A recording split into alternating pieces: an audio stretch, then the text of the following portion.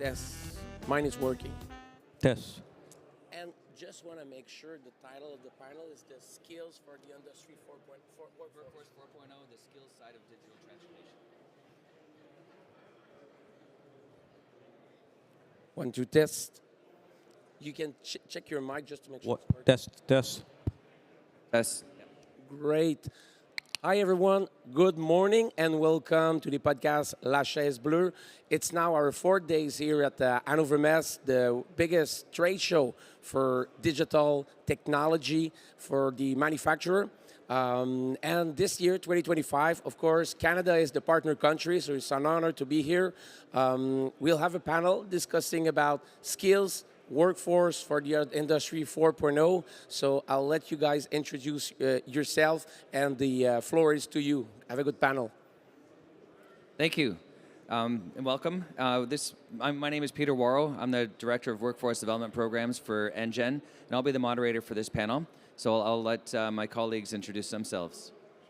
Brendan Sweeney, Managing Director, Trillium Network for Advanced Manufacturing at Western University. We're a small research center, think tank that raises awareness and contributes to thought leadership about Ontario's advanced manufacturing ecosystem. Yeah, good morning, everyone. My name is Neil Mohammed. I'm the director for the Barrett Center for Technology Innovation. Really a pleasure to be here. It's a great topic to talk about digital literacy and how it's impacting our industry. Great. So this topic is called Workforce 4.0, the skills side of digital transformation. And this place, this Hannover Messe is oozing with digital skills and digital technologies. So I think it's a very, very important topic. And I know that when NGen looks at manufacturing across the country, we see that digital skills is a really important thing. So let's get started with that. So Brendan, you and I have been working together on a project on researching what are the digital skills needed for manufacturing, especially in the Canadian manufacturing ecosystem. So in your research, what's the status of digital skills capabilities in manufacturing currently in the various industries and the occupations? Well, that's a good question. The short answer, it's diverse. There's a diversity of skills across industries, across companies, across occupations. One of the things we found is that in general, every single industry that is part of our study, and that's most industries or sub-industries within manufacturing, is getting more digital. There is an investment in digital technologies and a need for more digitally qualified, digitally capable people.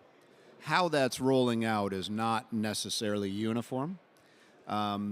In some of the more digitally advanced industries, automotive, aerospace, there's investment in digital skills, but it's very different investment, right? And where a lot of the automotive industry, it's guided by the assembly line, and it is, incumbent now on even the, production folks, the assemblers, even, those with a couple weeks experience to engage, sometimes passively, sometimes actively, with those technologies, where you get into aerospace, and it's a very different, and it's almost, there's some similar, we anticipate some similarities between aerospace and pharma, where a lot of the digital stuff they're still turning a wrench at the plane, but the quality control systems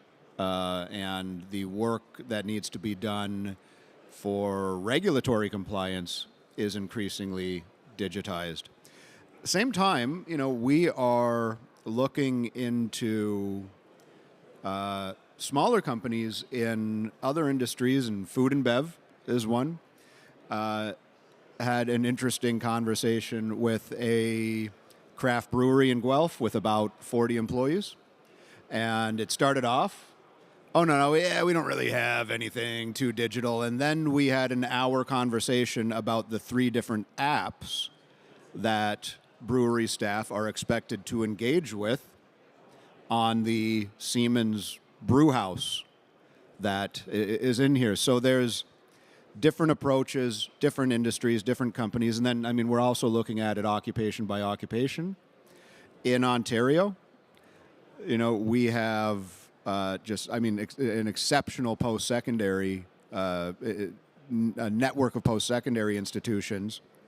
And so you might have, we hear about engineers trained out of Waterloo who are coming in with digital capabilities beyond what even most of the most sophisticated manufacturers have, and it's really a matter of engaging them and letting them spin and letting them showcase their knowledge, and then down to other occupations, skilled trades, electricians, millwrights, where there's a bit of hesitance for a number of reasons to engage with digital technologies. So again, long story short, there's a diversity of engagement, a diversity of approaches, but the trajectory is going towards increased digitization. So. Great, thanks, Brendan. So Neil, let's segue from that. So there's a lot of diversity, as Brendan said, a lot of different occupations. You have programs at Humber College. How do your programs support the digital skills in these occupations and these different industries? Yeah, great question. Digital literacy, digital skills is changing rapidly as we identified.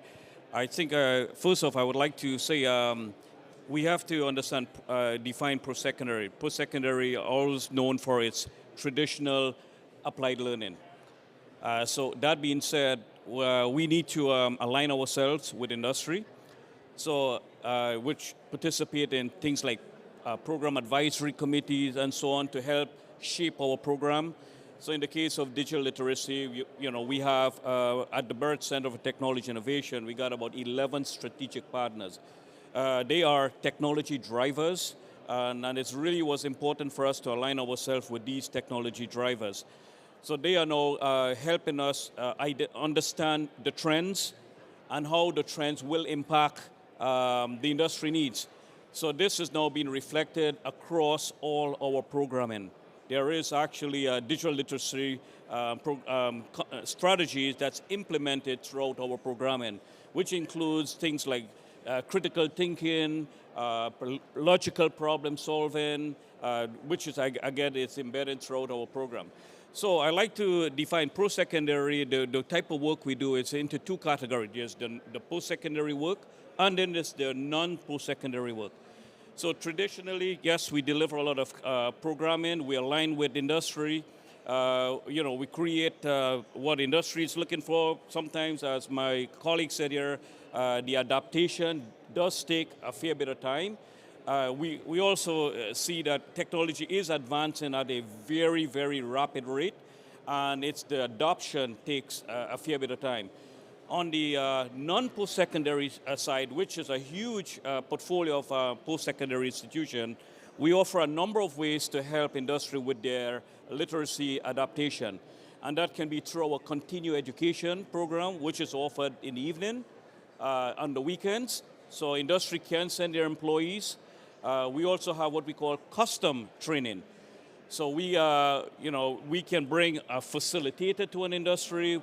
We go down, we do needs assessment, figure out exactly target what the industry's needs are, and then we provide that relevant training. But what we're finding now, which is really, really challenging for industry, is that they simply do not have capacity to send their employees to training. We got the training, we got the infrastructure, we got the facility, but there's no, they cannot just simply shut down their industry. So we are coming up with creative ways. And some of the creative ways is that hybrid learning. So creating independent learning with a hybrid, especially if there's a practical sort of component of the training. They would do a lot of the independent learning, online training, and they come to the institution and do the practical learning. Then there's also what we have like bootcamp training. So bootcamp training is, we are working currently with some manufacturers in creating what we call systems integration. And what that means is engineers, technicians who are maintaining and keeping facility or manufacturing operation and going, they need to understand a little bit more training in respect to equipment, technology, and how is that all integrated. And sometimes fresh out of university, we don't always have the ability or opportunity to learn that quickly. So what post-secondary, what we are doing is creating these bootcamp training in a very, very short, targeted duration to help industry, help engineers, help technicians to equip with the relevant skills at a very, very short time. There's a few others, pace learning, where companies said, well, Neil, I can only send one individual at a time. Would you be able? Absolutely. We can do more customized training by allowing a one-to-one facilitator with an industry, so give more time to the industry employees. However, that takes a bit of time and it's quite costly, but very effective. So again, we're coming up with different type of models, even train the trainer.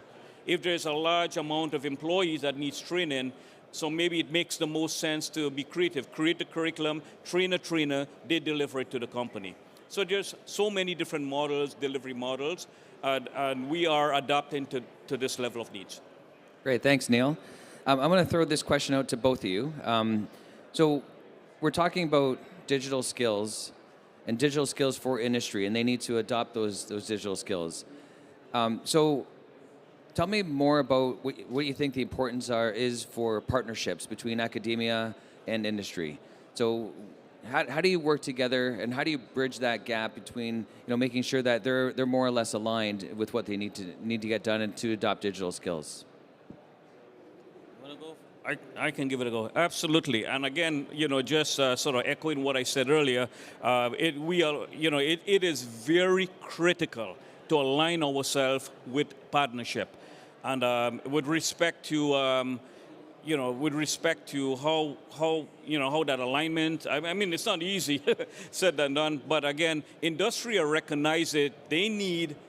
They got a certain skill sets they're looking for their industry, and how do you get it? So one of the easy ways really partnering with institutions like us and others to create this sort of targeted type of programming. So again, it is really critical. A good example would be our mechatronics program. So we're working very, very closely with Festo to really adapt some of their skill sets, their technologies into our programming, and you have seen that being demonstrated in Hall 7 today. So if the audience have a chance, just go over to Hall 7, and you're going to see the collaboration between industry and partnership to equip students with the right skill sets. Brendan, same question. Yeah, I mean it's a big question, and I'll take it right, up to the highest level. I think these partnerships, one-off partnerships or even ongoing partnerships between one company and one educational institution are very valuable.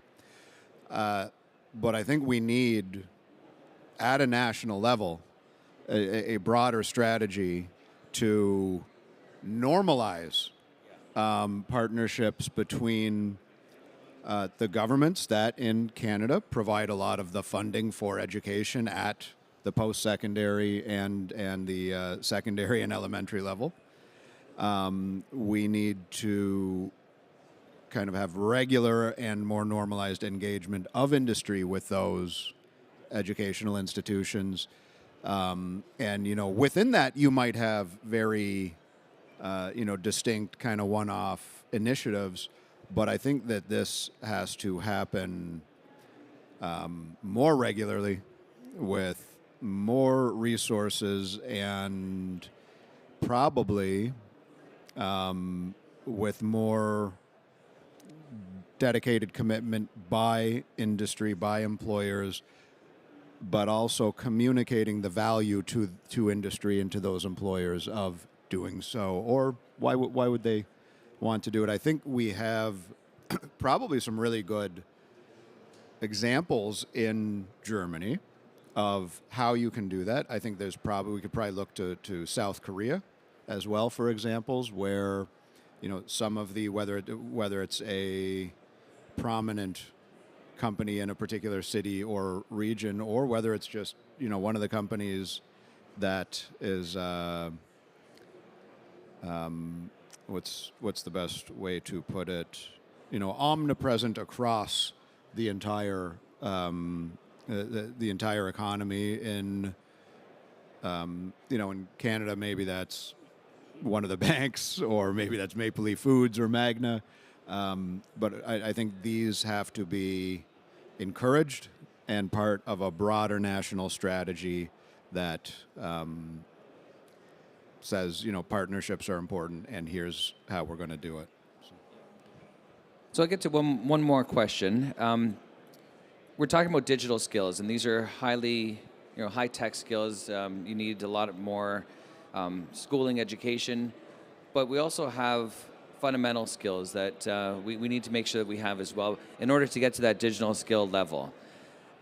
Let's touch on that and the importance of fundamental skills. And I'm going to combine it with another thought that we discussed previously, in that, is there something that needs to change with the delivery of digital skills, and how do you adopt digital technology? So kind of combine that fundamental skills such as numeracy, literacy, adaptability, and how that's important in order for us to adopt the digital technologies as well. Yeah, again, I'd go back to that idea of a national digital skills strategy. Obviously some logistical challenges delivering that in a country like Canada, where education is the purview of the provincial governments. But again, there are examples of how they do that in Germany, where there is collaboration between the federal government and the states. Building those foundational skills is critical and probably has to happen early on in elementary and secondary school, which probably means that there needs to be strategically deployed resources, not just for students, but for educators as well.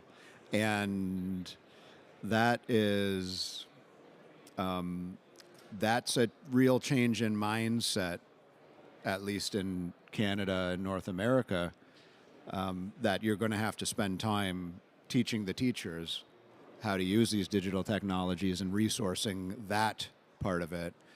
But I think that's a really critical part. Or, if the educators don't have that level of capability, how are they going to impart that on students?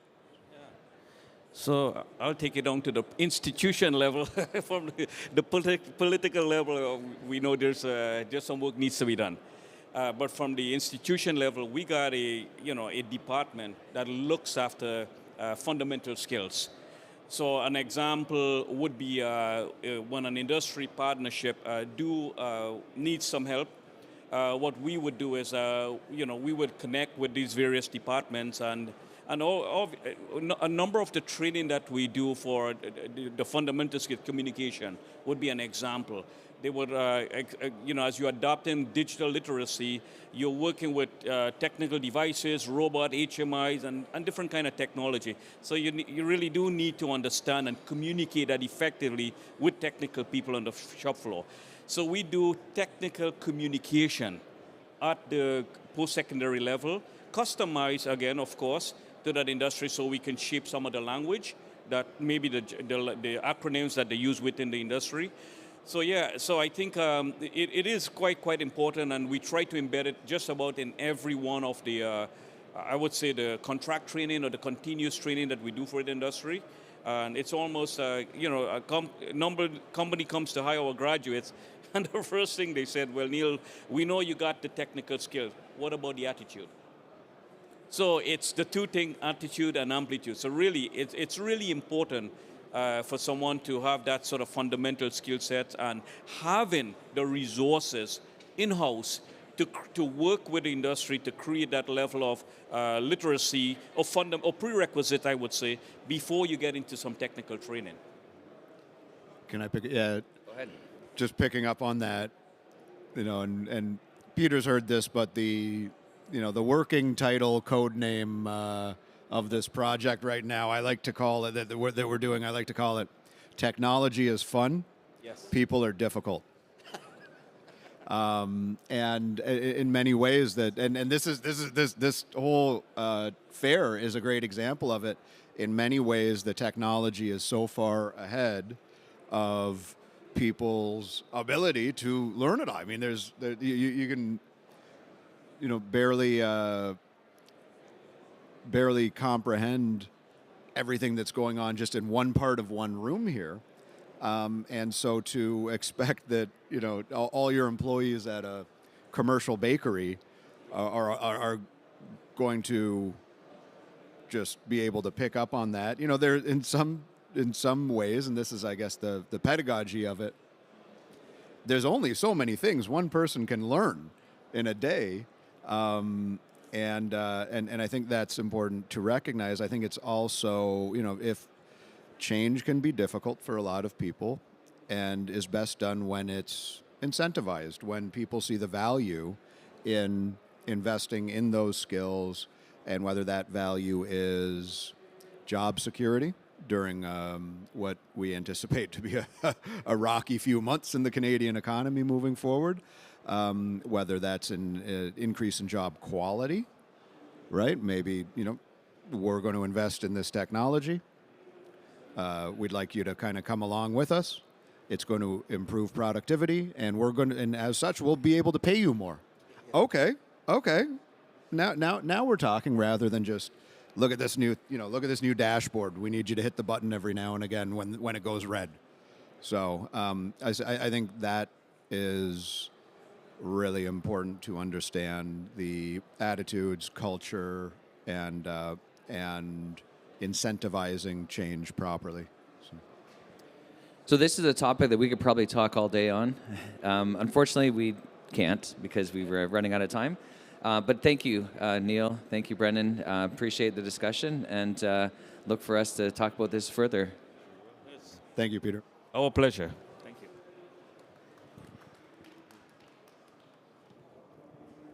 Finally, a fireside chat that actually has a fire. Yeah, I've been to one of it. No, that's great. Thank you, Brandon. You know where we worked together on Oh, yeah, no, I remember. Yes, yes. Yeah, absolutely.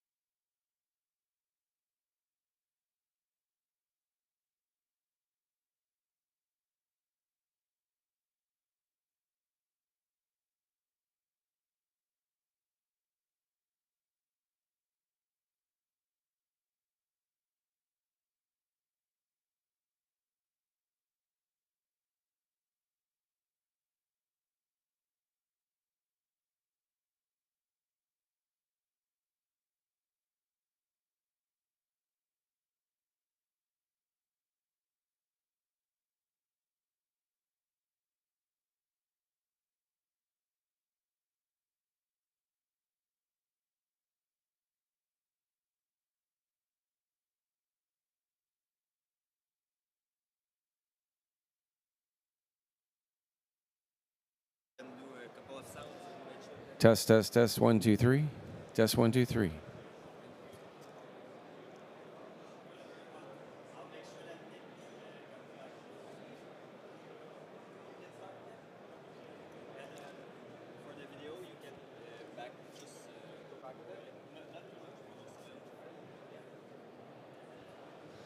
Hey everybody, welcome to the topic on AI and industrial control systems.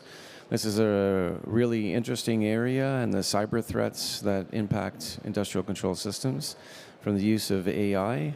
Really important area to know. And so my name is Stuart Wolf. I am a executive director with Threat IQ. Global threat intelligence is something that we definitely look at.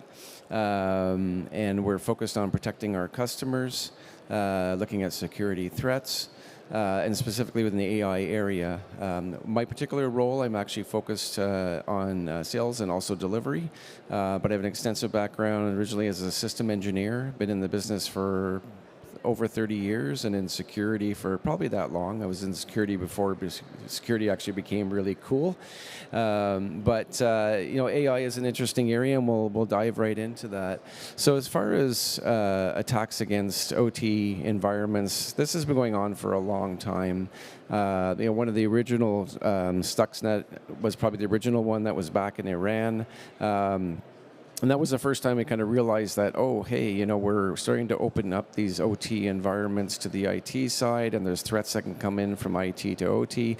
With this particular attack, it didn't necessarily happen that way, but they did actually impact the nuclear operations, which is really critical. And so all of a sudden, within the OT world, we became very concerned about impacting safety, availability within manufacturing, within oil and gas, within nuclear. And so that was really kind of the key moment where we really started focusing on security within the industrial world. Over time, there's been a lot more, of course, attacks, cyber attacks against the OT industry, industrial control systems, SCADA systems. Really important to make sure that we protect ourselves and that we know what the particular threats are. We've seen stuff against water supplies, against hydroelectric dams, steel mills, and all this causes downtime, revenue loss, impact to your operations, impact to safety, impact to availability. It's interesting because on the IT end, the main focus is confidentiality, then availability, integrity.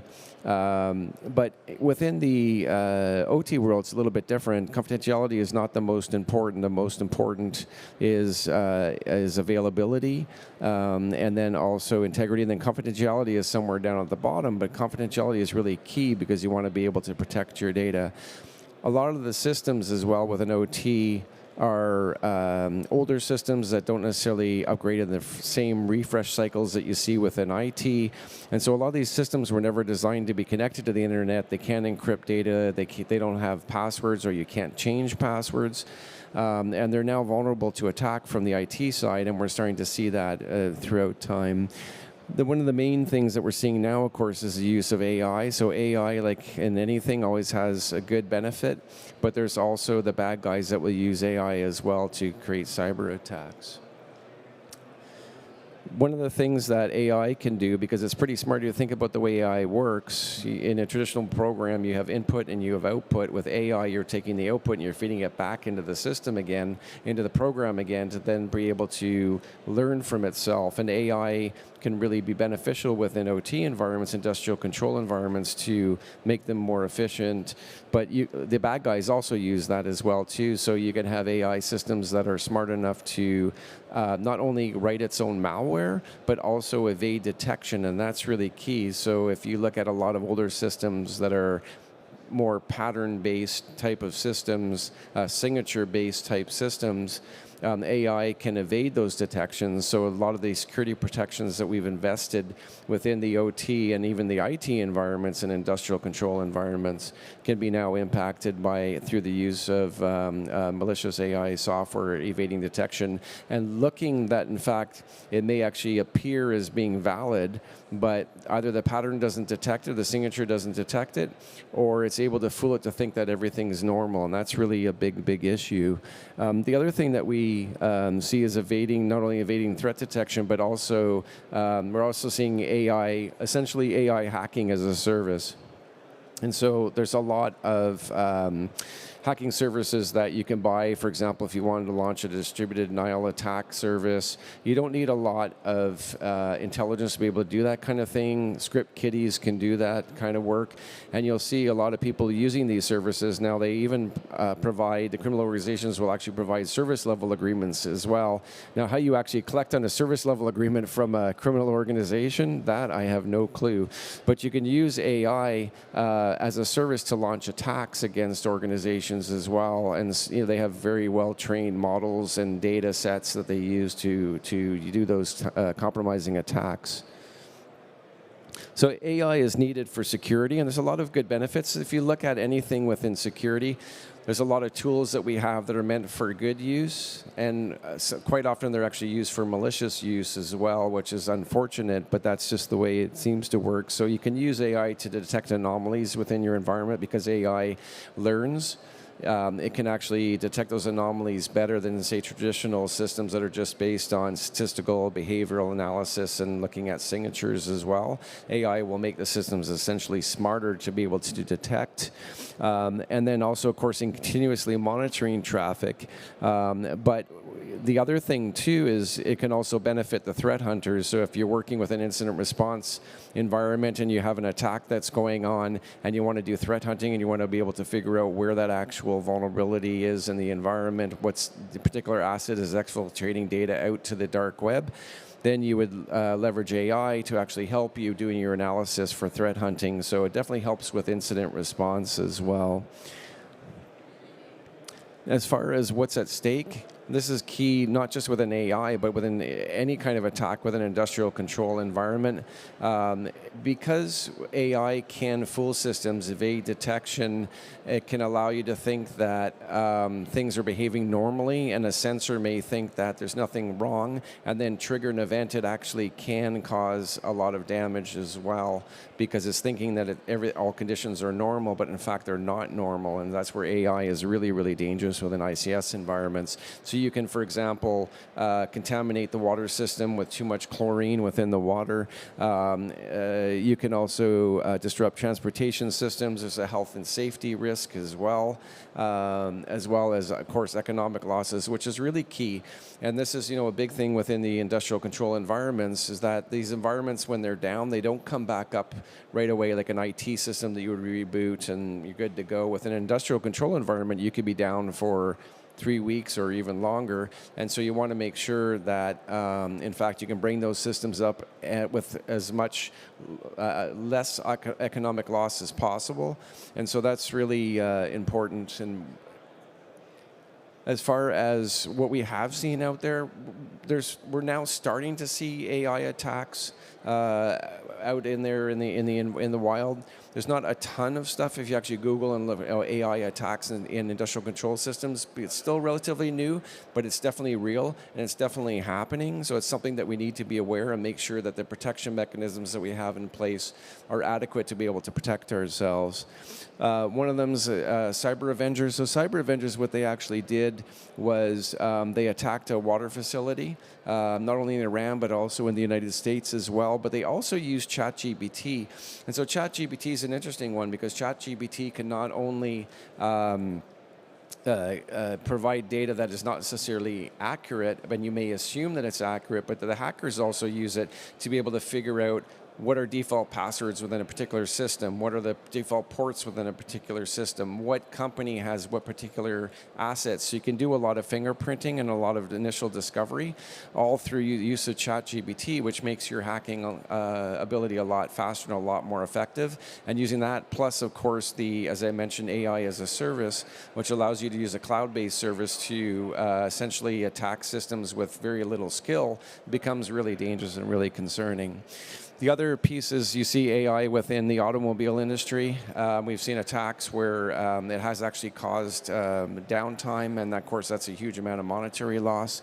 And the concern with AI and any kind of really automobile hacking is that you can actually hack the CAN bus on a car, and a CAN bus is essentially an unencrypted network within a car, and then you can take control of the car, cause it to crash, cause it to go off-road, whatever you need to do. So, AI is definitely an important element. Make sure that the models are correct, that the data that you're inputting into the models has actually been tested, that it's not vulnerable, that it's not providing any kind of malicious data into your system.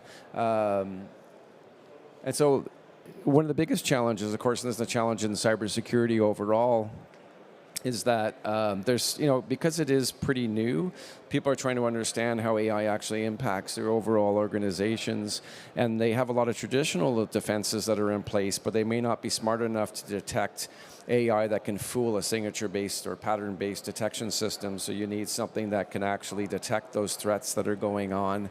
So reliance on those traditional tools is not necessarily going to be effective. So it's important to look at your environment, look at the investments, look at the threats that you have, test the models, test the data that you have against impact to your critical systems. Make sure you know that what systems are the critical systems that you need to protect to keep your industrial control environments up and running, and then look at those. The other challenge is a shortage of skilled professionals, not only in just cybersecurity, but also those that understand AI and understand the impact of AI within cybersecurity.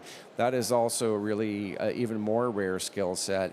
And if you look at globally right now, there's about a 5 million people shortage in cybersecurity, and then even a smaller subset of that actually specialize in industrial control systems, and even a smaller set of that also understand AI and the impact of AI with industrial control systems. So just even having the people out there to help you with the awareness around that, and that's where you also need the technology then that is also aware of AI potential attacks that can help you, because if you don't necessarily have the human element, you need the technology to help protect yourself as well, and in real time. The other thing too is there's a lack of standards, and so we're slowly developing standards within the AI world. There are some that are out there as well too. Important to use standards because standards allow you to look at controls that are accepted by the industry that are important to look at, that are also focused on AI, and things that you can do to address AI within your environment. Make sure that you have robust encryption, right? So encrypt your data within your AI environment. Make sure that your models, the data that's going into the models is protected, not just from a privacy perspective, but also from a security perspective. Make sure that you have secure communication protocols that you're using for when all of your industrial control equipment are communicating with other industrial control equipment. Real-time monitoring is key, and the industry is definitely trying to do as near real-time as possible, especially with an AI attack, because it's so hard to be able to detect what's going on and determine if in fact what you detected is actually real. And it may appear as real because AI is smart enough to think that it is real when in actual fact it's actually malicious. Make sure that you keep your systems patched, right? So good hygiene, that's good normal cybersecurity practice. Make sure that your systems are always updated, and that you're doing regular audit assessments against your environment. So make sure that you understand what assets are important to your business on the OT side, what the impact is if they were down, not just from an overall production perspective, but also from a financial impact perspective, and do a threat risk assessment against your industrial control assets. Look at how your architecture is designed and how you're segmented between IT and OT, and make sure that you're not going to have vulnerabilities from the IT environment impacting the OT environment. And then do regular reviews. Make sure you have an AI security policy as well. If you don't have a policy, you can't enforce something. It's like enforcing a law. If you don't have a law, then it's not illegal. You need the same thing from a policy perspective. You need to have those AI policies. And then train users as well, right? So train your engineering staff. There's a big disconnect between the OT side and the engineers and the understanding of why cybersecurity is important. And we spend a lot of time trying to help our customers on the IT side who are now responsible for OT security, and on the OT side to be able to understand the importance that we're not there to impact your operations. We're there to ensure that your availability and your safety is really key, that is up and running, and that your employees are safe You look at a lot of AI, they can fool systems as well. So a sensor thinks that it receives a normal command to do some operation, but in fact it actually may not be normal, and it can actually cause a threat and a vulnerability, and perhaps a potential impact to safety as well. And then, of course, have an incident response plan, to deal with AI, incident response plan on how you're going to deal with outages, how to get your systems back up and running, and also be able to deal with any kind of legal as well as insurance elements. So having a tabletop exercise and go through an AI breach within your industrial control environment would be really important. Having a incident response plan that includes looking at AI and the models and data sets within your incident response plan is all very important. And so, the really key things, data is key. Security is all about protection of data, reduction of risk. Used some of the new standards that we're seeing out there that are focused on AI, right? So NIST actually has a standard for AI. ISO as well as also has a 42001 standard, and IEEE also has a 7010 standard that they've come out with. Those allow you to use common control requirements within an OT environment to make sure that you're protecting yourself, that you're looking at the right controls when you evaluate AI and the impact of AI in your environment. Monitor the environment 24/7 by 365. Don't just monitor during regular hours or during core business hours. These industrial control environments run 24/7, and make sure that you're monitoring for AI-specific threats to your environment, and that your detection tools can detect AI-specific threats, which is really hard to do and really important as well. And then identify and address all those vulnerabilities, figure out if you can patch systems, which is not easy in an industrial control environment, but you need to also be able to patch those systems as well. Just sort of a couple of final thoughts on what we're seeing out there and customers that we're actually working with. Customers that are creating AI digital twins is also very important, so that you can also, and with this customer is actually doing it for maintenance and for asset management as well. But what we're actually doing is we're looking at, can you actually poison the data that you're inputting into these models, and then also do a threat risk assessment against what would happen to the assets if the models were actually compromised, if the data was actually not correct, and the system thought that it actually received correct data when in fact it actually didn't, and then causes a safety issue, for example, or an availability issue. And the other thing that we're seeing is that on the quality management side, we have a customer who is in the food production business where you want to be able to detect issues during the production phase and not have to find something vulnerable in the actual product that you created, that it's not, it may be, for example, poisoned, it may not be developed the right way, it may not taste the same, and so you want to be able to look at any kind of issues that you have around AI within your actual food processing environment. And so, the one last thing and really important thing is that AI is not going to replace humans, and especially on the security side, you need people to be able to evaluate the risk, evaluate the critical assets, and look at the impact of AI in your overall environment. I want to thank everybody for coming today, and that's introduction to the world of AI within cybersecurity.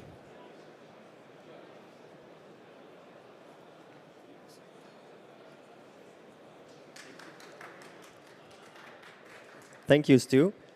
So, are you willing to do the podcast with us now? Sure. Yeah. Yeah, you ready? Just sit. Yep. I'll sit here. Okay. I'll sit here. Yep.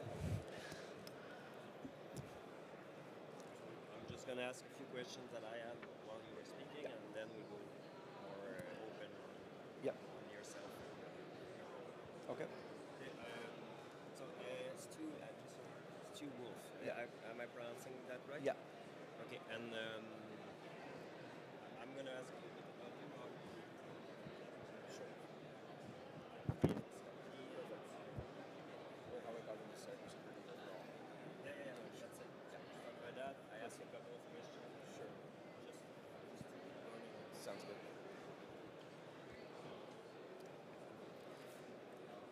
Good morning, everyone. Welcome to the La Chaise Bleue podcast, the podcast dedicated to the leaders in digital and human transformation in the business area and manufacturing. Today, I have Stu Wolf with me from Threat IQ. He just made a nice presentation on stage about OT security. So we'll learn a little bit about him and then about what they are doing.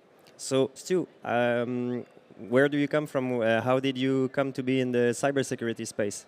So, interesting question. I used to be a email messaging architect. So I used to develop mail systems for the banks, and I had a customer who wanted to send email to their customers, and they needed to be able to figure out how to protect the information within the email. So they needed to be able to encrypt that email. And so because I was an email specialist, I was asked by the security team to help them encrypt it. So I worked with a technology called VeriSign, X509 PKI, and I became an email encryption specialist and worked on their customer engagement to actually encrypt their email. And so that way they knew that when they sent something to their customers, that the customer could trust what they saw in the email and that it wasn't maliciously modified and say something different than we wanted, or it was protected if there was confidential information in the email, such as a social insurance number or whatever it may be. And so I got into security that way just because it was a natural extension of what I was doing on the email messaging side. And then once I got into... And what year are we talking about for this? Oh, I started back in 1998. So before security was cool. Yeah, because I think that right at the moment it's pretty ubiquitous, encrypted emails. It's the way it's done. Am I right or? Well, so today you can select to encrypt email, but a lot of people still don't encrypt email. So it's not necessarily automatic. Okay. But I think a lot more people today definitely understand the impact of security and what could happen if you don't do something, right? Because it's very common for us to hear about credit card numbers being stolen or passports information being stolen or health information being stolen. So people are more aware of that kind of stuff, whereas back then it wasn't really that common. But organizations obviously were starting to worry about that. But yeah, stuff is not automatically encrypted, but encryption is available for sure. So that was your first step in cybersecurity, and then fast forward to today, you switched to the OT side of things. Yeah, so I got into OT about 10 years ago. I just thought it was like a really interesting area,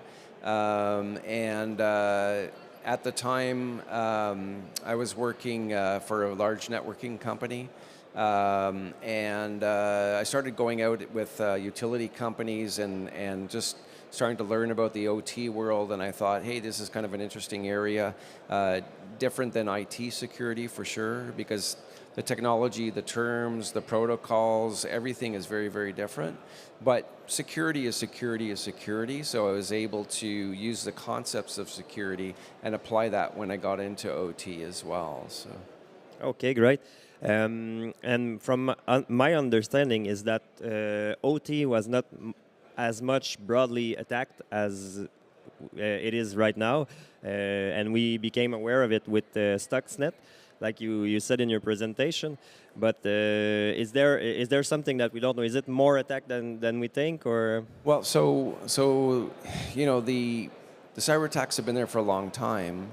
The question becomes, do you have the visibility to know that you're even being attacked? Because a lot of customers are being attacked, but they don't know because they don't have the technology to detect those attacks. But we are seeing definitely an increase in attacks. The reason why is because traditionally industrial control environments, OT environments, were very segmented. They were not connected to the IT networks. We started to connect IT to OT because the business wanted to be able to extract as much information they could out of the OT systems to understand how their production manufacturing is going, to be able to do better business forecasting, for example. So in a sense, it's the downside of Industry 4.0. So wanting to know how the shop floor is going is introducing a new threat vector.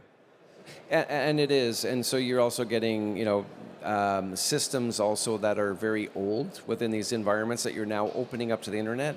And if you look at like a PC and an IT, you replace that computer every 3 years. In an OT environment, you're buying stuff on a 40-year life cycle. You have stuff made in the 1970s that didn't even know about the internet, and all of a sudden it's now connecting to the internet and vulnerable to attack. And you can't necessarily just replace that equipment because it causes downtime and it may not necessarily be able, it's expensive. So yeah, it's caused a whole bunch of different issues for us. And one thing that strikes me is that when we're talking about IT, defacing a website or losing content, I mean, no lives are at risk there. But when we're talking about OT, most of the time, someone can get hurt or killed. I mean, if you control a CNC machine, if you control a water plant, whatever the size, humans are around, so it can be dangerous. Right. So, and we even see that in healthcare, right? So you can, for example, hack an IV drip or you can hack a paddle that you use to revive somebody, and you can change a child setting to adult or an adult setting to child, and you can either kill the person or not resuscitate the person. So, there's real impact to human life. On the industrial control side, you can poison the water supply. In a lumber mill, they use chemicals to strip bark off of the wood, and you can hack the system that puts the chemicals to strip the wood and have too much go into the air and then poison people. You can be in a mine, and mines rely on oxygen to be able to, for the miners, and you could actually impact the systems that provide oxygen to the miners and then obviously kill the miners. So there is real impact to safety, and in the industrial and control environment, safety and availability have always been really critical. Safety the most important, and cyber attacks really do have real impact to safety for sure. And from my experience too, the OT segment is often not even protected. As soon as you're on the network and you know where you're going, there's no password. You just go in and you do your things. Some equipment less, but I know that this was an issue we had with a customer. He opened his CNC machine to the network, and we could drive the machine, and you didn't know that. So it is changing. It is changing? Okay. Yeah, so a lot of the stuff that we focus on is helping customers to redesign their architecture so that they are properly protected from OT, from IT. And we also look at asset discovery and figure out what's actually out there, what the vulnerabilities are in these specific assets. And then we show customers how they can actually protect themselves, right? So there are ways to do that, but there are a lot of, as you even see on the IT side, there are a lot of networks that are flat, that are not necessarily protected, and you want to be able to protect those environments. And in that sense, since OT relies mostly on appliances and different controllers that are not like i386 based, they are not PC based, how do you find those threat signature? So it's a great question. So the first thing is you don't want to ever scan an industrial control equipment like a PLC controller, for example, or a historian. You don't want to scan them directly because they won't understand the kind of traffic that you're sending at them. You could crash them. So what we do is it's very non-invasive. We install a passive tap on the network, and we're able to fingerprint the traffic as it goes through the network using an OT IDS or IPS system. And that allows us to look at the vulnerabilities, but it's also specialized equipment. So we partner with companies that do that, and they can actually detect the protocols that are used by these OT equipment, because in the IT world, it's all TCP IP based. In the OT world, they have their own specific protocols that they use. They encapsulate it when they send it back to the IT world, but you need very specific, you can't use standard firewalls or standard equipment to detect that's used to detecting stuff with an IT. You can't necessarily use that with an OT. You need something that can understand the actual data that's coming through the environment, so highly specialized. So it's special case for each customer in that sense? Well, I mean, the protocols are all kind of standardized depending on, and there's a lot of protocols out there, depending on the kind of equipment that the customer has. And a lot of the companies that are out there to detect the type of traffic that's going through, and that they're designed to detect a lot of those different protocols.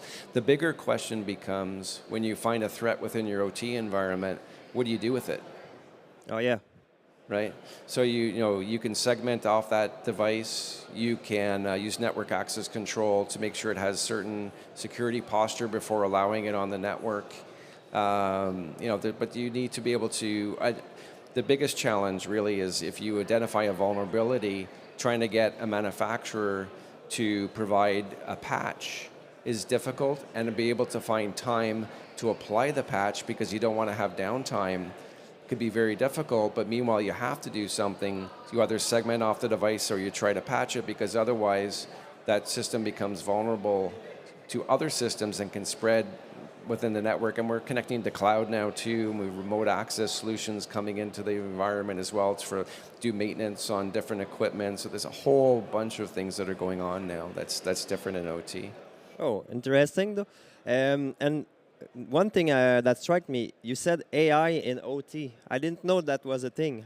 I thought AI was only on the IT side. No, and as you see with the couple of the examples that it was giving in the car manufacturing world and attacking against water treatment plants, AI is being used in industrial control systems because it provides not only just improved safety, but also more efficiencies in the overall manufacturing process. So we're using a lot of the models and the data sets that we're training for AI to help improve the overall productivity within these environments. But the problem is that the bad guys get in there, and even though the good guys are using AI for good things, the bad guys will also use AI to do bad things. Yeah, we all have the same tools. Yeah, we all have the same tools, right? So.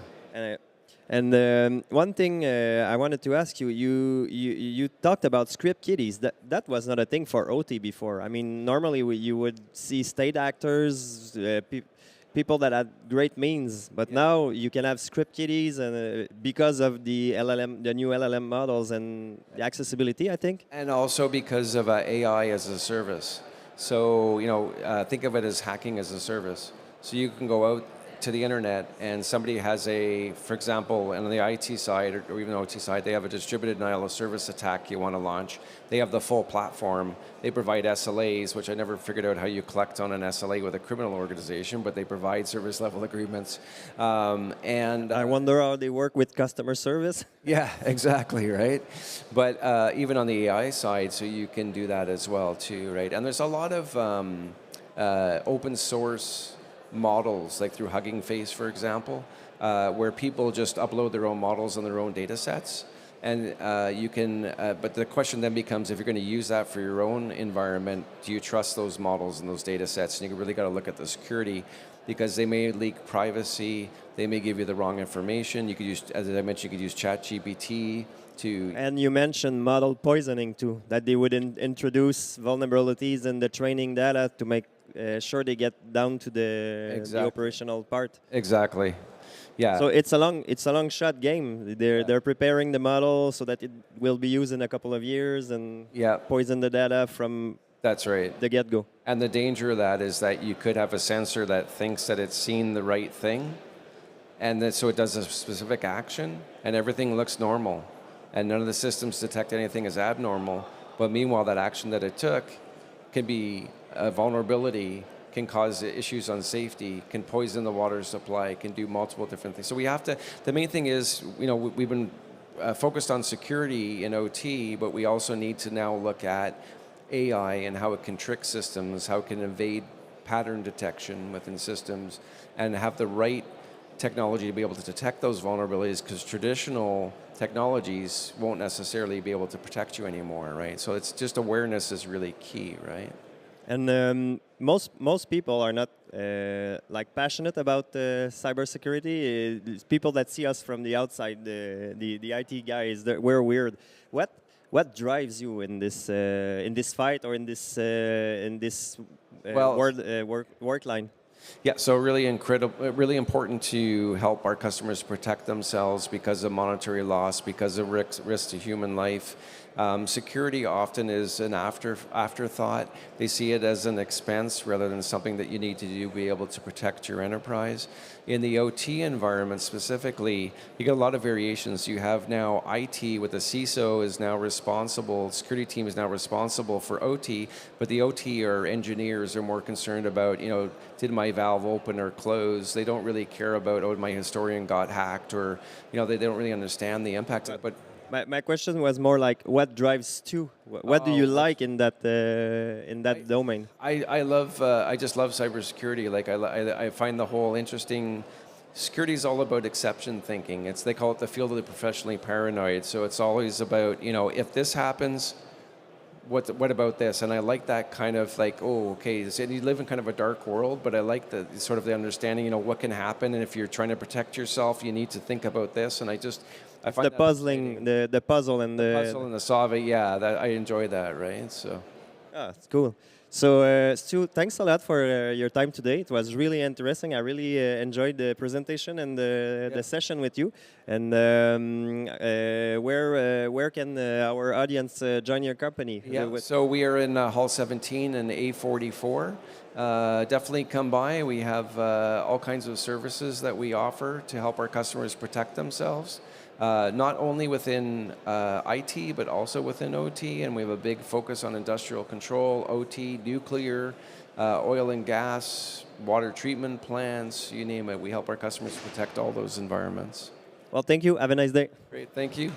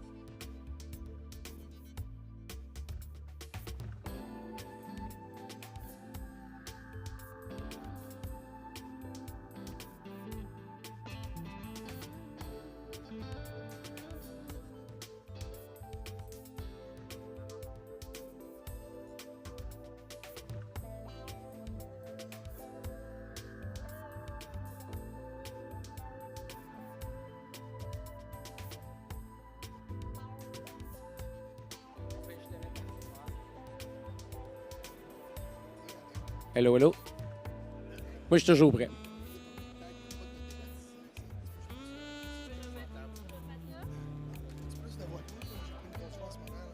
Pas plus de voix un que l'autre, mais c'est pas grave, je vais le faire parce que, dans le fond, c'est avec mon courage qu'on a besoin. Ton énergie, ton cerveau, mon courage. Et voilà, c'est ça qu'on avait besoin comme trio. Donc, on est prête? Félicitations, hein, c'est Bonjour tout le monde, bienvenue. Oh, non, on n'est pas prête. Ça s'en vient par contre? Ben oui, ça met un peu de féminin dans votre décor.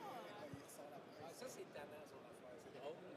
Y a-t-il plusieurs Joue vous au en hockey. coupez des bouts, puis... non, oui, vous en coupez des bouts après? Ben, si tu as besoin, nous, ce qu'on veut, c'est du naturel. OK, Tu sais, ce qu'on veut, là, c'est la vraie personne. OK. La première fois que je fais ça. Ils sont très gentils, très Ok. sympathiques. Ça fait au moins 4 fois qu'ils viennent. Les autres, gars, tu vois, ils viennent s'en joindre. C'est comme nous. Bonjour tout le monde, bienvenue au podcast de la chaise bleue. Nous sommes présentement live. Hey, tu peux pas faire ça. L'anti-chaise. On veut la... Chambre après la game de hockey, Ben oui, c'est brief, là, de fin de journée, là. mais on veut la vraie chaise, pas l'anti-chaise. C'est la chaise bleue, pas l'anti-chaise que ça prend. Yes, on est venu à Hanovre, on était à la bibliothèque, mais l'anti-chaise, c'est la fin de la journée où on débrief. Là, on va garder Canada, Partner Countries. Alan, il va être content. C'est Alan qui veut voir tantôt Marie-Josée. Il m'a dit là, faut que tu parles avec Marie-Josée. là. Je suis rendue avec 2 agents. Moi, j'arrête pas depuis tantôt. Hey, aucun problème. Vas-y. T'auras pas d'objection? J'ai là, le goût si de je me lance, t'arrêter. c'est bon. Bonjour tout le monde, bienvenue au podcast de la chaise bleue, le podcast qui s'adresse aux leaders de la transformation à l'ère numérique. C'est une édition spéciale. On est présentement live du Hannover Messe 2025 où le pays à l'honneur et le Canada. C'est un honneur d'être ici et d'autant plus d'être avec Madame Marie-Josée Turgeon. Round of applause. Tout le monde, je vais attendre pour reparler avant que les applaudissements soient terminés. Édition spéciale. En fait, on est venu m'aborder en me disant que je devrais parler avec une dame qui s'appelle Marie-Josée Turgeon parce qu'il vient d'arriver un événement qui est quand même assez remarquable. Je vais le dire, vous venez de gagner, en fait, le Engineering Woman Award au Hannover Messe. Bravo. Puis, avant qu'on rentre plus précisément dans le sujet, ce que ça représente, j'aimerais pour l'auditoire, les gens qui nous écoutent, les gens qui vont réécouter ça par la suite, connaître un peu plus qui est Marie-Josée. Tu m'as permis de te tutoyer tantôt, fait que je vais le faire, là, c'est sûr.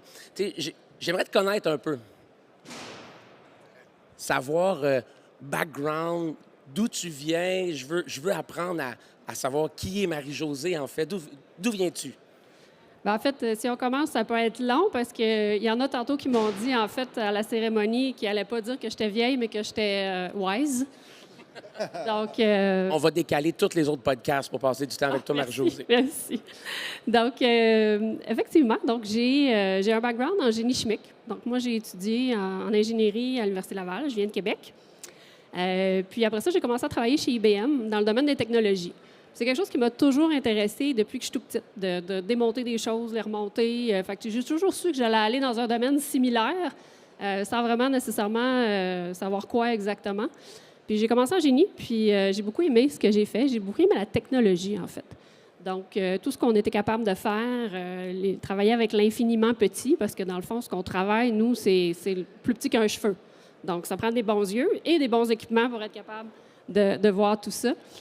Puis là, bien, au fur et à mesure que je progressais, j'ai décidé d'aller dans la gestion pour plusieurs raisons. En fait, une des choses, c'est je me suis un peu donné le mandat de devenir un modèle, en toute modestie. Mais ce que je trouvais, c'est qu'en niveau technologique, il n'y a pas tant de femmes que ça dans des rôles de direction, dans des rôles de haute direction. Donc, je me suis dit, OK, je m'engage, puis je me lance. Donc, je me suis lancée dans la gestion. J'ai fait plusieurs rôles pour arriver au C2MI, qui est un centre de recherche en électronique, en microélectronique, où là, je suis PDG depuis 3 ans.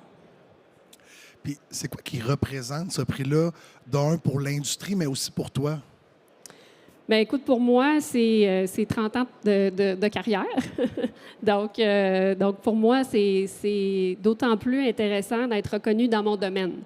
Donc, des fois, il y a des reconnaissances qui sont intéressantes, mais qui sont plus globales. Celle-là est très spécifique. C'est vraiment pour les femmes en ingénierie. Donc, puis le fait que ce soit mondial aussi, Femwork, ça fait 13 ans que c'est ici à Hannover Messe. Donc, c'est international. Donc, dans les dernières 3 finalistes, il y avait quelqu'un de l'Afrique du Sud, il y avait quelqu'un de la Belgique, puis il y avait moi du Canada. Donc, c'est vraiment très international. Donc, c'est vraiment, pour moi, c'est vraiment un honneur. Est-ce que tu es la première Canadienne à avoir remporté ce prix-là et qui va le ramener au Canada, Québec Je même? pense que oui.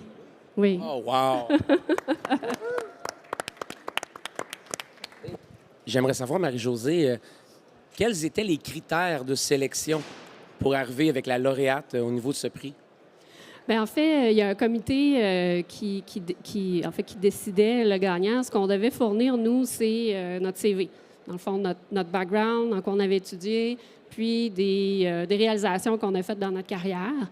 Donc je ne sais pas exactement sur quels critères ils se sont basés, mais je pense que le fait que je sois PDG est quelque chose qui a eu un peu de poids dans la balance. Mais d'abord, je reviens avec une question. Tu sais, au niveau des réalisations que tu as soumises, quelle réalisation est-ce que tu es la plus fière d'avoir accomplie au courant de ces 30 dernières années? Bien, d'avoir le rôle que j'ai là, de travailler en haute technologie, puis de toujours être pertinente, dans le fond, parce que la technologie, ça change vite. Donc, de rester pertinent dans le temps, c'est critique. Puis je dirais que dans les dernières années, j'ai eu à travailler beaucoup avec les gouvernements pour, je vais dire, de rendre notre domaine un peu plus connu. Fait que travailler un peu au niveau de l'awareness de ce qui se passe. Et j'ai eu l'opportunité, depuis l'an dernier, je suis sur un sous-comité du G7 au niveau des semi-conducteurs. Donc, j'ai l'opportunité de travailler avec des collègues de pays du G7, spécifiquement dans notre domaine, puis de représenter le Canada là-dedans. Fait que je pense que ça, je suis pas mal fière de cet élément-là. Check. Oui, c'est ça. Check. Si je peux te poser une petite question, moi j'ai Oui. j'ai une fille au secondaire qui est en spécialisation en robotique. Qu'est-ce que tu suggérais ou dirais aux filles qui vont suivre tes pas, puis peut-être qui vont gagner ça dans le futur? Tu sais, pour persévérer, parce qu'on sait, en sciences en général, évidemment, il y a beaucoup plus d'hommes que de femmes. Qu'est-ce qu'on fait pour favoriser, pour qu'il y ait plus de filles qui, très jeunes, continuent de s'impliquer en sciences? Moi, j'ai beaucoup ça à cœur. Bon, évidemment, j'ai une petite fille qui est là-dedans, fait que j'essaie de l'aiguiller, mais qu'est-ce que tu leur dirais? Bien, c'est sûr qu'il n'y a pas de recette magique, sinon on aurait réglé le problème. Donc, il n'y a pas un bouton qu'on peut tourner à on, puis il va y avoir 50 de femmes en sciences. Mais je pense que de rendre le domaine intéressant, puis je parlais avec des universités, entre autres en Ontario, puis ils me disaient qu'au niveau du quantique, c'est la première fois qu'ils voient autant d'inscriptions masculines que féminines.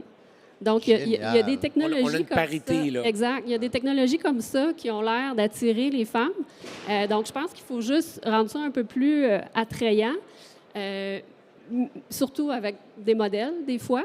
Oui. Mais je pense qu'en bout de ligne, quand tu es dans un domaine que tu aimes, continue, il faut persévérer, il faut continuer. C'est-tu difficile? Oui, mais c'est difficile pour tout le monde. Oui. Il n'y a pas... je pense que... Bon, oui, on parle souvent du plafond de verre et tout. Là, je pense qu'il y a certains endroits que ça existe, mais je pense que le meilleur moyen, d'un autre côté, pour l'éliminer, ce plafond de verre-là, c'est de s'impliquer. Fait que c'est de décider de prendre le taureau par les cornes puis de le faire tomber. Puis, pour en arriver là, ça prend quand même de la passion, ça prend de la ténacité, ça prend de la patience, ça prend du temps, tu l'as dit tantôt. Qu'est-ce que tu mets dans ton petit feu intérieur pour être capable de garder le feu allumé, avec le petit concept du feu aussi, mais comment tu t'alimentes, toi, pour avoir maintenu ça? Ça n'a sûrement pas toujours été facile là, d'être dans cet environnement-là, d'autres technologies aussi, mais comment tu t'alimentes, toi? Bien, moi, ce qui m'allume beaucoup, c'est les défis. Donc, je me fixe des défis, je me fixe des objectifs, puis personnellement. Mais c'est sûr que pour l'entreprise aussi, là, donc on essaie de se fixer des objectifs pour tout le monde, puis de travailler vers ça. Je pense que c'est ça qui rend, après ça, un sentiment d'accomplissement encore plus intéressant puis important.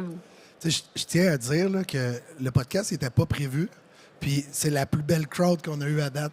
On n'a jamais eu autant de monde que ça, Marie-Josée. Là. Marie-Josée, je pense que les gens étaient curieux de voir ton trophée aussi. Oui, merci. Mais c'est génial. Puis je vais m'amuser aussi parce que là, le C2MI a un kiosque ici. Vous êtes venus en Allemagne, toute la gang. Oui, il y a le prix aussi. Et j'imagine que vous avez aussi des objectifs autres que d'avoir pris le prix aujourd'hui puis de repartir au Canada avec. Ouais. Puis il y a une question qu'on a décidé de faire cette semaine, que c'est le Centre de valorisation des données manufacturières. C'est avec quelle entreprise ou organisation le C2MI a comme objectif de mailler ici, de créer des partenariats ou qui aimerait peut-être même avoir la chance de créer un partenariat? Bien, en fait, nous, on est vraiment dans le monde intermédiaire entre le monde universitaire puis l'industrie mettons, de haut volume. Donc, nous, on va venir transformer un peu les preuves de concept qui sont développées dans le milieu universitaire en faire des procédés industriels, puis les transférer à l'industrie après. Donc, on est vraiment dans ce qu'ils appelle la vallée de la mort dans le développement de produits, là. Fait que nous, on essaye de les tenir sur le respirateur. On les aide à passer au travers. Donc, ici, dans le fond, on regarde des deux côtés. Donc, on regarde autant au niveau des universités, des startups, des entreprises qui ont des départements de R&D qui cherchent des solutions manufacturières, que des grands manufacturiers qui cherchent des endroits pour faire leur R&D, parce qu'on sait que dans le manufacturier, on n'arrête pas les lignes de production pour faire un R&D, là. Ça, c'est pas une bonne idée, là. Donc, ça fait partie de ce qu'on offre aussi. Donc, nous autres, des deux côtés. Puis, évidemment, bien, l'Europe. Donc, tout le marché européen, avec tout ce qu'on connaît chez nous, là, les hauts et bas qu'on est en train de vivre présentement, bien, il y a définitivement un engouement de notre côté et du côté européen pour faire affaire avec le Québec, le Canada. Vous pouvez peut-être, Marie-Josée, tu vas peut-être l'accueillir avec toute humilité, j'en suis convaincu, mais je fais du pont un peu sur la question de Rémi tantôt, qui, moi, me touche beaucoup aussi. Moi, j'en ai une toute petite de 9 ans. Ouais. Puis à chaque soir, je lui demande à Kellyanne, qu'elle s'appelle, tu sais, quelle erreur est-ce que tu as faite aujourd'hui, chérie?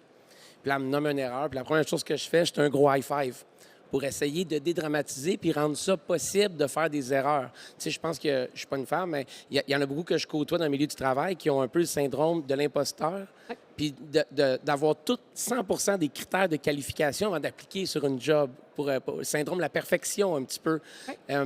Puis peut-être que pour te rendre là, tu as dû te battre avec ces choses-là qu'on voit des fois.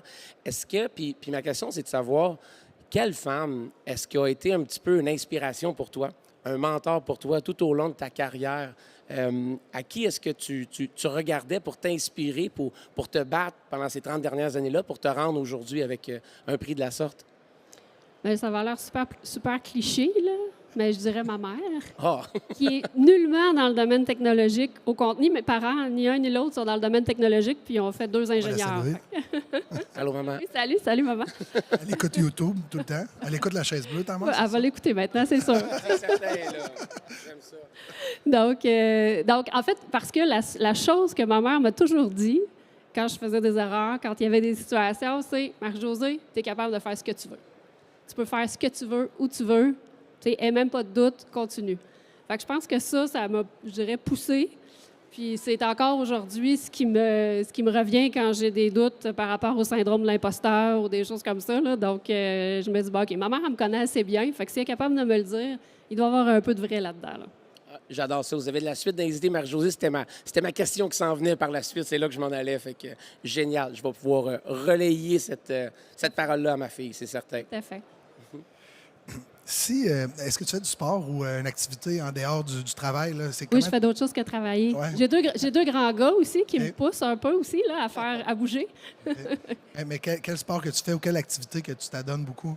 Je dirais l'hiver, le ski alpin. C'est un de nos sports. On part les 4 en ski alpin là, avec Rémi, avec toi, avec Nicolas. Puis là, finalement, on décide de faire un sous-bois. Là. Nicolas, il tombe, on arrête, on dit « T'es-tu correct? » Puis là, on voit une baguette à terre, puis elle traîne. Là. Puis là, je me rends compte que c'est une baguette magique. Puis, tu sais, je suis tellement un grand cœur, je me dis, il est à terre, je vais y donner, tu sais. Puis là, je prends la baguette magique, puis je suis inspiré par le grand cœur de Benoît. Puis je me dis, ben là, cette baguette magique-là, je connais bien Rémi, on s'est déjà côtoyé souvent, fait que je te la remets. OK, merci. Tu fais quoi avec cette baguette-là? C'est une grande responsabilité, là. Oui. Vraiment. Tu as un seul vœu. J'ai un seul vœu. Le temps, l'argent, l'émotion des gens, peu importe, on en fait fi, tout est possible. Qu'est-ce qu'on change? Qu'est-ce qu'on améliore? C'est toute une question. Mais moi, je pense que une des choses qu'on voit présente, puis là, je vais m'en tenir au milieu des affaires. Là, la paix dans le monde, je pense que c'est correct. le premier choix, là, mais au milieu des affaires, ce qu'on voit présentement est super intéressant au niveau collaboration dans le milieu des affaires. Chose qu'on ne voyait peut-être pas il y a quelques années, mais toutes les circonstances géopolitiques présentement nous forcent à nous serrer les coudes. Puis je dirais, typiquement, au Québec, on est pas mal bon là-dedans. Tu sais, quand notre équipe de hockey fait les séries, tout le monde est dans la rue, même si tu n'écoutes pas le hockey. Mais là, on voit ça à la grandeur du Canada. Fait que ça, c'est excellent. Puis on voit ça avec l'Europe. Fait que je pense que toute cette collaboration-là, il faut que ça continue. Puis on veut que ça se maintienne, même s'il y a d'autres choses qui reviennent à la normale plus tard. Je pense qu'on va juste être plus fort si on est capable de collaborer puis si on est capable de continuer dans ce chemin-là. Est-ce que tu me permets de... Je te laisse aller, mais moi, ça bouille d'idées, mais vas-y. Si on avait la chance que moi, mettons, je me retire du podcast, tu sais, puis tu me sors, là, puis j'offre ma chaise à n'importe qui sur la terre qui pourrait s'asseoir là avec toi, c'est qui t'aimerais avoir sur ton podcast tu pourrais animer avec Nicolas et avec Rémi? N'importe qui, là. Il peut parler n'importe quelle langue, n'importe où. Vous avez vraiment des questions tough. Ça pourrait être ta mère, hein? Ça pourrait être ma mère. Absolument. Hey, très honnêtement, écoute, bon, il y aurait plein de personnes, mais il y a des gens qui ont gagné des prix Nobel qui sont très bons vulgarisateurs puis qui sont capables de rassembler des foules. Puis je pense entre autres à Alain Aspect, là, qui a gagné un prix Nobel de physique, que j'ai eu la chance de rencontrer. Puis que ces gens-là viennent nous dire qu'est-ce que la technologie va changer dans nos vies, puis qu'on soit capable que tout le monde soit capable de comprendre ce que ça va José, faire. tu viens de briser mon punch, mais t'es bonne quand même. Ma prochaine question, c'est quelle question qu'on y pose? Mais t'as déjà répondu. C'est ça, t'as en plein ça. Elle m'a fait le même coup tantôt. Là. Elle a beaucoup trop de suite dans les idées pour nous, Benoît. Là. Il faut élever notre niveau de jeu, là, c'est Non, certain. c'est correct. Ben, écoute, Marie-Josée, encore une fois, félicitations. Merci. Tu as vraiment de quoi être fière. Puis je pense que tout le monde au Canada, on va passer la nouvelle. On est extrêmement fiers qu'une Très Canadienne fiers, ait remporté un prix de la sorte. Ouais. Ben, merci Bravo. beaucoup. Bravo. Merci.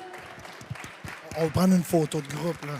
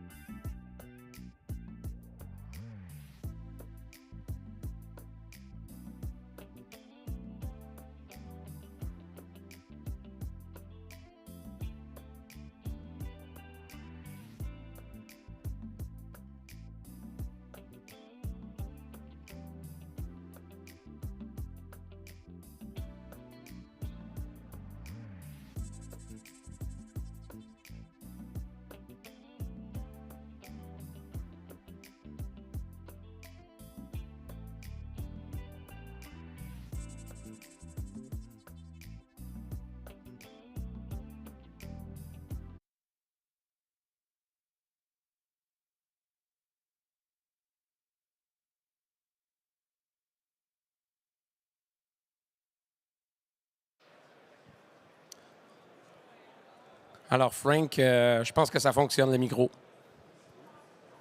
No? Oui? Okay, merci. Merci, Nicolas. Hi, everybody.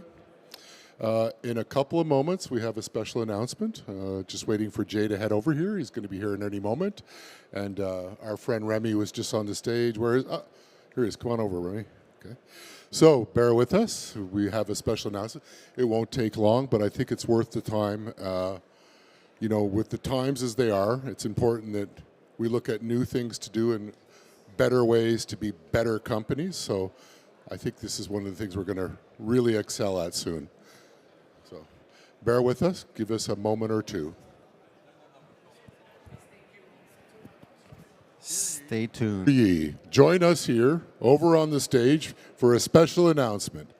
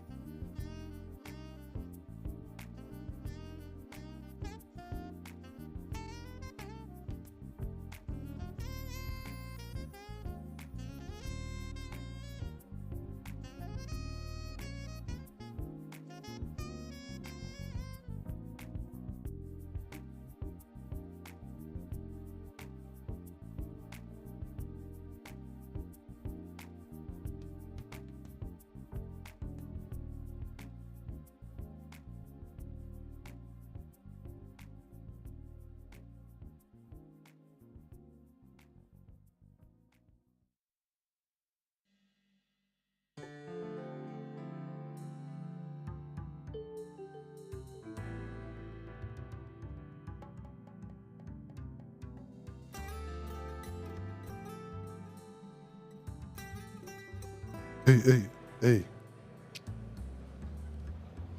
Okay. Hello, everybody. We've got a substitute tonight. I'm going to pinch hit for my boss, Jay Myers, but it's all good. Oh, wait. He's going to Film it, yeah.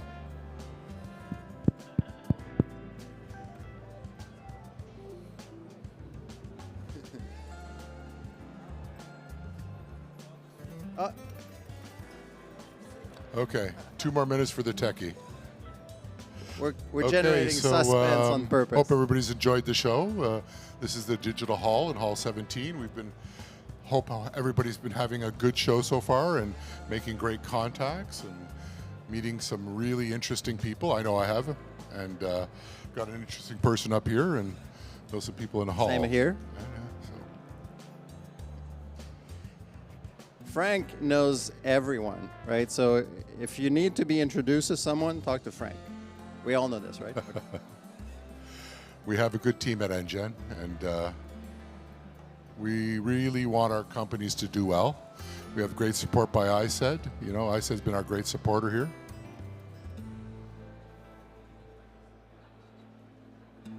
Hi, everybody. So we're here for what we've been telling some of you is a special announcement in regards to AI.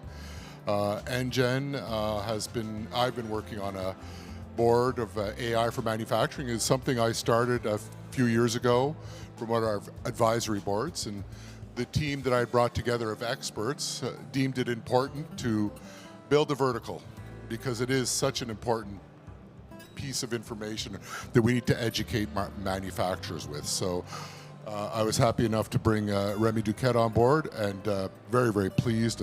Some other members of the board are like Craig over here, and Nicole. Nicole is our day-to-day person. She runs the thing, and I will leave it. We're going to get a bit of a preamble first about what the announcement's about, and Remy's really the one to do this. Take it away, Remy.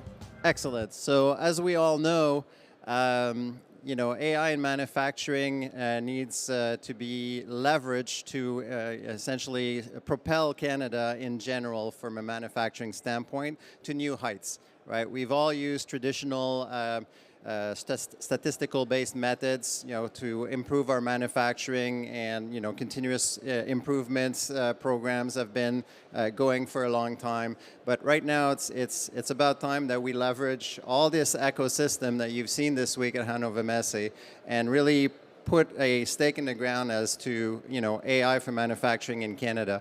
So as the president of the nonprofit organization AI for Manufacturing in Canada, with Craig, the treasurer, he's taking care of all the financial details, and we've been there since the beginning with Frank and others that are also here at Hannover Messe. And we hope that you'll see that leveraging that ecosystem, we together across Canada, right, have all the power that we need. From the research, right, on the research side, let's not forget 2 Nobel Prizes were, Dr. Sullivan, Dr. Hinton got the Nobel Prize. Joshua Bengio with also Dr. Hinton got the Turing Award, right, which is essentially the Nobel Prize for AI. So we have amazing talent, right? A talent pool and a research pool that is next to none around the world. And I think I'll pass it back to Frank for... Oh, there we go. It's trying times. We've seen that the landscape of our whole economies are changing.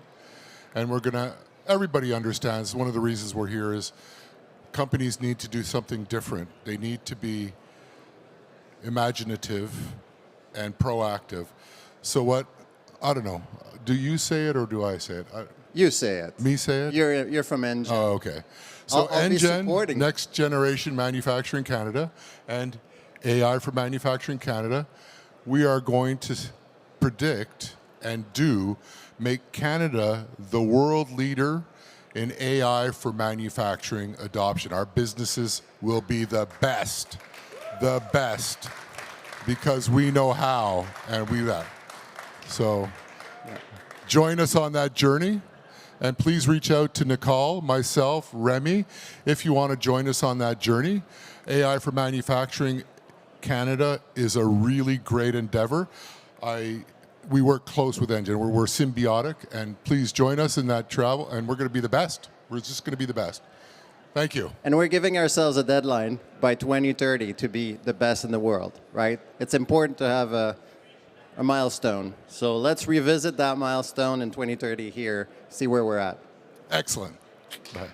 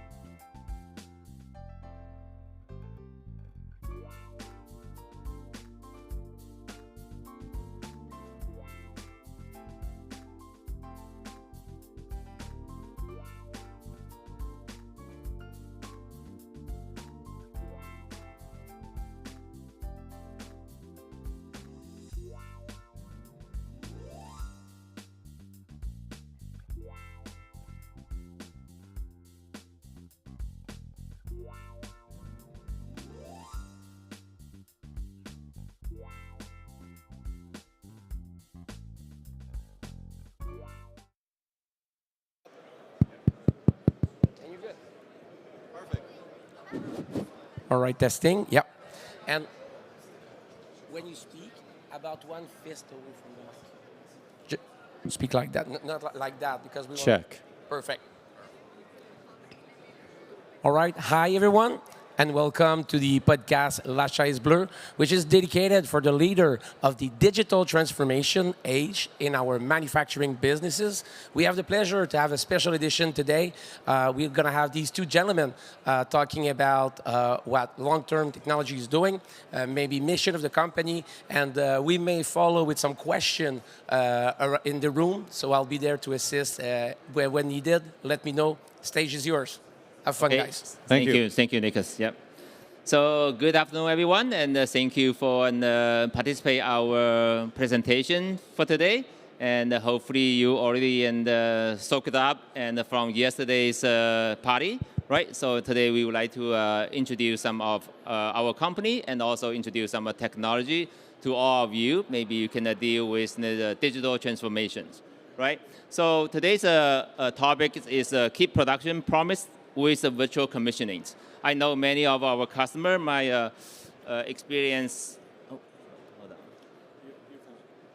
Okay, yeah.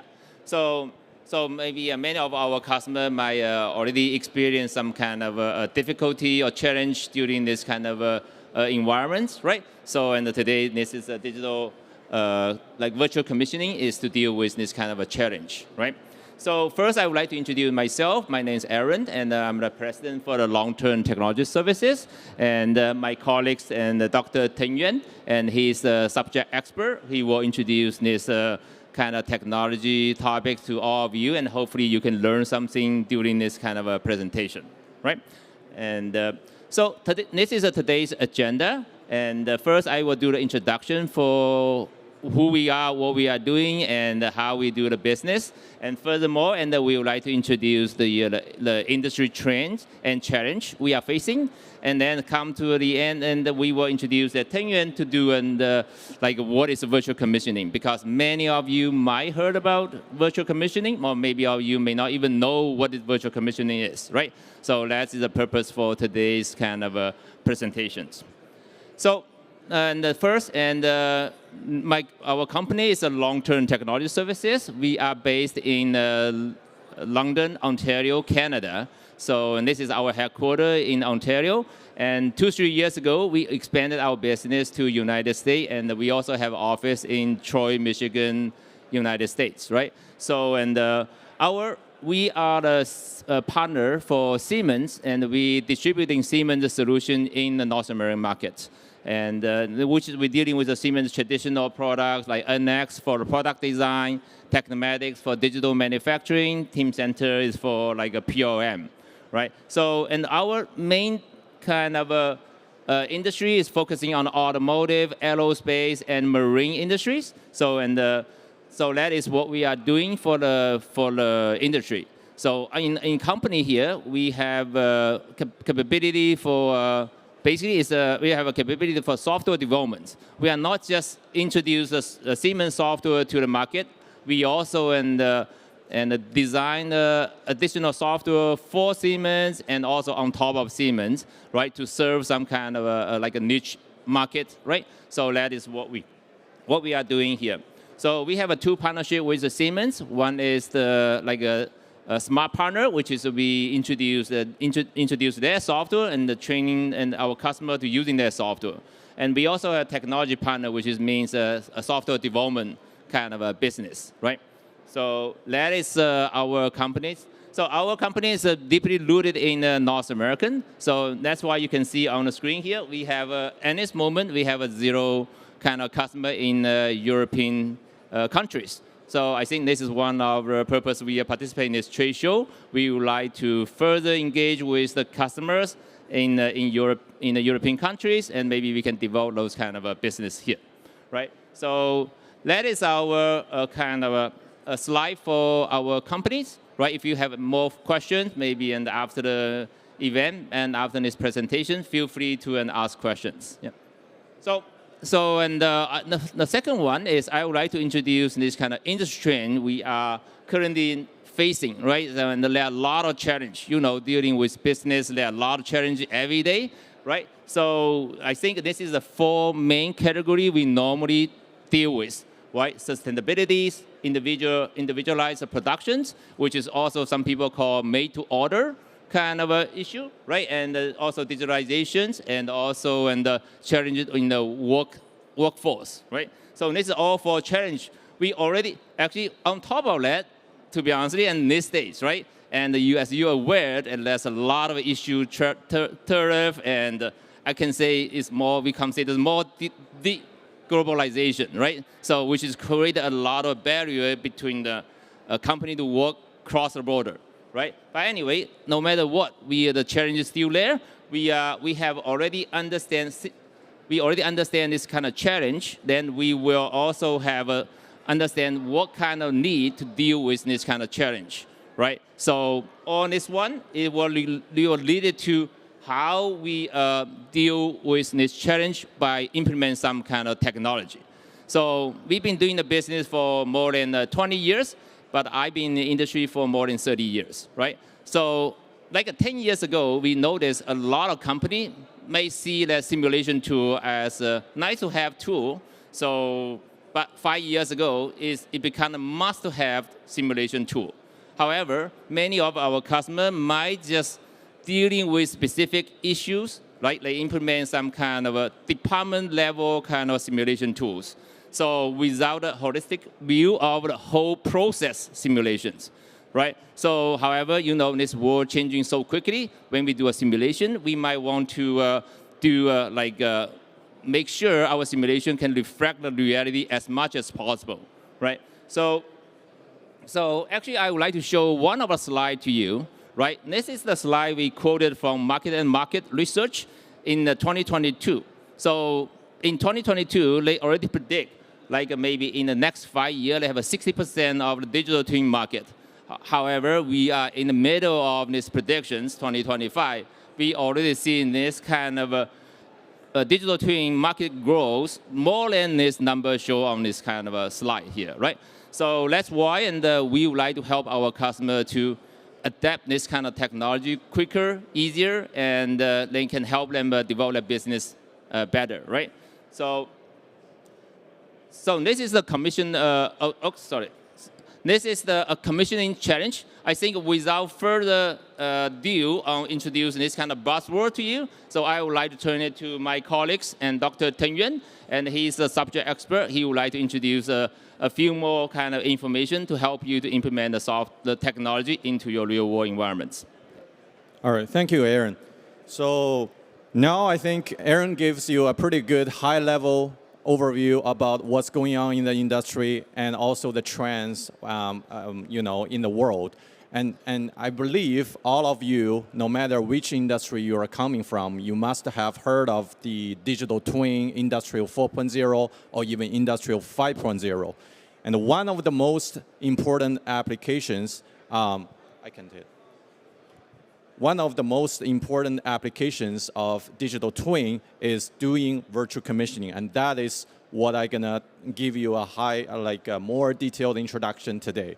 So, if you guys, any of you, I know some of you are from the automation industry, that you are making a production line, you are an integrator, you are a machine builder, you probably experienced, if not all of them, at least some of these challenges, right? So during the commissioning stage. So for those of you who didn't from this industry, so what we do in commissioning is at the final stage of the project.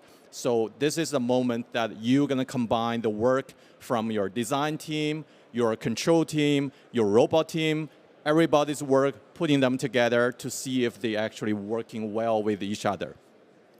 Unfortunately, 99% of the chance, they don't usually work at the first time, right? So there will always be surprise issues, errors that you identify during this stage. So in a traditional way, you have to do this when you receive everything, like your part is being manufactured, your design is being put together, and your line has to be assembled to be able to test all the PLC code, robot code, so that you know what's going wrong, right? So, but that brings a lot of challenges. You have to wait till everything is ready.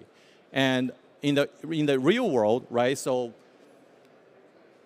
in the real world, there is a lot of uncertainties during this stage, right? So you have to wait, everything is ready. You have to wait for the resources, and you have to do things, in many cases, one by one. You cannot really do parallel, and you cannot speed up, right? So if there is anything goes wrong during the commissioning stage, if something is damaged, the robot collide with something, you have to, spend extra money, cost, to repair it, right? So that's why we see, right? So as you can see in the slides, right? So the most uncertainty period during a project phase is during the testing and the commissioning.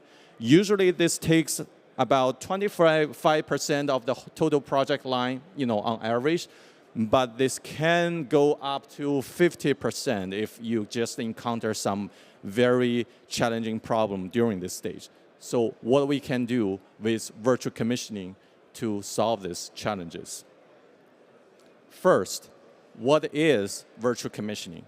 Okay, so when we're talking about digital twin, right? So many people think it's just a three-dimensional, beautiful-looking digital representation of the appearance, but it's not, right? So a digital twin need to reflect as much as possible the real-world behavior of whatever the object you are trying to create, right? So in this particular case, the digital twin we are talking about also has these three very important aspects, right? So you have these, you have the automation model, the first one, that your geometry, kinematics, constraints, and you have your electrical model, right? So those logics, right? How the thing's gonna behave when there is a signal coming in. So we need to know that build that into the digital twin. And the last one is the physical and the kinematics model, right? So if there is any physics limitation and physics properties, those are all need to build into this digital twin. With all of this, you can do virtual commissioning. So in virtual commissioning world, you're gonna connect your digital twin to the controllers, PLC, right? So if you're from the industry, you know what I'm talking about, the brain of your production line, and you have to connect it to the robot controller. Everything needs to work well. So in this particular case, right, so a digital twin can help you to do the commissioning in the virtual world. And it covers multiple levels. It can be small, can be a single machine, single cell, and also it can be big. You can virtual commissioning the whole production line or even the whole factory, right, if you have a need. Okay.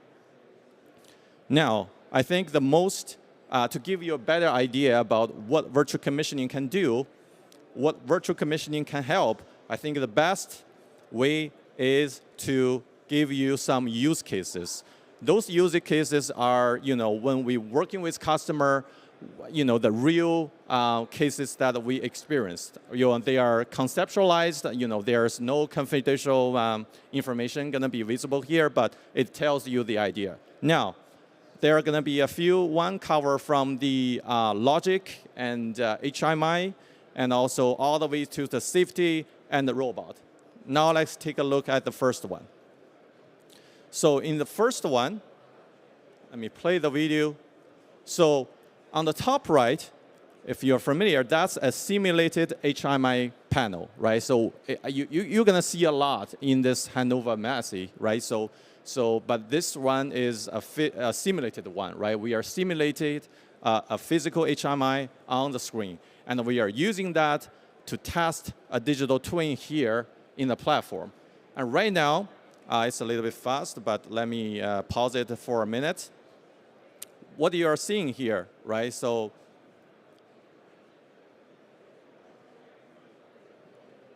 it's not working well.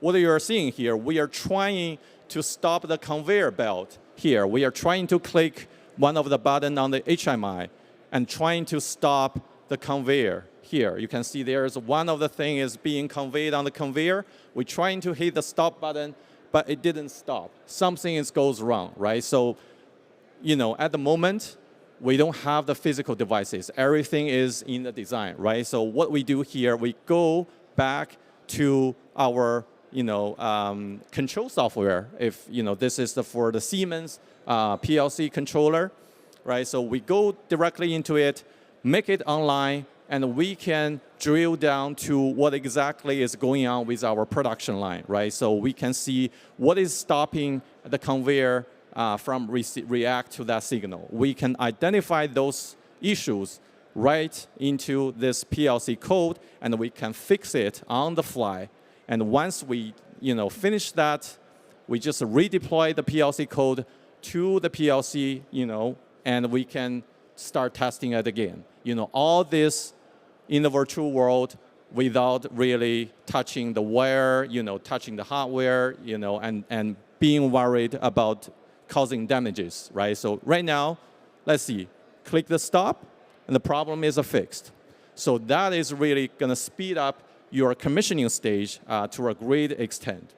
The next example, I'm going to talk about the speed, right? So if you pay attention to the bottom of the screen, you can see there is a time scale. It's about 5 times faster than the real time, right? So you can go faster in the virtual world, right? So you can let your machine, your robot, run 5 times or 10 times or 20 times faster to quickly cycle through your process, right? Without any limitations. You cannot do this in the real world, right? So you cannot really let something run twice of the speed of what it is designed. There's going to be something wrong, right? But in the virtual world, you can do this.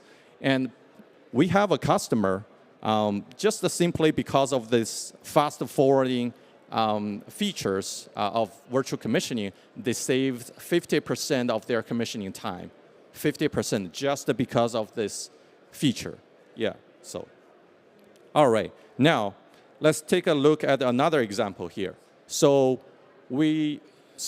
this one, we are talking about the safety. So safety is very important aspect when you're doing a production line or automation line, right? So if you pay attention to the top right of the screen, there is an emergency stop button, right? So if I play the video, so what should happen is, while the production is run, if anybody observe anything goes wrong, the operator can hit that button and everything should stop, right? That's emergency stop. Okay, it seems works, right? So now, there is another safety features we should have in this production line is if the door opened, the operation of the robot should also stop, right? So that's another safety feature like we should have in this cell. Now let's see if it's actually working. Open the door, the robot is still working, so that is not safe. That generates safety concerns. Something again goes wrong. So we go back to our control logic as before, make it align so that we can see what is being communicated, what is stopping the door from closing, right? So we can drill down to that specific signal here and identify the problem, fix it, and deploy that again, right? So you don't have to worry about, when doing this testing, something just goes wrong or causing damage or causing injuries. No, right? Everything in the virtual world, you don't have to worry about it. Now we fix it, and we redeploy the PLC program. Let's try it again, right? So what are we gonna do? We're gonna force the door open again, and if you can pay attention to the robot, right? So if we force the door open, let's see if it's actually stopped as designed. So now we're gonna do that. Force the door open in 3 seconds. Now the robot stopped. Problem solved. So this is another example that what you can quickly identify with this virtual commissioning tool. All right? So the last one I'm going to show you today is about robot, right? So many of the things you see, we can debug a PLC, but you can also debug a robot all in one platform. If you pay attention to the right side of the screen, that is showing your robot code, right? So that is the robot code. And on the bottom right, that is another HMI, simulated HMI. So now let's see what we can expect from this case. In this particular production line, what we want the robot to do is once the part, if you can see on the right side of the conveyor belt, in position, that robot should grab the part and put it into one of the machines for further processing, right? So as you can see here, nothing happened. So the robot just gets stuck there. It doesn't move, right? So something goes wrong with the robot code, or maybe something is wrong in the PLC. So what we can do here, we can check where, why the robot is not moving, right? So by check the robot code where it gets stuck. The robot code tells you the robot is waiting for a specific signals that tells it to go grab the part and put it into the machine, right? So, but seems like that signal is not being passed through to the robot correctly. So what we are doing here, right, we navigate to the robot signal manager here. We identify that specific signal. That is what is showing on the screen, right? And we see which PLC signal is actually drive it. Okay, we identify that signal and go back to our automation programming platform. By cross-referencing, I can search the address, and by cross-referencing, we can identify that, specific signal that is control the robot move. And you see here, we find it here, and we can see which control logic is actually using this signal, right? So by doing that, we find that right there. What do we do now? Okay, so we make it online so that the digital twin is sending live signals to my control platform. In this case, we are using TIA Portal, right? It's a Siemens programming software. So, and we can see why this signal is not passing through to the robot to make it move, right? So, all right, now it's online. And we're gonna execute that operation again, and you can observe what is going on, right? So during the virtual commissioning, usually you need multiple screens, right? One for the robot, one for the digital twin, and one for the HMI or your control logic. So that usually works a lot better than a single screen, right? So now, okay, we make it online. Okay, the robot stopped there again. If you pay attention to the left side of this screen, so there is one signal that is not being turned on. So that right here, right? So stop there, and that Q15.1 is not flipped, right? So we identify the problem, similar things. We quickly fix it on the fly, and we can redeploy this program into the PLC, and the problem gonna get fixed, all right? So this is another case. I think that's the three cases I'd like to share with you. Pretty much cover the three aspects of the automation commissioning stage, right? So from the high-level summary, what you see here with virtual commissioning, everything basically is making your project timeline shorter, right? So because at very early stage, you can test and validate your design, your control design, your mechanical design, your robot program in a very early stage without anything, being ready on your shop floor. So this is really one of the most benefit I think the automation company can get from this virtual commissioning digital twin. Okay, so just the highlight, right? So this is three of the customer that we are working with, right? So they are the customer using virtual commissioning. You can see there, most of them, they save at least 25% of the robot programming time, 30% of the commissioning time, or even 83% of the engineering time. So three aspects, you can expect a lot of significant improvement, right? So from using digital twin to do the virtual commissioning. All right, I think that's what I want to show you today. Yeah, so if you have any questions, you feel free to bring up, and we have our booth is right over there, just behind the scene. If you have any questions, feel free to stop by, and we're going to show you more details about the solution. All right, thank you very much.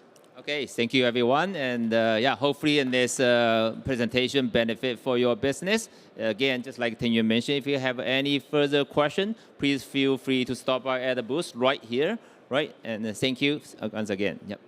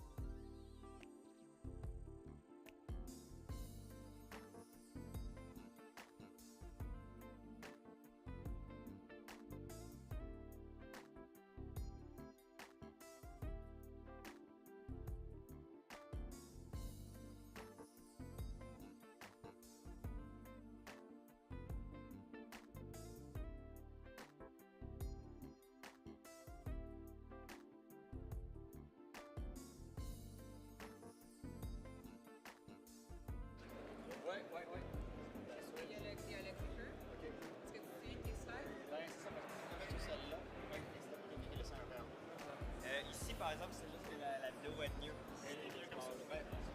Tant que je peux mettre que je puisse voir l'écran, là, parce que je sais pas.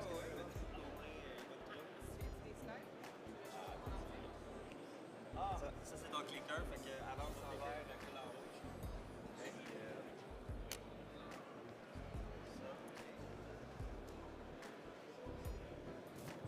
Tu le fais assis ou Ah ben tu peux t'asseoir et te lever, ouais. Ben, je vais peut-être le faire attendre. Donne-moi juste 30 secondes là. T'es pas habitué ou? Hein? C'était Ouais, mais c'est parce que Julie va revenir avec le laptop pour avoir me montrer les slides. Parce que sinon, il faut que je regarde là pour parler de la slide que je... Ouais. Fait que juste 30 secondes, ce sera pas long. Notre kiosque est juste à côté, fait que c'est... On s'est déjà vu en podcast, hein, je pense. Ouais, l'année passée, peut-être? C'est ça. Parce que moi, je fais les montages. Fait qu'il y a plein de visages que je reconnais. Ah, c'est ça, hein, ça c'est... Là, je parle au monde. Hey, salut Michel. Puis là, tu viens, Michel. Ben, c'est ça, il y a deux univers parallèles bizarres dans ça. Ceux qui font le montage, ils ont plein de connaissances, mais tu ne les jamais rencontré. Puis de l'autre côté, quand tu fais des présentations à bien du monde, là, les gens viennent te parler comme s'ils te connaissaient, puis tu es comme genre, tu peux juste te mettre assis-toi là. Tu me montres le texte. Oui, OK. Comme ça, ben, je vois. Ça reste de la main.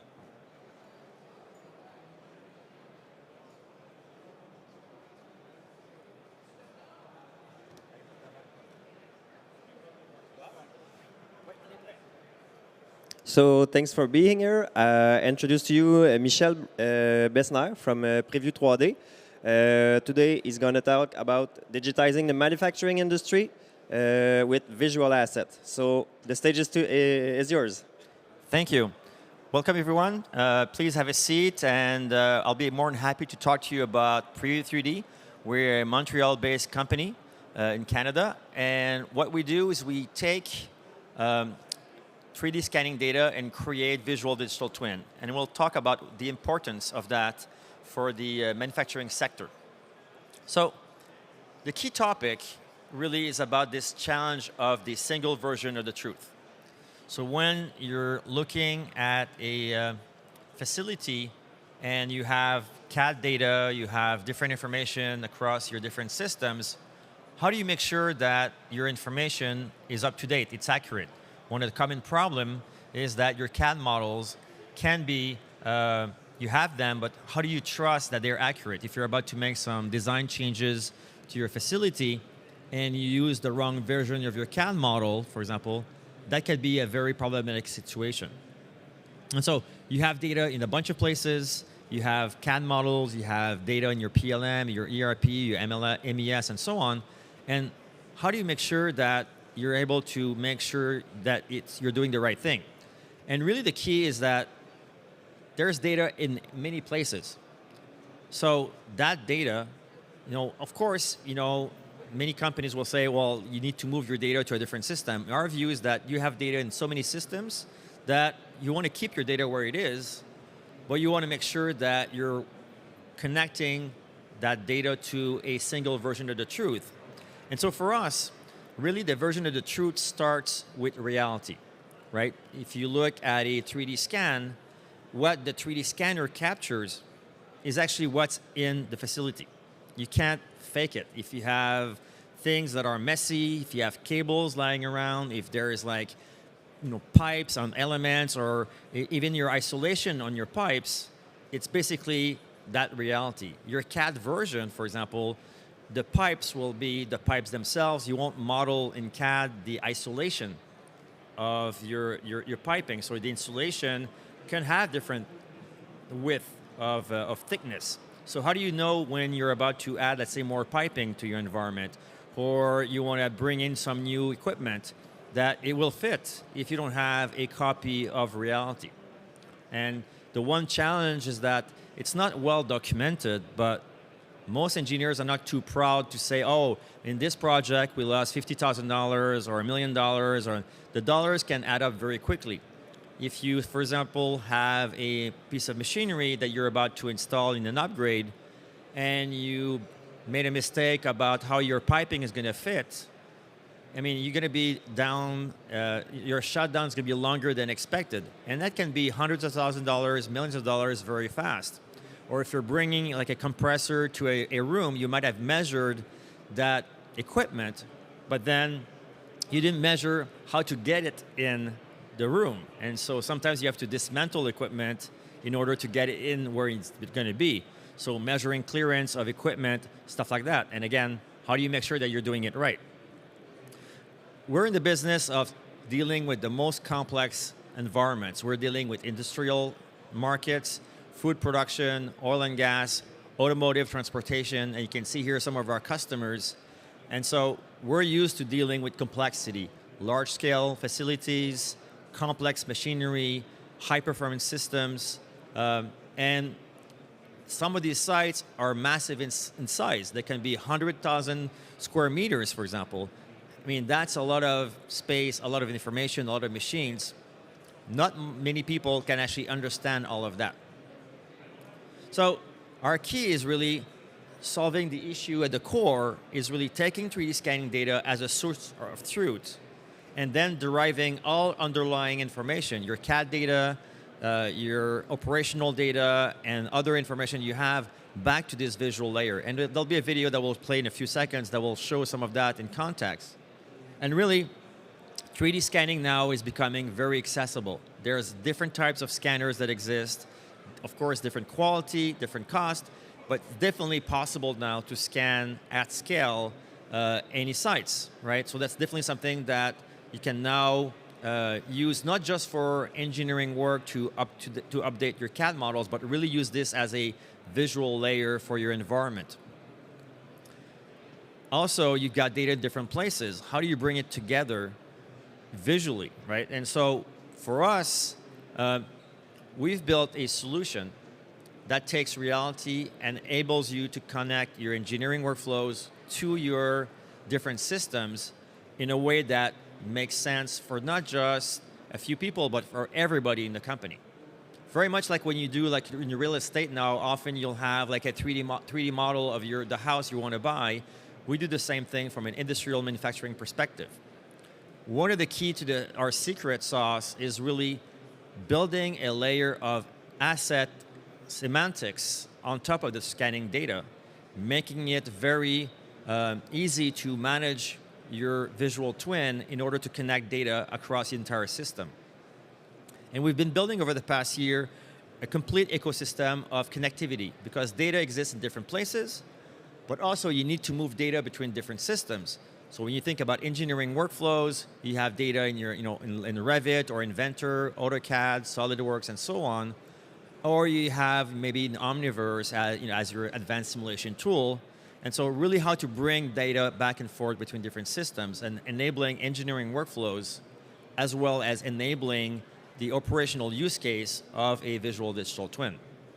From an engineering perspective, we've built a lot of tools to help you validate your engineering data.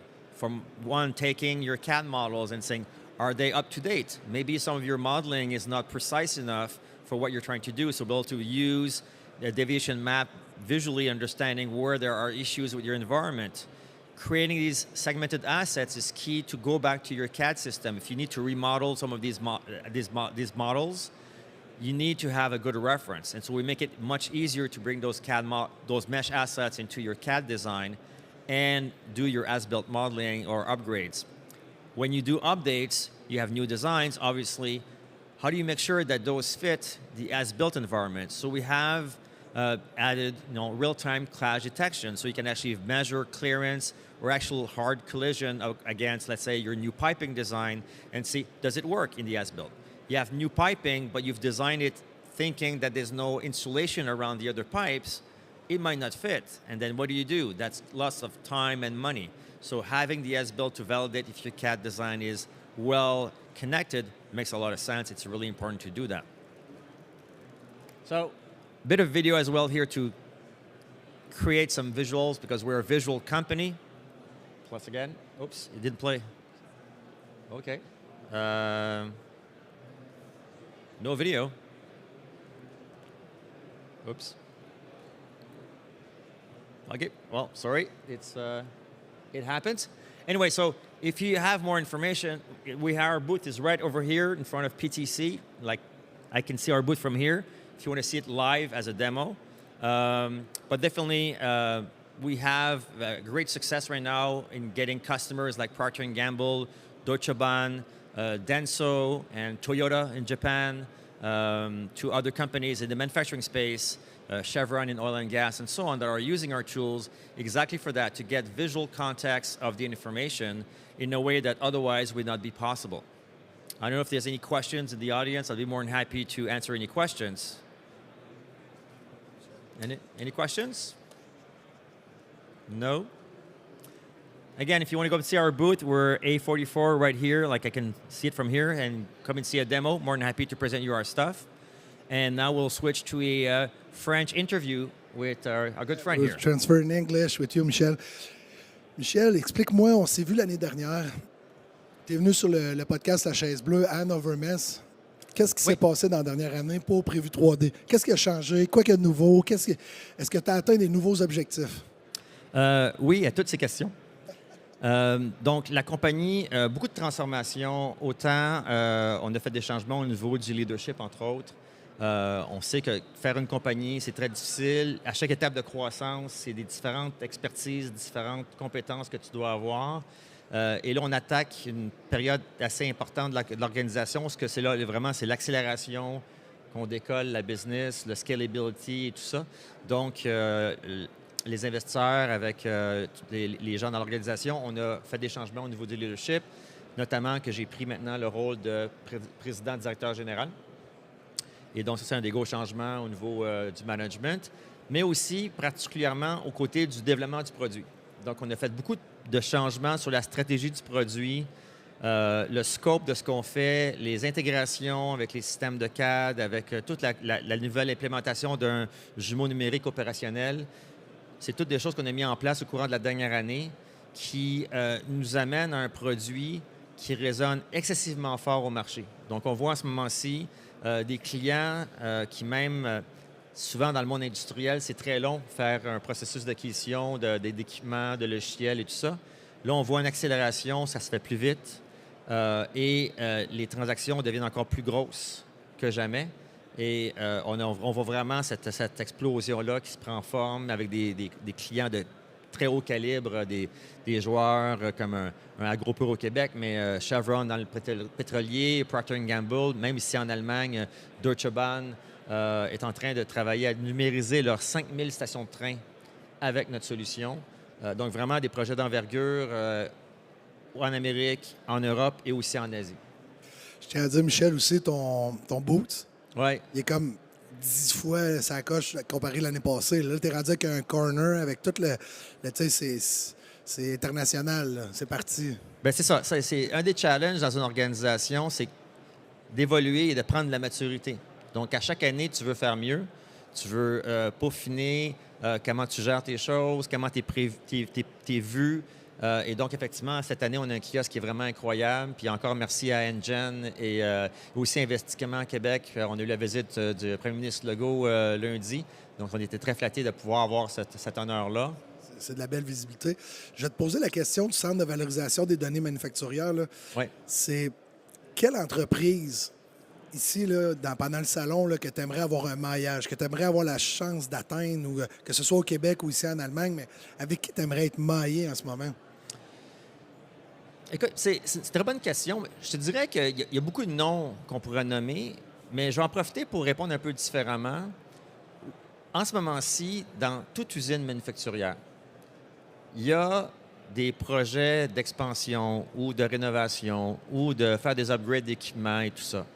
Et une des choses qui se ne discute pas souvent, c'est quand il y a des erreurs. Quand tu as des choses que tu as mal mesurées, ou tu as fait un oubli, ou tu as sous-estimé, ou tu pensais que ça allait être correct, puis en fin de compte, ça ne l'est pas, ça, c'est des coûts qui sont souvent très élevés. Et par exemple, on a un client dernièrement qui nous parlait qu'il y avait un upgrade qu'il faisait dans une usine, puis il y avait une pièce d'équipement qui était dans une autre usine qu'elle allait déménager. Fait que là, il dit, OK, c'est bon, on connaît le modèle, machin truc, il prépare toutes les affaires, les plans de piping, tout ça. Puis il y a un des gars qui a pensé, à dire, hey, c'est vrai, on a une version scan de la machine en question. Fait qu'on va la prendre virtuellement pour l'amener virtuellement dans son nouvel emplacement. Bien, une chance qu'ils ont fait ça parce qu'ils se sont rendus compte que le modèle qu'il y avait, c'était pas la configuration qu'ils pensaient avoir. Et celle qui devait arriver là avait une configuration inversée au niveau des tuyaux. Fait que tu peux imaginer, il aurait installé des tuyaux. OK, c'est beau, on est prêt à amener la machine. Puis là, tu te rends compte que, non, bien là, les tuyaux sont mal placés. Qu'est-ce que tu fais? Il faut que là, tu coupes, tu réinstalles, tu te fais des coudes. Qu'est-ce que tu fais pour installer tout ça? clairement, les plans n'étaient pas prévus pour faire du rétrofit de tuyaux pour que ça marche. C'est combien de temps que tu viens de perdre d'argent? Puis ça, la situation avec ça, c'est que c'est rarement documenté. Il n'y a pas grand monde qui vont dire Hey, l'année passée, on a perdu 250 000 parce qu'on a mal géré nos projets d'ingénierie, par exemple. Et donc, de pouvoir contextualiser, visualiser l'information aide à une prise de décision et à minimiser les erreurs. Et ça, à quelque part, je pense que tout manager d'une usine ou d'une compagnie devrait se poser la question de si j'entends jamais qu'il y a des problèmes de situations comme ça, bien, tu es très chanceux, mais ça arrive beaucoup plus qu'on réalise. Puis je pense que c'est là qu'il y a une réalisation à ouvrir les yeux des gens, de dire hey, il y a des solutions. C'est pas on assume qu'il y a 10 de perte, puis c'est comme ça, puis c'est de même, on peut pas faire mieux. Tu sais, dans le contexte économique où il y a les barrières tarifaires, là, je sais qu'un matin, on a eu comme des bonnes nouvelles. Un matin hier pour certains, un matin pour d'autres. Ouais. Tu sais, il va y avoir une relance dans l'économie de la construction. Tu sais, là, je parlais avec les SQIV 2 semaines, qui est la Société Québec l'Investissement. Tous les projets en haut de 50 millions, je pense, c'est eux qui les gèrent. Est-ce que Prévu 3D a commencé à travailler avec le BIM ou avec l'industrie de la construction, ou c'est pas votre marché niche, ou c'est-tu... Je te dirais que c'est un marché qui est en train de s'ouvrir pour nous. Puis ça va accélérer au courant des prochaines années parce qu'on va se retrouver dans une situation où on est beaucoup maintenant imbriqué dans le côté conception, donc d'aider à la planification d'un projet et ainsi de suite. On est beaucoup, de plus en plus, du côté opération. Puis entre les deux, ben c'est la construction. Donc c'est clair que c'est un marché qu'on va vouloir adresser dans le temps. Pas pour l'instant, mais c'est clairement un marché qui nous intéresse. En ce moment-ci, on se concentre vraiment à régler les cercles d'intérêt qu'on a développés initialement, où ce qu'on voit, c'est qu'on peut créer beaucoup de valeur assez rapidement. Mais c'est clair que la construction, il y a des enjeux très, très importants et qu'on veut avoir effectivement une contribution à résoudre des problématiques là-dessus aussi. Puis hier, Michel, je participais à un autre panel, puis il y avait l'industrie navale qui était là. Ouais. Puis tout le monde parlait que c'est des usines flottantes, que c'est des vaisseaux qui appellent, puis est-ce que vous avez eu la chance ou est-ce que c'est peut-être un vertico qui un jour va arriver, ça aussi, la construction navale? Ou? On a déjà des clients dans les bateaux parce que quand tu as une usine, à la limite, tu peux retourner sur l'usine. T'sais, si tu as oublié de prendre une mesure, puis il y a quelque chose, puis tu n'es pas sûr, même si c'est pas idéal, au moins tu peux y retourner. Le bateau, lui, il se promène. Fait que s'il n'est pas dans un port, ben tu ne peux pas juste dire là, je vais retourner. Donc, c'est encore plus important de pouvoir, effectivement, faire virtuellement de la planification de turnaround, d'upgrade sur un bateau parce que tu as encore moins de facilité d'accès qu'une usine physique qui ne bouge pas inévitablement comme telle. Donc, on a déjà des clients, autant locaux qu'à l'international, qui utilisent nos outils pour justement aider à la planification d'ingénierie comme ça. Moi, je suis curieux, Michel. Cette année, là, on parle de ce qui vient de se produire dans les 12 derniers mois. Là. Ouais. C'est quoi le projet que Prévu 3D? Ben, toi, là, comme rendu PDG, le CEO, que tu es le plus fier? Quel projet qui t'a amené ailleurs? Je te dirais qu'on construit quelque chose qui est vraiment transformationnel. C'est pas juste de faire les features que tu t'attends de faire les features, mais c'est le comment qu'on le fait. On a créé un système qui, comme on dirait en anglais, qui est future-proof, dans le sens qu'on a créé quelque chose qui, selon les nouvelles technologies d'affichage 3D, selon des différentes techniques de capture d'informations, va être adaptable vers l'avenir, en faisant aussi un système qui est très facile d'utilisation. Et ça, ce que je dirais que je suis fier, c'est vraiment que l'équipe dans nos bureaux à Montréal est 100% alignée sur une vision claire, sur un plan de développement qui est très ambitieux. On fait quelque chose de très gros. Ce n'est pas un petit projet qui va se faire en quelques semaines. On a travaillé là-dessus depuis les 2 dernières années. Mais là, on arrive à la réalisation. Les morceaux se connectent ensemble. Le puzzle est en train de prendre forme. Et c'est vraiment impressionnant de voir comment l'équipe travaille unie, alignée, puis que les choses fonctionnent. Puis là, on a les clients stratégiques qui sont là, qui regardent ce qu'on fait, puis qui font ce que vous faites, c'est ce qu'on veut. Tu sais, quand tu parles avec des départements d'innovation des plus grandes sociétés manufacturières au monde, puis ils décrivent ce qu'ils voient, ils voient ce qu'ils veulent voir arriver dans les prochaines années, puis en réalité, ils décrivent ton plan de match. Tu les écoutes puis tu te dis, En fait, il aligne ton roadmap. Là, ton roadmap doit converger vers les réels besoins ouais, des OEM. exactement. Fait qu'ils décrivent carrément ce qu'on va faire. Puis c'est très plaisant parce que tu dis au client, ben, ce que tu viens de raconter, ben c'est ça qu'on fait. Wow. Bravo, bravo, Michel. Merci. Hey, est-ce que tu te rappelles, l'année passée, on t'avait posé la question de l'inspecteur de police? Oui. Je me rappelle pas de la question, mais Bon. Y a-t-il une question aujourd'hui, j'aurais dû te poser, Michel, que je t'ai pas posée? Y a-t-il de quoi qu'on doit savoir sur Prévu 3D dans les prochaines années ou ce qui vient de se produire que on devrait en faire mention puis les gens doivent savoir? je dirais c'est. Ben, la question à poser, ça serait quel est un de nos challenges pour avoir une explosion encore plus exponentielle? Puis, je dis ça parce que les gens qui disent nous connaître, quand ils voient ce qui a changé dans la dernière année, ils tombent par terre. Parce qu'ils disent, oh oui, je vous connais, vous faites ci, vous faites ça. Puis là, on leur montre tout ce qu'on a fait depuis un an. Puis là, ils sont vraiment comme dépassés parce que c'est comme, ça n'a aucun bon sens, qu'est-ce qu'on a fait. On a un client derrière moi qui disait, vous avancez à une vitesse plus vite qu'un Learjet. T'sais. Fait que c'est même plus un speedboat, tu es rendu à la vitesse d'un avion. Moi, j'ai vu ton kiosque, je l'ai regardé vite, je fais wow! J'ai même dit à ta collègue, j'ai dit wow, vous avez vraiment un beau boost, mais je m'y suis pas arrêté. Fait que là, shame on me, là, je vais aller le voir tantôt. Oui. Je te dirais que c'est le challenge. En même temps, c'est ça qui est excitant, c'est qu'on avance d'une façon très rapide sur un plan qui est clair, qui résonne totalement avec tous nos clients. Donc, c'est vraiment une situation qui est idéale.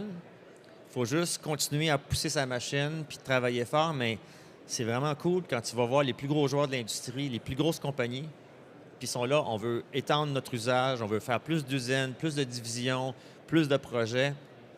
Puis c'est vraiment juste une question de comment on scale ça d'une façon naturelle, intelligente, mais c'est cool de voir comment ça bouge rapidement. C'est très excitant. Puis est-ce qu'on se voit ici l'année prochaine? Assurément. C'est sûr qu'on revient chaque année, sans doute. Là, l'année prochaine, je t'annonce qu'on va avoir la grande scène. OK. Ça a été confirmé là, avec Stuart puis Jay, les gens d'NGen. Oui. Là, on va pouvoir faire une vraie exposition vraiment de ton produit en anglais pour les gens. Là, aujourd'hui, on a un public quand même assez francophone, là, mais l'objectif, ça va être d'amener ça à un autre niveau l'année prochaine. Absolument. Puis on devrait le faire en anglais et en français, 2 sessions, puis montrer tout ça. Mais tu vas voir, si tu vas aller voir ce qu'on a notre kiosque aujourd'hui, puis tu vas être impressionné de ce qui a été fait en un an. Puis l'année prochaine, ça va être encore plus de changements.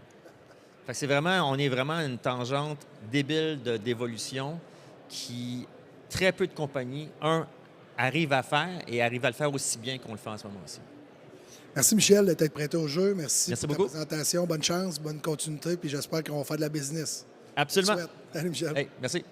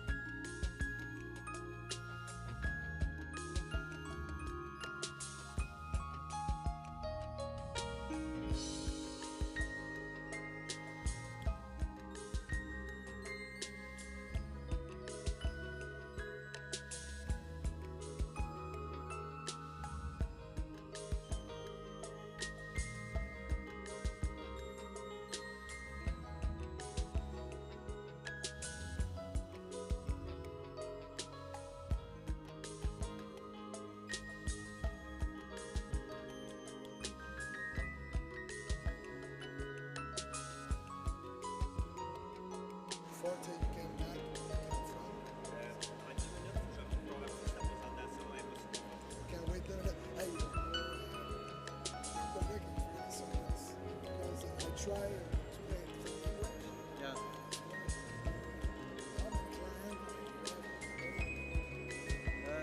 are a very small startup. We only have 150 customers worldwide at the moment, and we start expanding. So we went to Europe, and to the Middle East, and we see more and more interest for this kind of technology. In trade shows, it's one.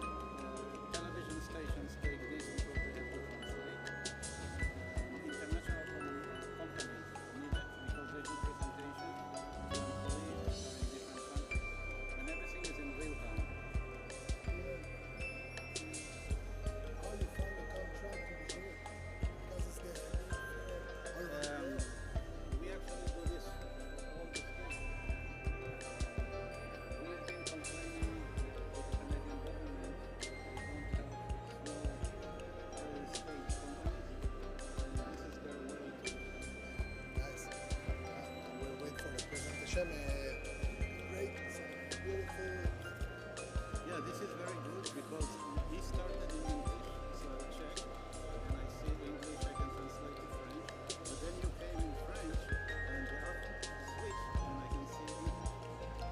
And if I broadcast this on phone, can you broadcast on text? Like we manage a podcast in French, and that's what you said.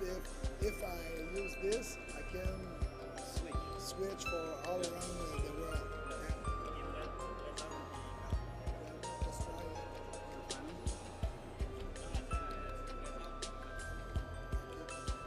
It will work. When I present you, it And does it move it to share? just wait. When I present you, Yes. no problem. Which one?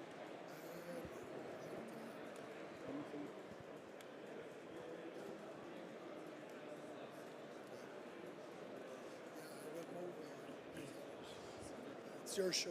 So we do it in English, right? When you come. And after we can ask some questions. So and back.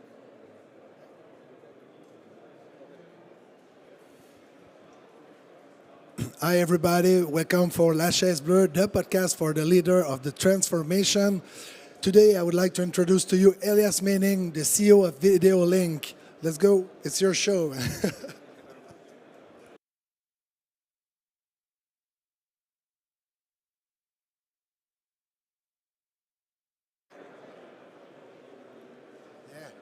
Good. Yep. Okay. Thank you for having me here. And I wanted to start the presentation by explaining what we do.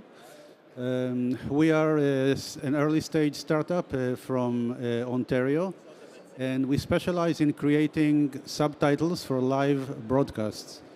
We are taking the audio source from an event like this one here. We tap to the audio, and then we use the audio with AI and create a speech to text. The text is then taken back into our platform, and you as an operator of the broadcast, you can see the subtitles as they're being created by the AI, and you can correct it. AI is new technology, it's not 100%, and that's the reason that it's useful to use the editor and to make changes to the text before we are inserting the text back into the video. The advantage of putting the text in the video, unlike applications, for example, Zoom, you can create live captions in Zoom. When you put the captions inside the video, you have the advantage of sending the video with the captions to other places. And that's very powerful. Because when the video has the captions, it also can have subtitles. We call in the industry captions the original language, and subtitles is the translation. When you watch a Netflix movie, for example, you can go in the player and click and select different languages that you want to display under the video. And this is exactly what we do. We take the original language. It can be, for example, English.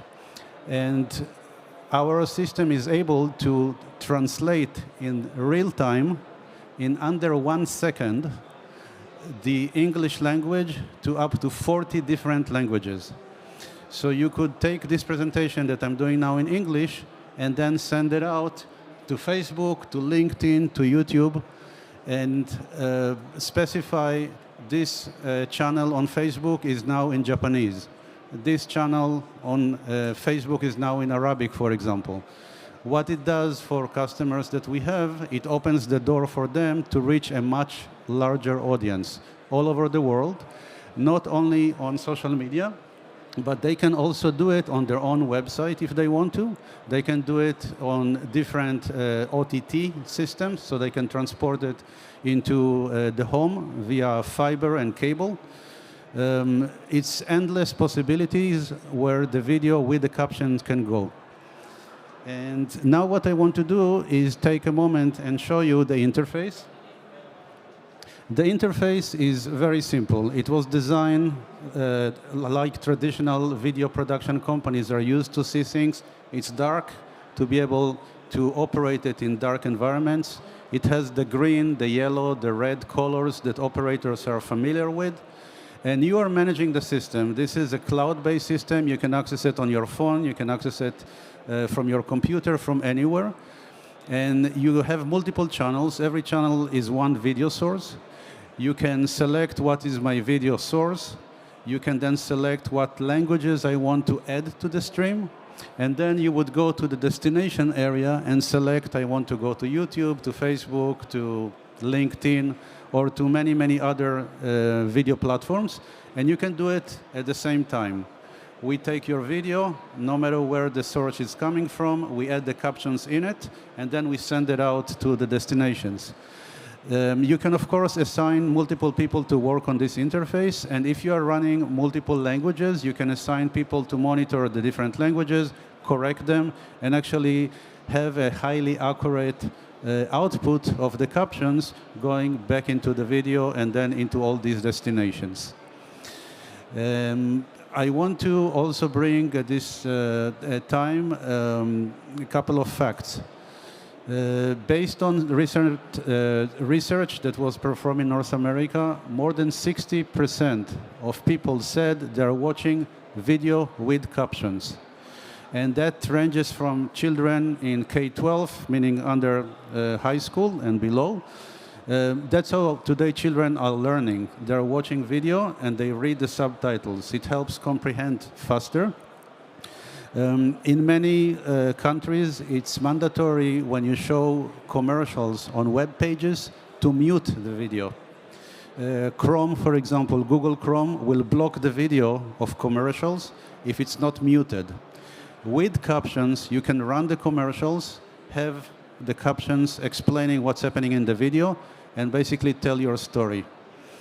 A lot of people at work are watching YouTube and are watching other things and not doing their job thanks to captions, because they can actually watch Netflix inside their cubicles and nobody will know because the audio is muted and the story is running with subtitles and captions. So captions has a lot of use cases where you can actually benefit from it. A very powerful technology that has been developed lately is the ability to take the audio, create a different audio, and put it as a dubbed audio on top of the video. Speech to text, this technology behind all of this, is also going to be used in the future to search. So YouTube, for example, is working on this feature, and they will release it soon. You're going to be able to watch a YouTube video, and then because it's doing speech to text and records everything that the video had, you're going to be able to search. So if you're looking for a cheesecake, where cheesecake was mentioned during the video, it's going to jump right into the video to the right place. Endless possibility, like I said. And that kind of concludes my presentation. Here is a QR code, and you are welcome to scan it and to contact us after the presentation. I want to thank NGen for having me here today and the Canadian Trade Commission. We are demonstrating our technology in all the Canadian pavilion during Hannover Messe. And every stage like this one has a QR code over there where you are able to scan with your phone. And together, in partnership with the company Interprefy, we are providing live stream with subtitles from the stage. And in addition, if you scan the code, you're able on your phone to receive audio translations or text translation in French, Canadian, or German, or English. Thank you very much. Thank you. I can sit with you? Yes, please. Yeah. I have a question for you. What inspired you to start VideoLink? I've been working in the video industry for many years, and VideoLink actually was built 4 years ago during the pandemic to be able to take video of people that are at home and cannot go out, to take their video with their webcam, and then to stream live to YouTube and Facebook and LinkedIn, to all these places. X, Twitter, used to be Twitter at the time, and that's what people did. So we built a platform for that purpose. And how long, since when you start this idea in the pandemic? Yes, we started it during the pandemic. We launched actually in 2020. And at the time it was a distribution method. So you are at home, you want to talk to your followers on different social media platforms. You go to VideoLink, you open it, and instantly you can go live to all these places in only a few clicks. We always had closed captioning as part of the service. But 2 years ago, customers asked us, can you integrate AI and make it very easy for us to do and cheaper too? And who is your customer target? Who is the user of this platform? Is it a big show, or is maybe the sales department for a business? We are targeting from multinational corporations that have employees in different countries. The CEO or the HR department wants to do a presentation. It's very easy for them to go and to initiate the video, select the language, and start the broadcast. We had recently a broadcast of Lenovo from Japan. Their CEO wanted to speak to employees in the United States. He was speaking Japanese, and employees in the United States were able to read subtitles in English and receive his message in their language. If you have the chance to match with any business on this Hannover Messe fair, which is the business you would like to talk with them? Any corporation, any enterprise that is featuring here tools that they build, solutions that they developed, and their target audience are customers that are not speaking their original language, are a perfect customer for us, because they are able to use this self-served. It's a SaaS, basically. So you're able to use it yourself, and if you need to show your new feature, your new product to customers in Indonesia, customers in Japan, customers in Italy, in France, you can just do it like that. And do you have customer in Canada now? We have a couple of customers in Canada. We have a couple of customers in the United States. But we have realized last year when we start using AI that the efficiency is going to be recognized and appreciated much better. If we go to Europe, for example, 23 different languages are spoken here in this continent, to the Middle East, for example, and to South Asia. Suddenly, instead of just targeting customers that speak English, French, and Spanish, you are targeting more than 60 different languages. I'm just curious because you have a good idea, a good software. What you did before?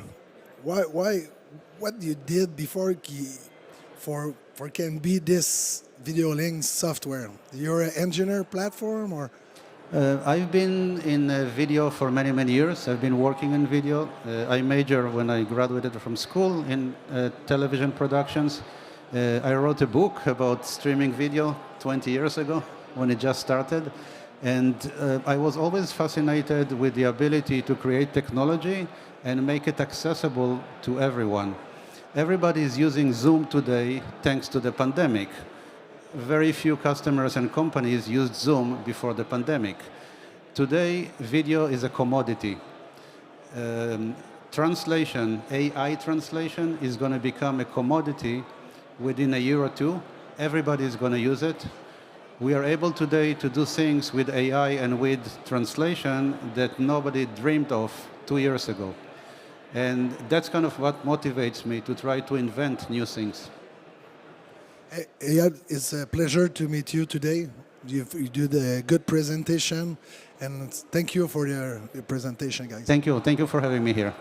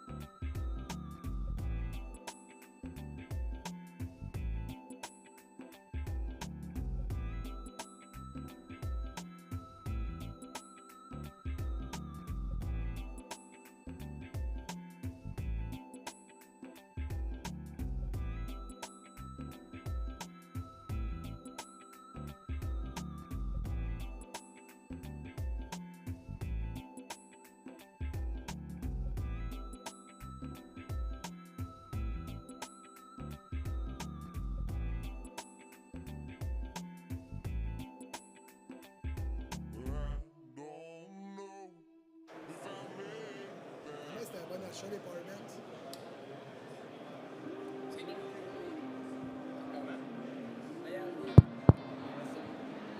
Le power bank.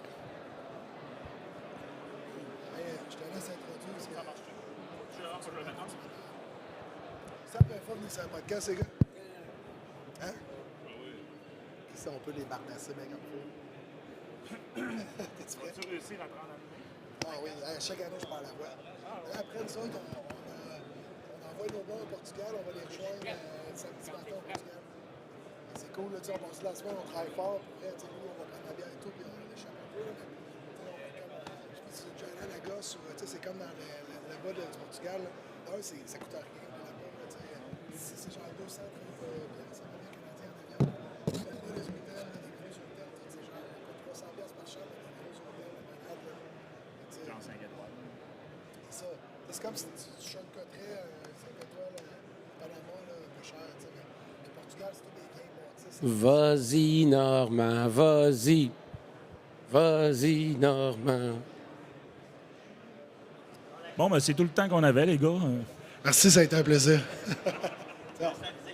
Ouais, on part. Il court en plus, il lag, là. Il est en train, Oh, il fallait en chanter en plus, là. Pascal, c'est jamais pointé. C'était un no-show un matin, Pascal. Notre chum qui avait là, Pascal Jarry, là, il y a là. Les autres, il était là hier C'est lui soir. qui a payé le whisky à tout le monde. Il a dû payer une bouteille de whisky au grand complet, c'est Pascal. Il s'est gâté. Il fait des wines de whisky, là, à la Peaky Blinders, là. Un matin, il y avait un cache-yeux, puis le dessin sur son cache-yeux, c'était un gros film là. Et tu sais, qui était imprimé dessus, fait qu'il dormait. Je suis rentré, monsieur Jarry, on se réveille, c'est l'heure de se lever, avec son gros cache-yeux. On était habillés avec nos petites chemises trop près, comme un groupe, une équipe, tu sais. Pas dans l'équipe. On est prêt? On est prêt? C'est bien. Prends une petite gorgée de soccer. All right. Bonjour tout le monde. Bienvenue au podcast de la Chaise Bleue. C'est une édition officielle, un vrai podcast qu'on tourne en direct du Hannover Messe 2025, plus gros trade show manufacturier technologique au monde. On est présentement dans la 4e journée à s'amuser. On a rencontré plein de gens du Canada, de d'autres pays, et on a aussi rencontré M. Louis et Michael de l'entreprise Proco qui ont accepté de se prêter au jeu avec nous, faire un podcast. Fait que merci, messieurs, de vous joindre à l'aventure avec nous. Première des choses, avant qu'on parle de l'entreprise Proco, qu'on rentre dedans les sujets importants, et j'aimerais apprendre à mieux vous connaître. Mais différemment qu'on s'est vu. Là, on a déjà jasé au courant des dernières soirées, on s'est beaucoup amusé. Mais peut-être, je commence avec toi, Louis. D'où tu viens, background, qu'est-ce qui t'a amené à travailler chez Proco? Ben moi, en fait, ça fait 26 ans que je suis chez Proco. Je suis de formation de technicien en métallurgie de base, mais avec le temps, je suis allé me perfectionner je suis allé faire une maîtrise en administration des affaires avec mon ami Michael que j'ai rencontré là. Fait que c'est un petit peu ça qui m'a amené avec le temps. Je travaillais dans le fond, je suis directeur qualité chez Proco. OK. Donc, on travaille dans le contrôle qualité, l'assurance qualité, mais à un moment donné, on tombe un petit peu plus dans la résolution de problèmes parce qu'on veut que ces problèmes-là ne reviennent pas. Fait que là, on s'est perfectionné un petit peu plus dans l'amélioration continue. Puis, on avance, on fait différents projets avec l'amélioration continue, mais on se rend compte assez rapidement que des fois, il y a des limitations ou il y a des technologies qui peuvent s'intégrer, qui peuvent aider dans certains aspects. Fait que là, on a passé un autre niveau qui est un petit peu plus là, dans l'innovation. Puis, je suis beaucoup impliqué là, dans tout ce qui est la transformation numérique dans l'organisation. Toi, tu es un petit natif du lac Alma? Oui. Ouais? Oui. Fait que tu es made in Alma, puis là, présentement, tu opères dans une usine Alma, là. Exactement. Wow. Notre usine actuelle, c'est dans mon village natal. C'est pour ça que c'est les seuls gars qui sont capables de nous suivre la semaine à date, là. C'est moi qui parle la voix avant. On est parti avant eux, je pense, hier même. Là. Ça, je tiens à le dire. Michael, toi, parle-nous un peu de toi. Bon, Michael Desgagnés, et non Michael, non, c'est correct.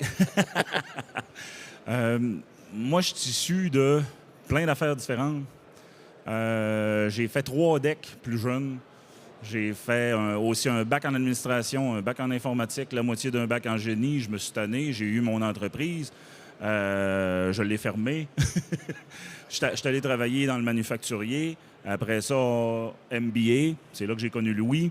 Fait que j'ai un genre de background bizarre de gars qui peut parler avec le terrain comme tel, là, vraiment la production, le corps de l'entreprise, de ce qu'on fait.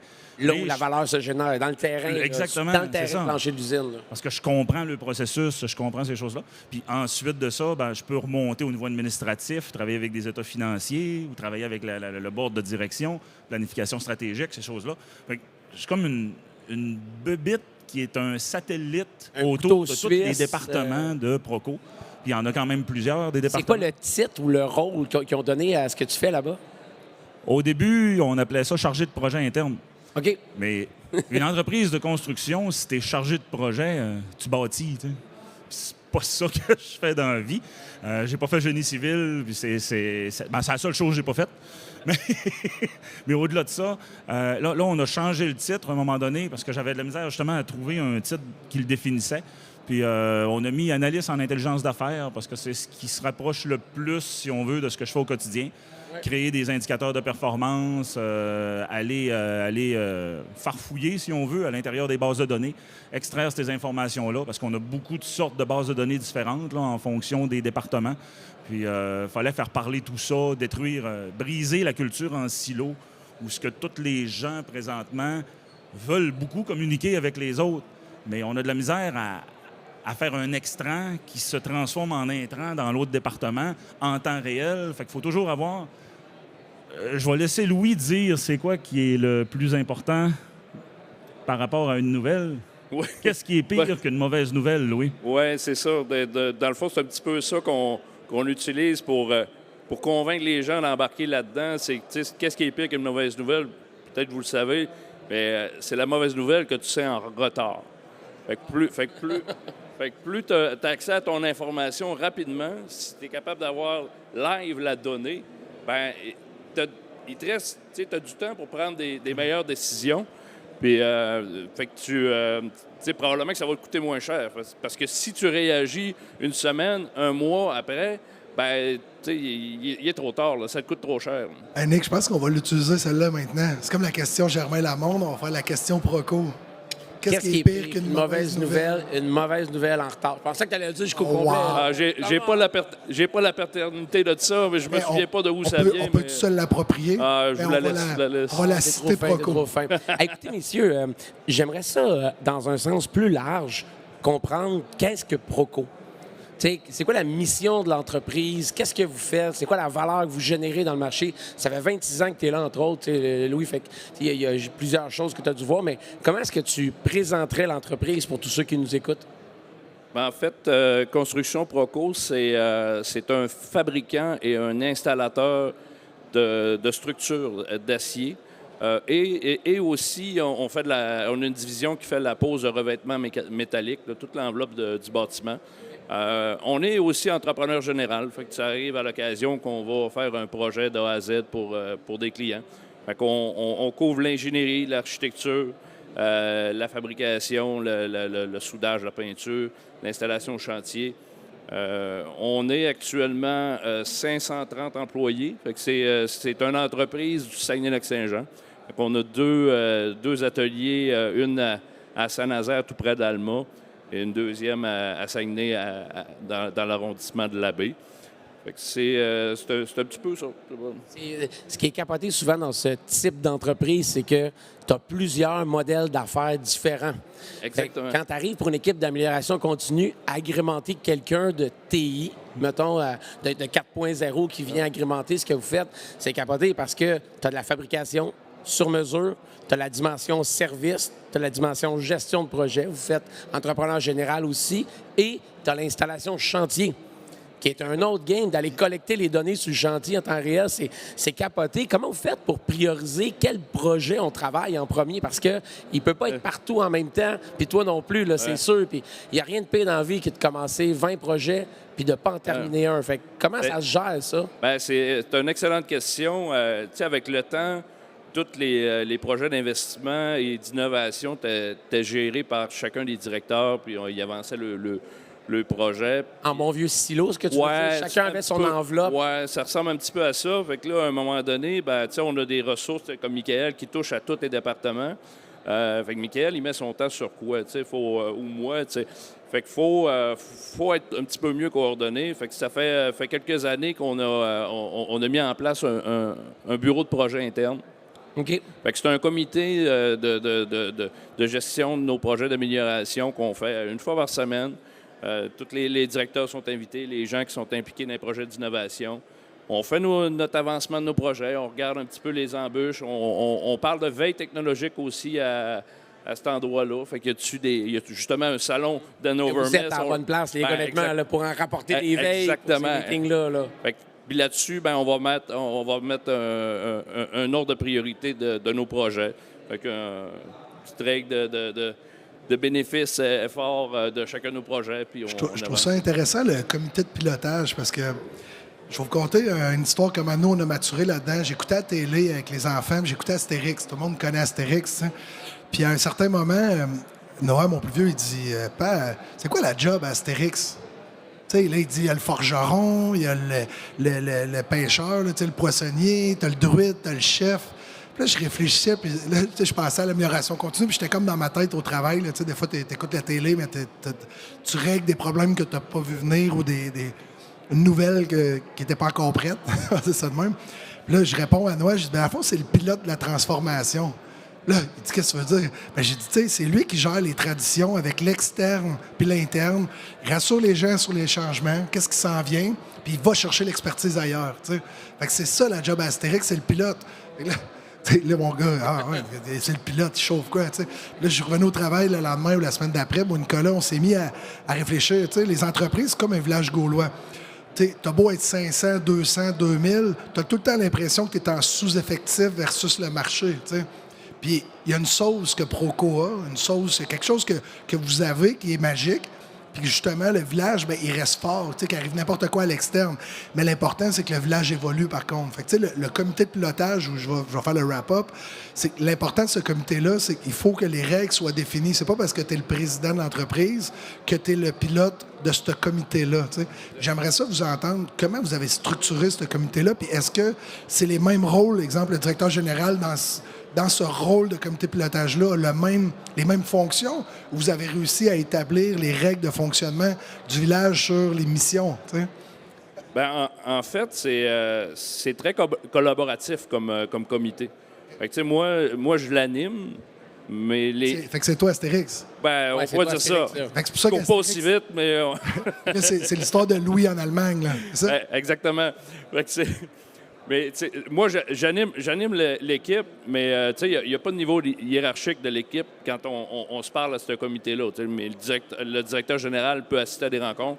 Il y a l'occasion. Il n'assiste pas toujours à toutes les rencontres, mais au moins, une fois à l'occasion, chacun des directeurs vient aux rencontres pour se tenir au courant de l'avancement des projets, pour amener aussi des fois des nouveaux projets ou s'informer sur ce qui se passe dans la gestion des projets.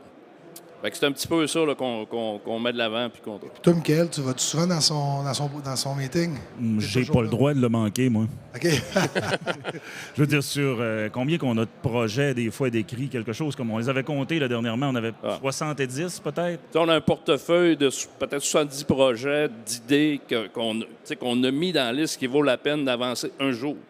Mais là-dessus, des fois, on n'a pas la solution, mais on continue à faire de la veille pour voir si on peut le devancer, mais on manque pas d'idées pour l'instant. Des fois, ces projets-là d'innovation, c'est pas nécessairement des projets informatiques ou qui requièrent des connaissances techniques extraordinaires, mais c'est des fois des changements au niveau mécanique de quelque chose ou bien pour améliorer la production, tout ça. D'ailleurs, il y a des programmes à l'interne en plus pour que les employés amènent des solutions à des problèmes.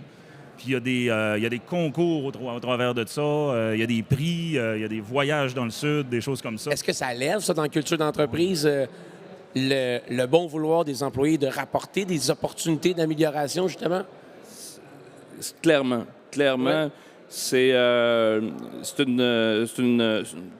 programme d'amélioration continue qu'on a mis en place. Là, ça fait depuis. C'est en 2006, en fait, puis qui dure encore dans le temps. Fait que c'est pas loin de 250 à 300 idées d'amélioration que les travailleurs apportent. Par année, ça. Par année. Fait que, tu sais, ça génère beaucoup de petites opportunités. Des fois, c'est des choses simples qui peuvent être faites au niveau du plancher. C'est exécuté pratiquement rapidement. Mais des fois, ça pousse à des projets d'innovation. Fait qu'on prend le temps de regarder tout ça. Puis ça nous alimente beaucoup là, à trouver les meilleurs projets. J'ai une petite anecdote par rapport à ça. Puis c'est pas une anecdote proco, fait que c'est correct, on peut en parler. Mais il y a une certaine entreprise, une grosse entreprise aussi dans la région, à un moment donné, qui avait des gens que le 40e, puis ils partent à la retraite ou des choses comme ça. Fait qu'il reçoit son cadeau devant tout le monde et tout, puis OK, viens en avant, donne un discours et tout. Puis son discours, ce qu'il disait, c'est j'ai passé 40 ans de ma vie ici à donner mes mains puis mon cœur à travailler. Puis il dit, pour pas une scène de plus, il aurait pu aussi avoir ma tête. Dans le sens que il aurait pu avoir mes idées, mais il les prenait pas. Ouch. Nous autres, on a transformé ça en il y a de la valeur dans les gens. Ils travaillent au quotidien dans quelque chose. Puis on essaie d'avoir tout le temps une culture de y a-tu quelque chose qui te tanne? Y a-tu quelque chose qui est répétitif, qu'on pourrait changer? Y a-tu quelque chose. Fait que tous ces petits quick wins-là qu'on appelle, on essaie d'en faire beaucoup, beaucoup, beaucoup. Puis souvent, ils sont même pas ramenés au comité, ils sont même pas envoyés des fois en étincelle, qu'on appelle, qui est notre programme. Parfois, je suis dans l'usine, je vois quelque chose, ils me disent quelque chose live, je m'en vais à mon bureau, je programme 3-4 affaires, je reviens. C'est tout ça que tu veux. Puis de façon itérative, à la fin de la journée, il y a sa solution, puis il est content. Quand moi, je peux m'en occuper. Quand c'est mécanique, là, ça va être quelqu'un d'autre ou quoi que ce soit. Mais tu sais, on essaie d'adresser rapidement parce que si ça prend des mois, la personne va penser qu'on s'en occupe pas. L'engagement, là, c'est sûr. C'est ça. Il va être content de nous amener des nouvelles parce qu'il va dire OK, ils me respectent, sont intéressés par mes idées. Puis c'est vrai qu'on est intéressé. Je veux dire, si on est rendu à 550 et presque, c'est un à la fois, là. Puis, tu sais, également, ce qu'on essaie de faire, c'est d'éveiller le plus possible les employés à toutes les nouvelles technologies, à tout ce qui se fait dans la transformation numérique, pour qu'après ça, tu sais, ils associent, qu'ils comprennent ce qui peut être possible, puis que eux demandent des solutions ou proposent des choses. Fait que ça, on le voit, là, il y a vraiment une évolution de ce côté-là. Fait que c'est clair qu'on prend le temps là, à l'occasion de transmettre le maximum d'informations pour que les gens comprennent qu'est-ce qui est possible avec le virage numérique. Là, on est le 4e jour d'Hannover Mess cette année. On est rendu jeudi. Est-ce qu'il y a des solutions ou des partenaires que vous avez rencontrés à travers le salon qui a une opportunité à ramener à la maison ou une veille? Est-ce que vous avez vu des belles choses ou c'est plus d'inspiration pour l'instant? Les soirées s'étiraient trop pour que je vienne le jour. Non, c'est... Là, c'est votre patron aussi. Non, je te dirais que la première journée, on était en exploration. On savait pas trop ce qu'on venait chercher et tout ça. Mais la deuxième journée, c'est comme... On n'a pas embrayé en deux. Je pense qu'on a embrayé en 5e tout de suite. Il s'est passé quelque chose. C'est vraiment étrange, mais on a une vision exactement très claire. Puis d'ailleurs, on a fini de la clarifier tantôt. Sur c'est quoi notre prochain step au niveau de l'usine, notre usine un peu 4.0, avec toute la logistique de gérer les lots, gérer des révisions, être capable de mettre ça avec des doubles numériques, quelle technologie de transfert d'informations on va utiliser, comment qu'on va structurer les programmes.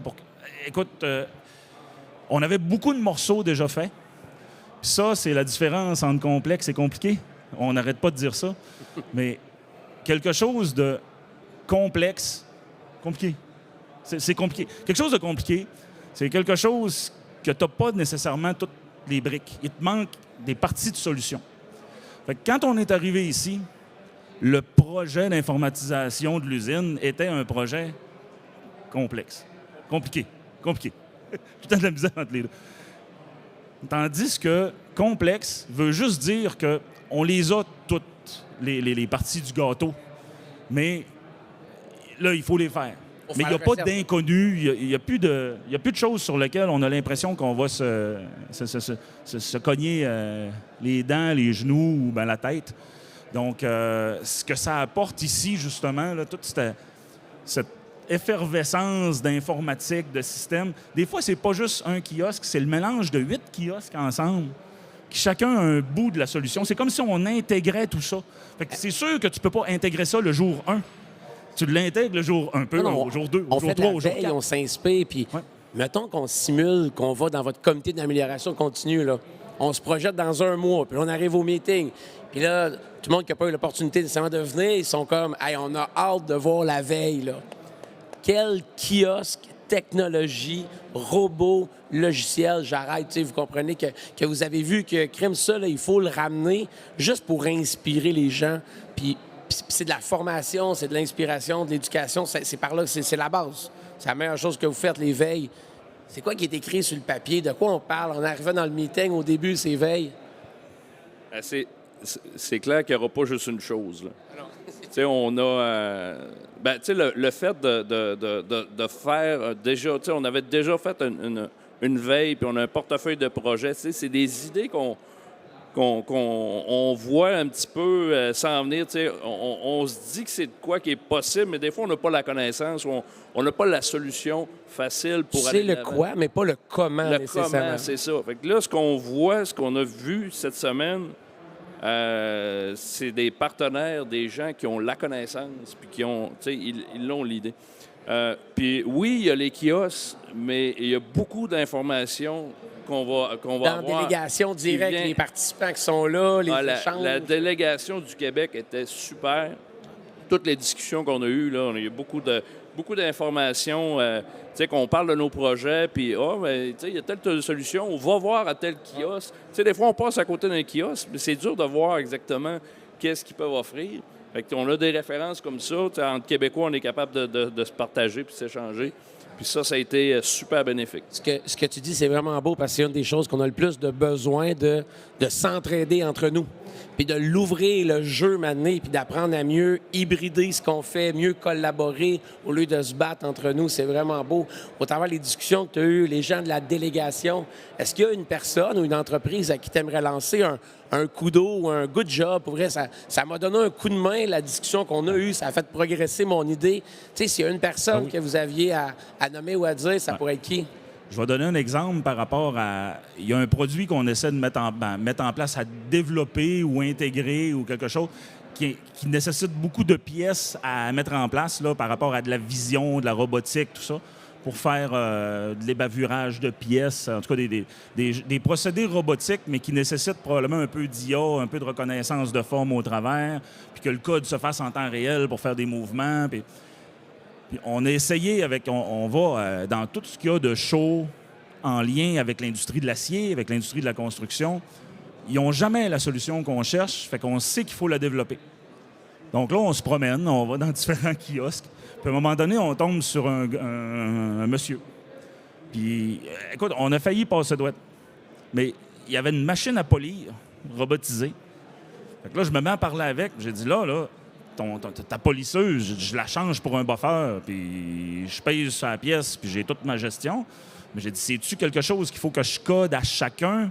Parce qu'on est tout le temps dans ce qu'on appelle du high mix, low volume. On a beaucoup de pièces différentes. Je ne veux pas commencer à coder tout ça. Non, il dit, il n'y a pas de problème. Il me montre le système de vision qu'ils ont, qui permet de faire des tracés et tout ça. Là, pendant que moi, je parle avec le gars, Louis est en train de regarder des affaires dans le kiosque, puis il voit une petite feuille d'érable en bas. On ne savait pas tout. Puis c'est un intégrateur en Ontario qui a exactement la solution qu'on cherche depuis 2 ans, qu'on fouille partout, puis qu'on essaie d'intégrer. Puis je dis là, il faut aller voir. Mais c'est prêt. Est-ce que vous connaissez Métallus à Drummondville? Sylvain, non? Parce que eux, ils fabriquent toutes les pièces qui fabriquent les ambulances. Dans le fond, c'est ça qu'ils fabriquent. Eux autres, là, mais ils ne fabriquent pas l'ambulance. Ils font comme la sous-traitance industrielle.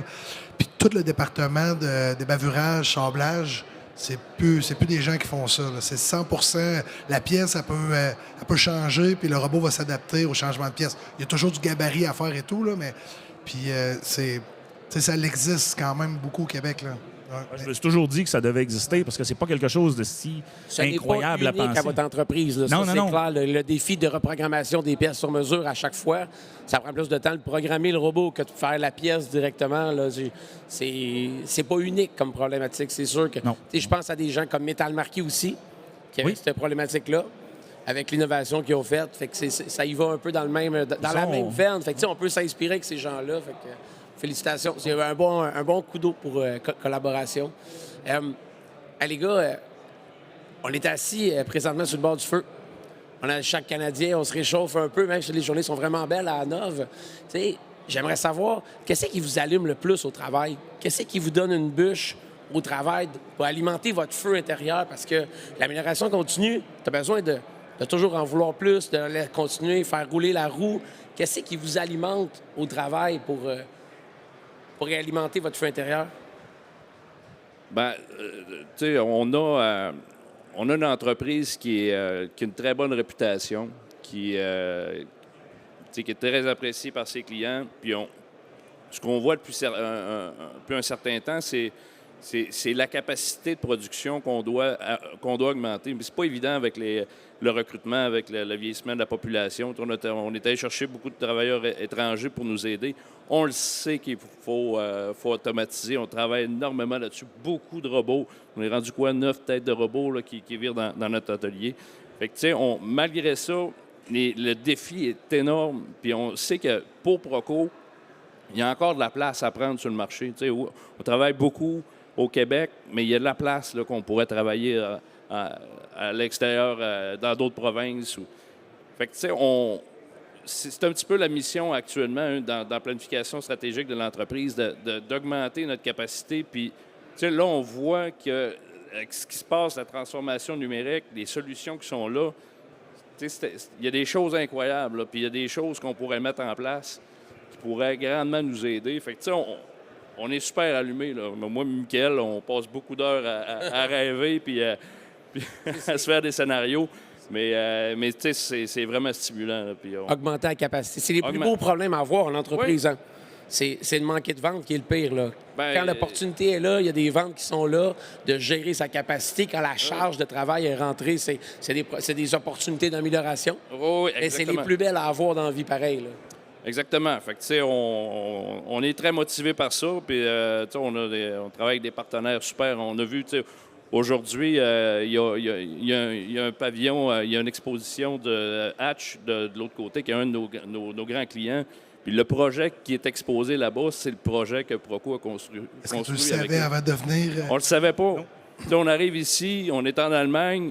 Hatch fait une présentation d'un kiosque. Puis le vidéo, le bâtiment qu'il présente, c'est le projet que Proco a construit avec eux. Fait que, tu sais, c'est vraiment le fun. Puis, tu sais, il y a aussi un élément qu'on vit du côté canadien, c'est que de plus en plus, il y a une pression avec les fabricants internationaux. Fait qu'on a une présence il y a des clients, certains clients qui vont aller chercher du cheap labor dans d'autres pays, puis ils livrent l'acier au Canada. Fait que c'est le gain qu'une entreprise canadienne peut avoir sur ces entreprises-là, c'est le délai. Le délai de livraison, parce que souvent, des projets miniers, des projets industriels, le délai est important. Fait que si la mine peut être en opération plus rapidement, bien, c'est des revenus supplémentaires pour le client. Ça fait partie du deal pour eux. Fait que si on est capable d'offrir aux clients un bâtiment qui peut-être va coûter plus cher, mais qu'on va être capable de le livrer plus rapidement, bien, ça crée de la valeur à nos clients. Fait que tout ce qui est d'automatisation, on regarde ce qu'on a vu de la présentation tantôt avec vous, là, de l'autre côté, les jumeaux numériques, le digital twin. C'est toutes des choses qu'on veut aller chercher du data, on veut chercher de l'information pour mieux se planifier, pour être capable d'être capable de contrôler notre capacité puis de réduire nos délais. Fait qu'on est très, Fait que ça va être sur la liste des projets, les gars. Le jumeau numérique, les simulations, c'est clair. ultimement, l'optimisation de l'ordonnancement de plein de choses en amont, calculer des scénarios pour après lancer les journées de travail qui soient les plus efficaces possibles et productives. Exactement. Ah ben, j'aimerais ça avoir cette liste-là un jour. Elle doit être belle. Elle doit être belle. Je veux pas accélérer la fin non plus du podcast, mais j'ai une question à vous poser avant, puis ça s'appelle la question de l'enquêteur de police. Vous êtes prêts? Y a-t-il quelque chose qu'on ne sait pas, qu'on devrait savoir sur Proco? Tu sais, quelque chose ou sur vous autres que on vous a pas posé comme question, une question qu'on aurait dû vous poser, ou quelque chose qu'on ne sait pas, que les gens qui vont écouter ça à travers le Québec et même autour, qu'est-ce qu'on devrait savoir sur Proco?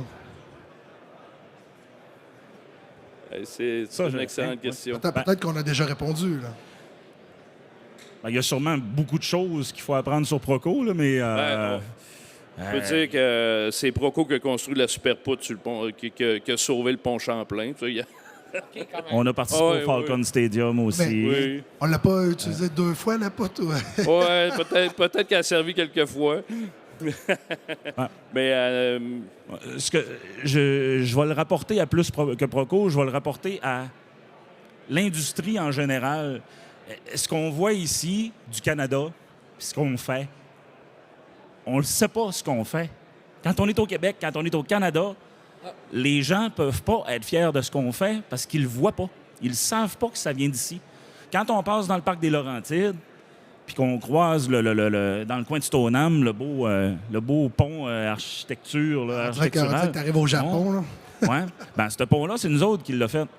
Les gens ne le savent pas, mais tout le monde qui vient dans la région connaît Proco, mais c'est quoi nos réalisations? C'est pas connu, mais ça s'adresse à toutes les entreprises. C'est essayer de montrer à quel point vous êtes innovant, vous travaillez fort, puis ça donne comme un boost de « on est capable ». Tu sais, parce que souvent, on voit dans les médias ou des choses comme ça certaines réussites, mais on dirait que des fois, ça va sous le volet. N'essayez pas ça à la maison, chers amis. Ceci est difficile à obtenir et il a fallu de nombreux efforts et ça va être très... Mais les gens passionnés vont créer des valeurs comme ça, puis ils vont pas avoir des barrières, vont pas...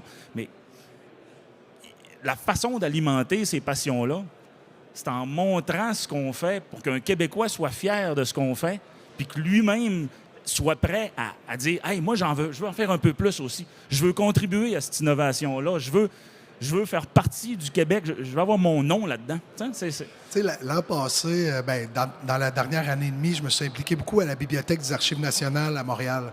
C'est toutes les archives des histoires des villes, l'éducation et tout.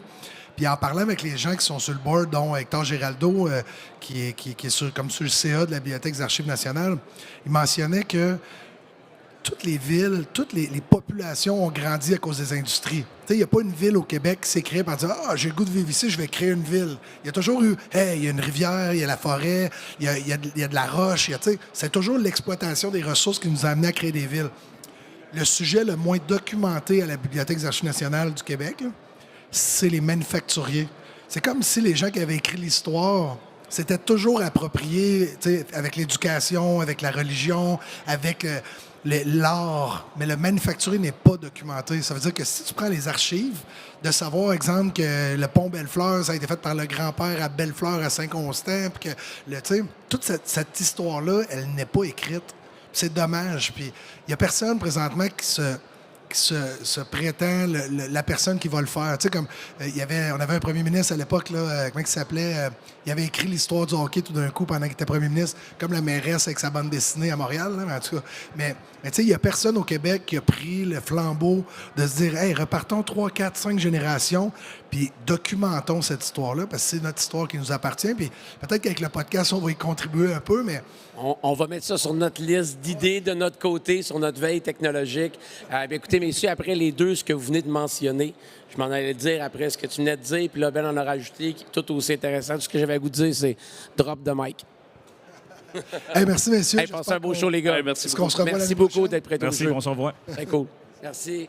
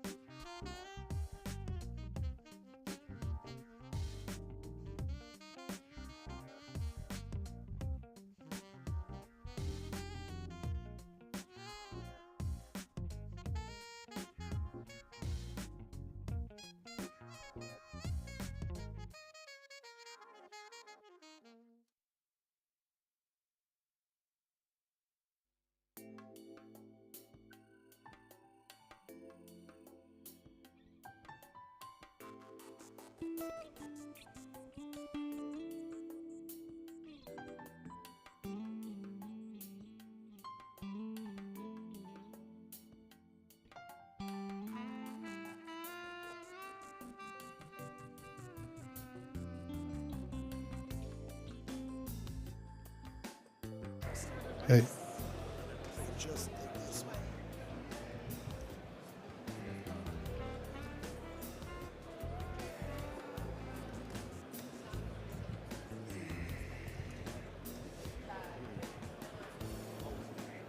There we go. I will do the presentation first in French, and after I will do in English, okay? And after I will just ask some question. It's okay?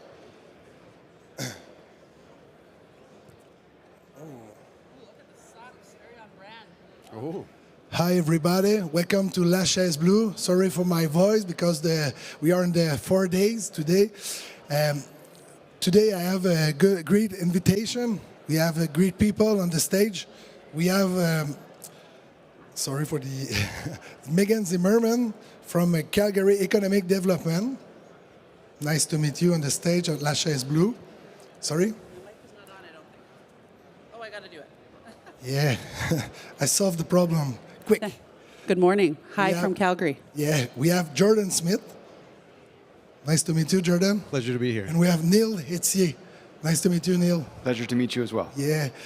I would like to know what are you doing in Hannover Mess this year's, and what is your objective? Why? What is your goal? Why? I would like to ask you before. So I'm Megan. I work with Calgary Economic Development. We're the economic development agency in the city of Calgary, Alberta, Canada. Woo! For those of you that know Calgary. Calgary is actually voted the most livable city in North America, if you didn't know. So if you haven't been, great place to visit. We are here supporting all of the awesome Calgary companies and Alberta companies that you'll meet in a minute, with Jordan and Neil as two great examples. So we're here promoting the companies from Calgary who are looking to diversify their markets and bring their technology to Europe. And we're also here just to talk to companies about investing in Calgary and bringing their business to our wonderful city. For your information, I crossed the Bow Rivers with a trip in water maybe 5 times. I know your city. I know the Calgary Flames. I did a lot. The Western Festival, what is the Calgary Stampede, greatest outdoor Calgary show on Stampede. earth. I know that your city is a great city. It is a great city. If you haven't been in a while, come back. Yeah, very very close to the Rocky Mountains. That definitely contributes to the high livability we get to enjoy in Calgary. And why you stay here today for this week? Why you cross with a plane to come here? What is your goal? Yeah, so we're developing quantum technologies that promise to have an enormous impact on the whole world globally. So we, obviously started as a spin-out from the University of Calgary, so we're a Calgary-based company, but we really see the impact that our technology can have for additional markets globally. So that's why we're here, is to really start to work with partners here in Europe and to expand our market. And my new friend, you? Why are you here? So I represent Ever Technologies. So we are a deep geothermal energy company. And so what we're offering is energy security and energy autonomy for everywhere. Everywhere below you on the planet has heat. And it's always been a question of how do we get that to come to the surface and how can we utilize it. And so there's a huge demand in Europe for heating networks. So most cities have large, massive district heating networks that are principally run by fossil fuels, coal, natural gas. And so the security is not there. So when we saw Russia invade the Ukraine, it caused a huge interest for us to come here and supply energy security, energy autonomy. So we're actually currently producing or building our first commercial project just south of the city of Munich, where we'll be building an Everloop, is what we call it. It's a big underground heat exchanger that brings up energy from the subsurface, and it'll be used to both power the German grid, so electricity to the German grid, as well as providing heat to neighboring villages. So we're a Canadian company. We started in Canada. We had a full-scale pilot there for 5 years, and now we're building our first commercial project in Germany. We see a huge opportunity for decarbonization and energy security in the German market, other European markets, and really globally. So really excited to be here. In fact, probably our second project in Germany will be here in Hannover. So there are seismic vessels, Vibersize, on the streets of Hannover today, shooting a seismic survey to understand what is below us so that we can come in and drill an Everloop and provide energy security and long-term stability for the residents of Hannover so they will have heat and energy into their homes and businesses for decades to come. And what is the prospect or the client you would like to find here? Who is the client? So for myself, we're developing more specifically quantum networking technologies. So quantum in general promises to have a huge impact in various ways. Quantum computing will be able to solve complex problems that would take even a state-of-the-art supercomputer millions or even billions of years to solve. So there's some important problems that we can solve with these technologies. But one of the important things maybe that's quantum computing can do all these wonderful things, but it can also do something that represents a threat to our way of life, which is it'll now have the power to decrypt the data that we send ubiquitously across the internet, which is now encrypted securely, but a quantum computer will break that. So one of the things we do with our quantum networking technologies is to provide data security and encryption in a way that is robust against quantum computers. And obviously that applies to critical infrastructure, manufacturing, to a lot of the stakeholders that are here at this show. So, we've been in discussions and have already met new customers that have committed to pilot our technology in critical infrastructure and energy projects, similar to what we just heard about. So, that's really the applicability that we're seeing here. We have a question in this podcast is, do you know the valorization data center from Quebec, or there's a booth here? We asked a question, where's the match you have to find here? Do you know a business or a sector activity or a country, a city all around the world, or only in Canada if you want, you would like to match here? Really, it's anyone. It's anyone who has an energy demand who wants to have energy security. So we had a meeting this morning with a country in Eastern Europe that wants 10 gigawatts of power by 2040. Those are pretty ambitious goals. And they ask, how do we do this? We can't do it with solar, we can't do it with wind, can't do it with batteries, we're reliant on coal. How do we solve this problem? With nuclear that's 10 years out, we want to be able to solve this problem. And so we can come in, build a business plan, build a model, have an understanding of how we can start with a heating project, move that into large-scale electricity generation, and really have energy security for a country. And with that, now they can incentivize investment. I have a stable cost structure that I can now bring people in an affordable, zero-carbon electricity. I can now build my business around that. So those are the ones we're targeting. In the halls just over, we have AWS and Google and Microsoft. These guys have massive demands for data centers. They're the ones who Microsoft invested in us in our last round. Those are the ones who are looking to scale to hundreds of megawatts per data center, and they need gigawatts. They're stuck behind transmission queues, and they have zero carbon goals that they need to hit. Those are our customers. So really, anyone who needs energy on the planet, which is everyone, are our customers, and so they're everywhere, and we're meeting them all and having a wonderful fair. And you can be proud about these guys, huh? I never know that we have brain guys like you in Canada, because I'm very happy that. But why you chose these two guys to come with you on the scene today? I think Neil did a good job of explaining. Your value proposition is pretty clear. Everybody needs energy.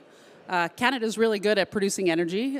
We are known for oil and gas, but I think we're very good at producing a lot of energy and technologies in other types of energy, as we've talked about with geothermal. So I think it's just great to bring the message to Europe and help people see how the world needs more Canada, and it's nice to be able to be here and share our know-how with the world, and certainly look for partners in Europe. Obviously, quantum, most people can say quantum technologies, and that's about as far as they know. It is certainly very, very technical. We're very fortunate in Calgary. Jordan mentioned that they're a spin out of the University of Calgary. We actually have a quantum center of excellence at the University of Calgary in our city, which is producing amazing technologies like yours. So we're really proud of that. That's one of the reasons we're happy to have them here with us in Hannover. I was also going to answer your question, Ben, just around who's a good match for Calgary, because those are the conversations I've been having this week with people is, what is Calgary? Where is Calgary? Why would I come to your city? So a couple of interesting facts about our city. We are the 4th largest city in Canada. We're on the west coast, about 10-hour drive from Vancouver. We are certainly known for oil and gas, but we're a hub for a lot of types of technologies, as you've heard. We're also very well known for, of course, the agriculture industry and aerospace and life sciences. So we have a lot to offer the business community. We have the highest number of head offices per capita in Canada.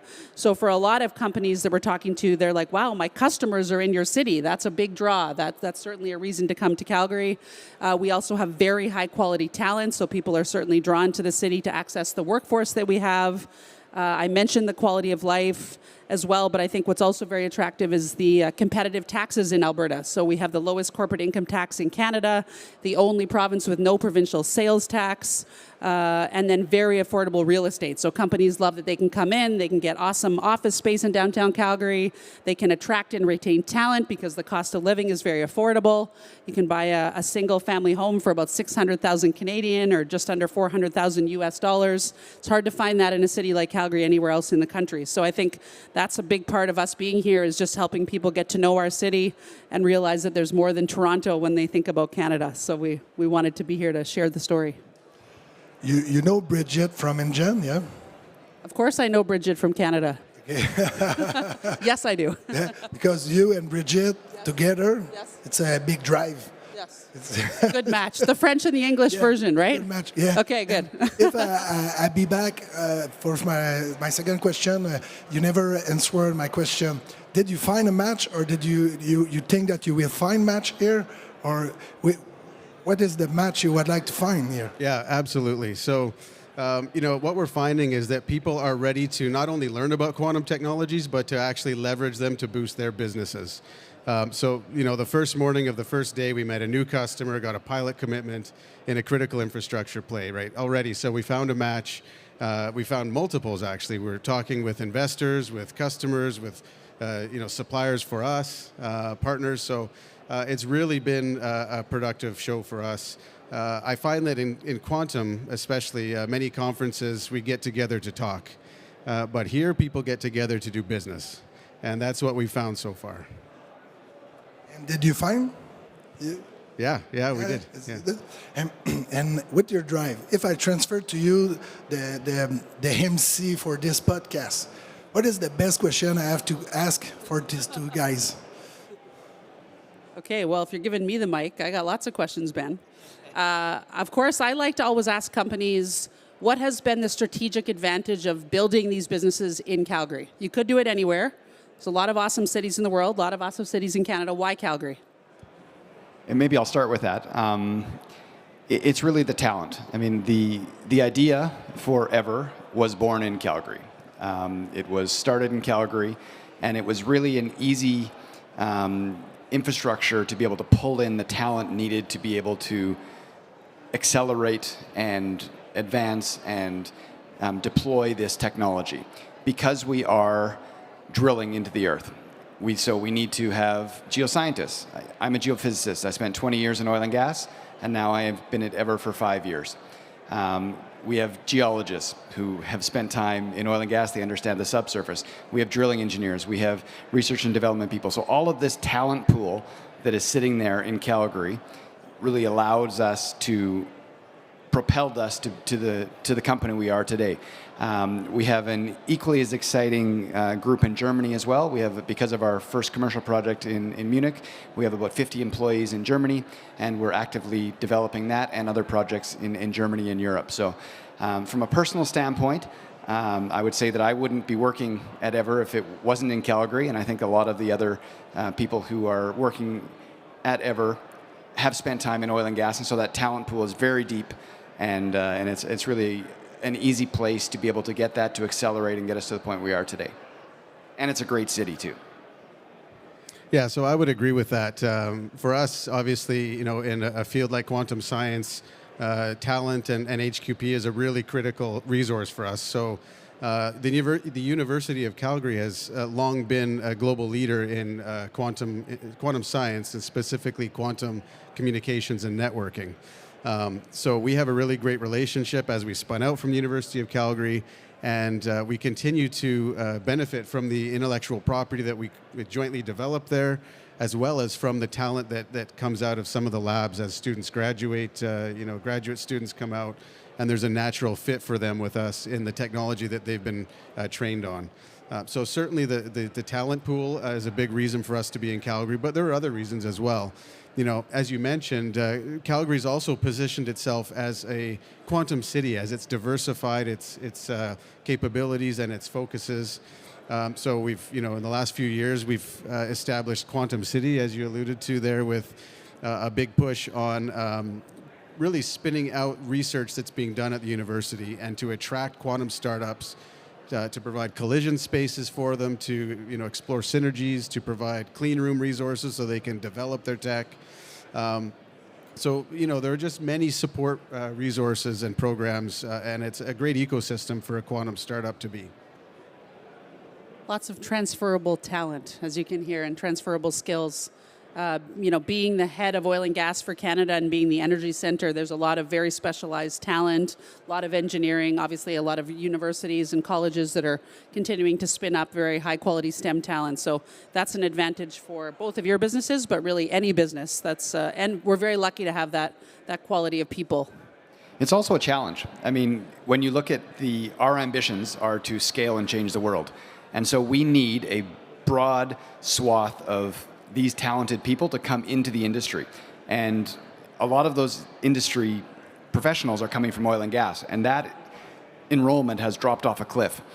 And so it's going into universities, it's talking to them, it's getting them excited about these new opportunities to look for heat below us and to be able to utilize that and build programs around geothermal. That is something that we need to really focus on in order for us to be successful in the future, is we're going to need this talent pool, and it's frankly shrinking, and there's not a lot of employment now into the petroleum engineering and geosciences because they don't want to go into fossil fuels. And so for them to come into this industry utilizing the same skills, it's really exciting for them. And so it's something I spend a lot of time doing.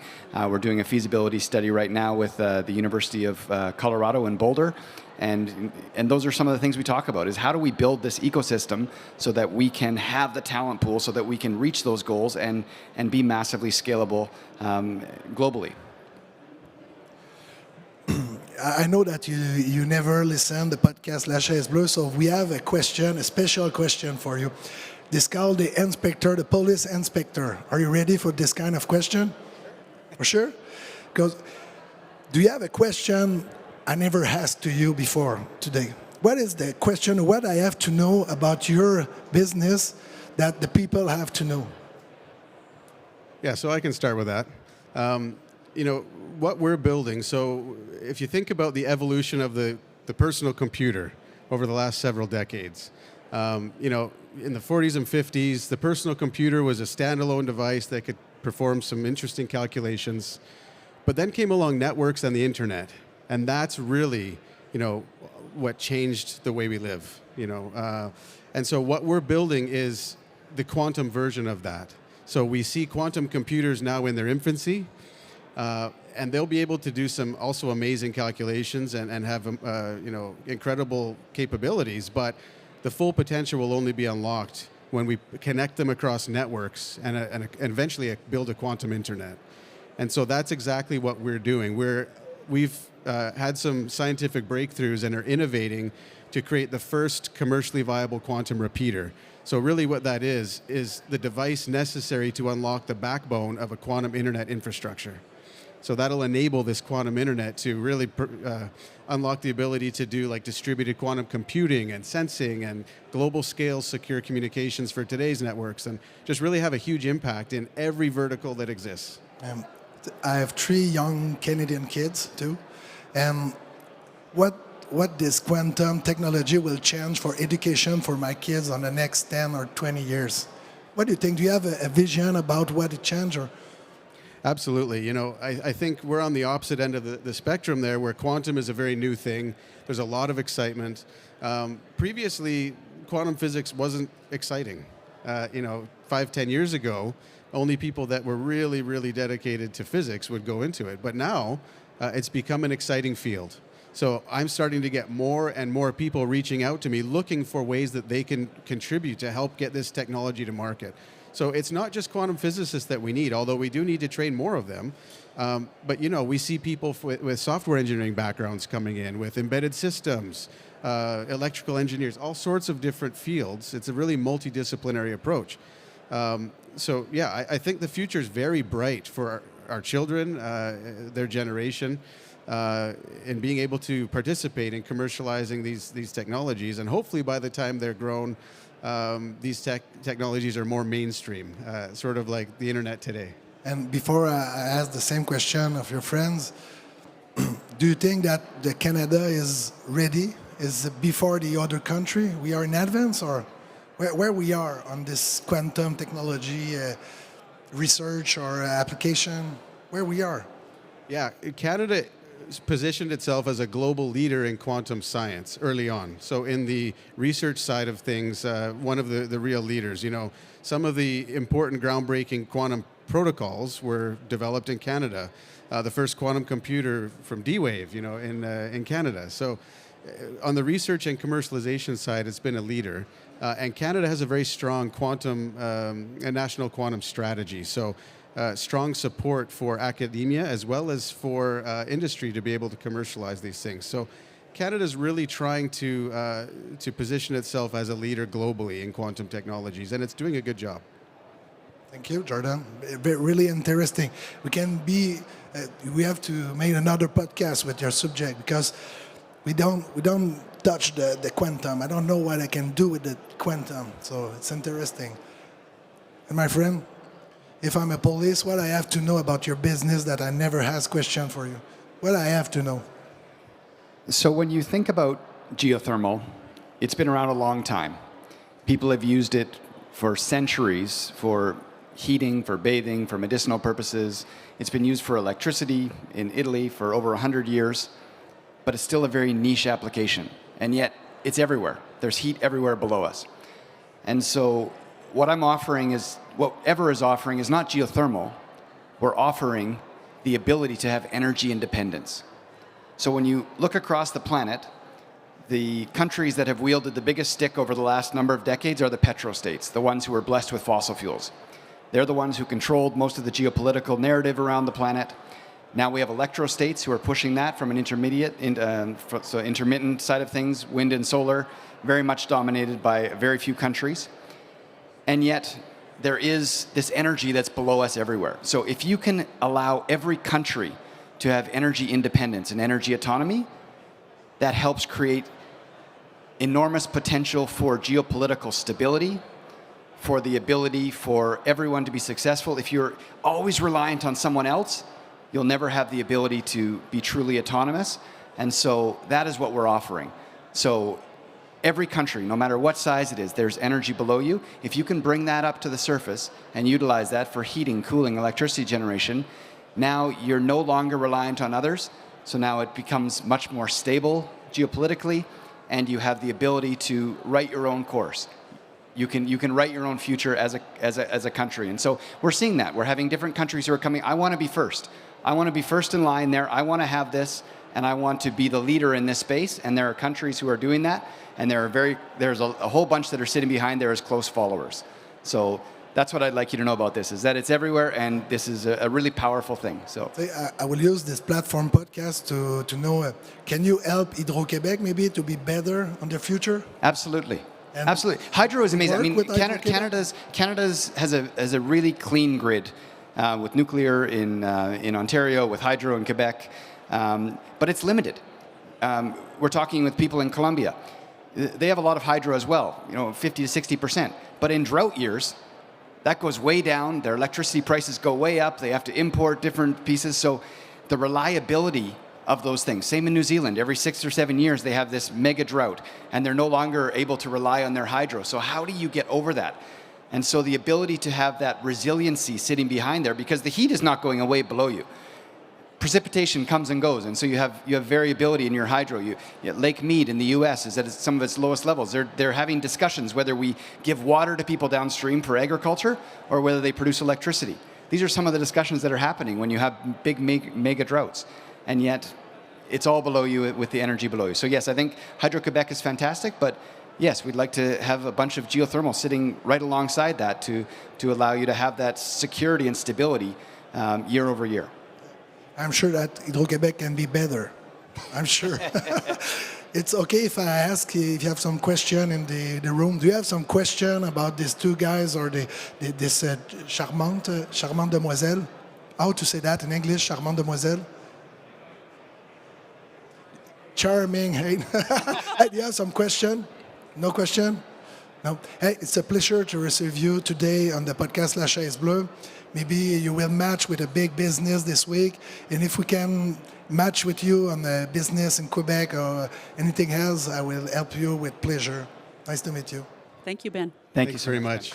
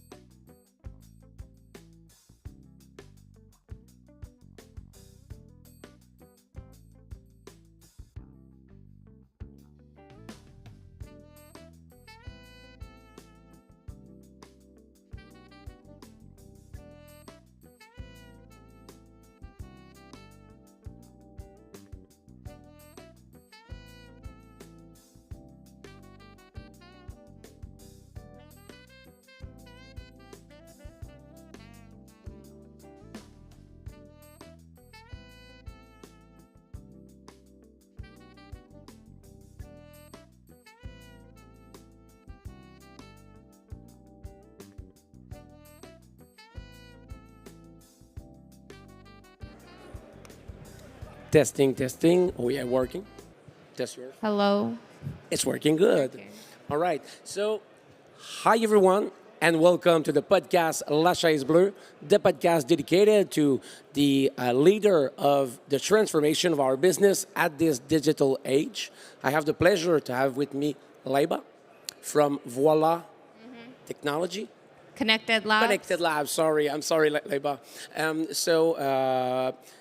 I met with you at your booth. You showcased me your product, and you asked me one question. If I was doing some Zoom, some team meeting, and I told you I'm doing a ton of those, and then you showcased me what you guys are doing. Yeah. So let's dive into it, and I'll let you introduce the company and what you guys are working on. Of course. So my name's Leiba. I'm the Director of People Strategy and Operations at Voila Connected Labs. We're bridging the gap between Zoom fatigue and hybrid work. So we have 3D virtual spaces that are built for professional development, training, and education. I'm going to play a quick clip just so you get a sense of what it looks like. So it's completely web-based. So there's no like headset or anything. You just go in and one-click access and your link in the calendar. And then you have these spaces that could be your offices, they could be conferences, they could be booths, they could be classrooms. And on top of that, you have these avatars that you can walk around with. With the avatars, there's also your camera and your microphone. And the reason that we're building these spaces is we know the market for Roblox, Fortnite, and Minecraft. There's like 1.1 million users logging onto these platforms every day because it builds connection and community, and that's something that we've lost since the pandemic and ever since when we went hybrid. So this is what the platform looks like. And yeah, I'm not going to make us watch the entire video, but just to give you a sense.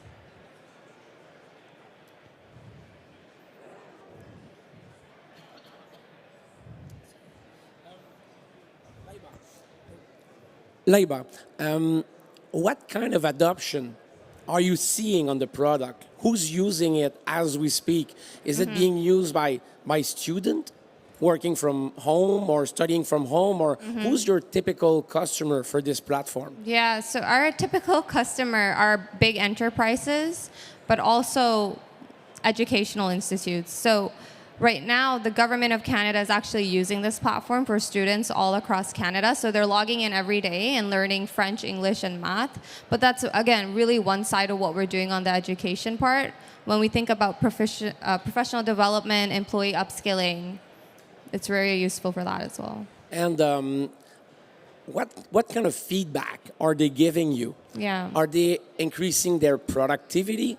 Are the meeting being more productive? Are the people have less Zoom fatigue using your platform? Yeah, they do. And we also use this ourselves in our Internally? meetings, in our stand-up meetings. It makes things so much more fun. And the feedback that we're getting is that there's an interactive component to it, but there's also this like human connection component to it, right? When you think about Zoom, like everybody has their cameras off. It's like a black screen. It's low bandwidth. Oh, my internet's not working, etc. But with this one, it's like obviously your camera should be on, but even if you choose not to, those small body language and like interactions that your avatar does, it makes people more engaged.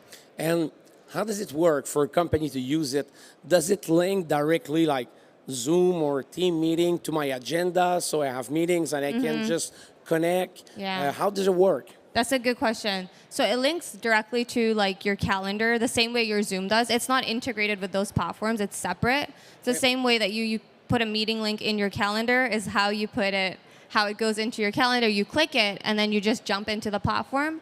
And the great thing is that we have guest accounts. So if you're an enterprise and you've created like, you're working with us and you have a license to this and you're trying to add maybe your clients and you're trying to have meetings in it, you don't have to like log in. Just like Zoom, you can just use a guest account and log in.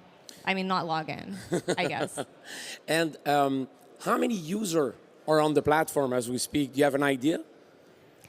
There's a lot. Yes. There's more than I can count. I'm going to say that. I mean, think about it like this. Families all across of Canada are using it. And it's available through the educational system and so on.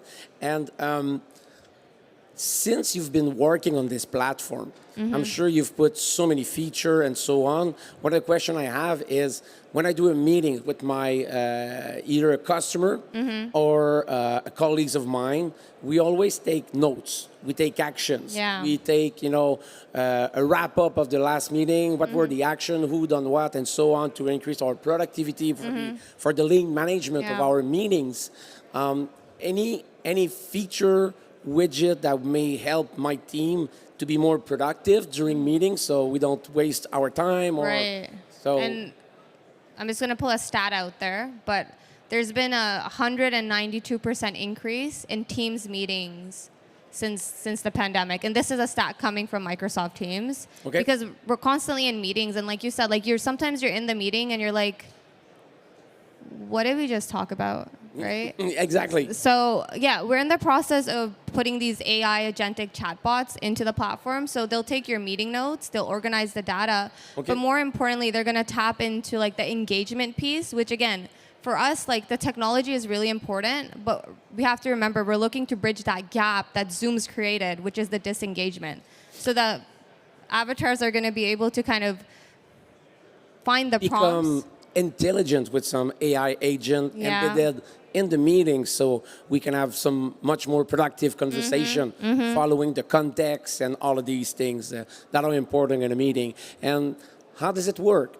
to use your product? We call you, we go on the platform. How's the onboarding process works with you guys? Well, call me. You have my email up here, so you can contact me or our founder, and we can set it up for your business the way you want. I think in the next 6 months, we're going to have a more fluid SaaS model where it's like enterprises can come and just do it user-based. But right now, we're in the process of doing that. But I encourage you to contact us. That's great. I got one more question for you, Leiba. Yeah. There was an initiative launch this week with a meshing system. So it's all across Canada. So people can put what they want and what they can offer. So we can do kind of a mix and match between businesses, but with some intelligence to increase our productivity amongst Canadian company. The question I have, and this nonprofit organization is named the CVDM, and question I have is, who would be the one company you would like to meet here in Hannover? Have you checked the list or anybody that you wanted to speak to? Yeah, that's a good question.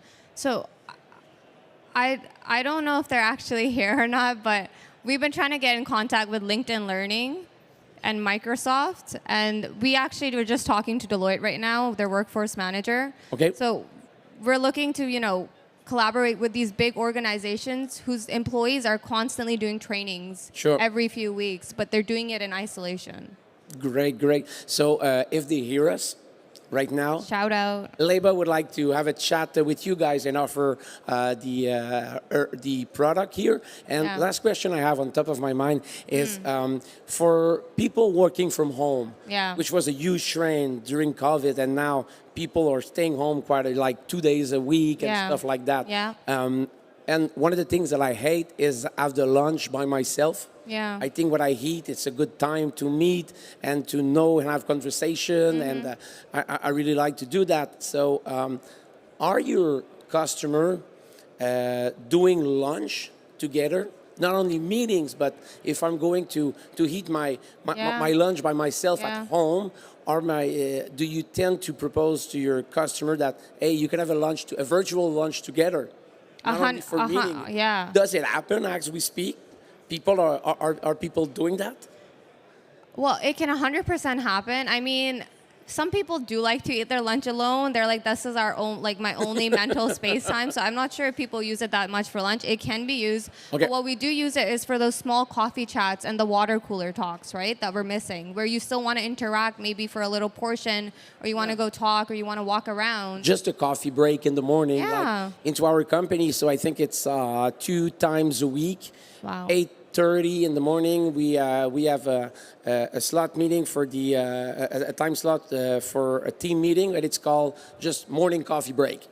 And people just come in the meeting. Sometimes That's we're good. 2, sometimes we're 6, sometimes we're 8, and it's just what's going on, what's happening, because we don't see each other on a daily basis, and we're missing these coffee discussion. So we're using Teams right now for that, but Wow. there might be some You need to other use solution. this. No, it's this one. There's no other. It's this one. This one. It's this one. So maybe we're gonna We'll try have to that. talk after. And last question, then I'll stop. That's my inspector question to you, Leba. Is there anything I don't know already that I should be aware of about your product? Is there any question I did not ask, but I should have?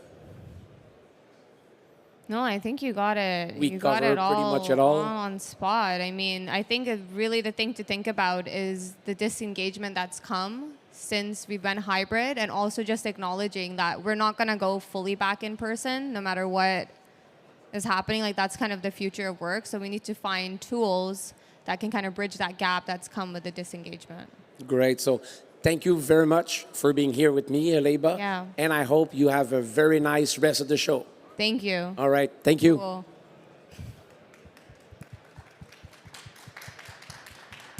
You did great. How did you like it? No, and I was not going technical on any bad question.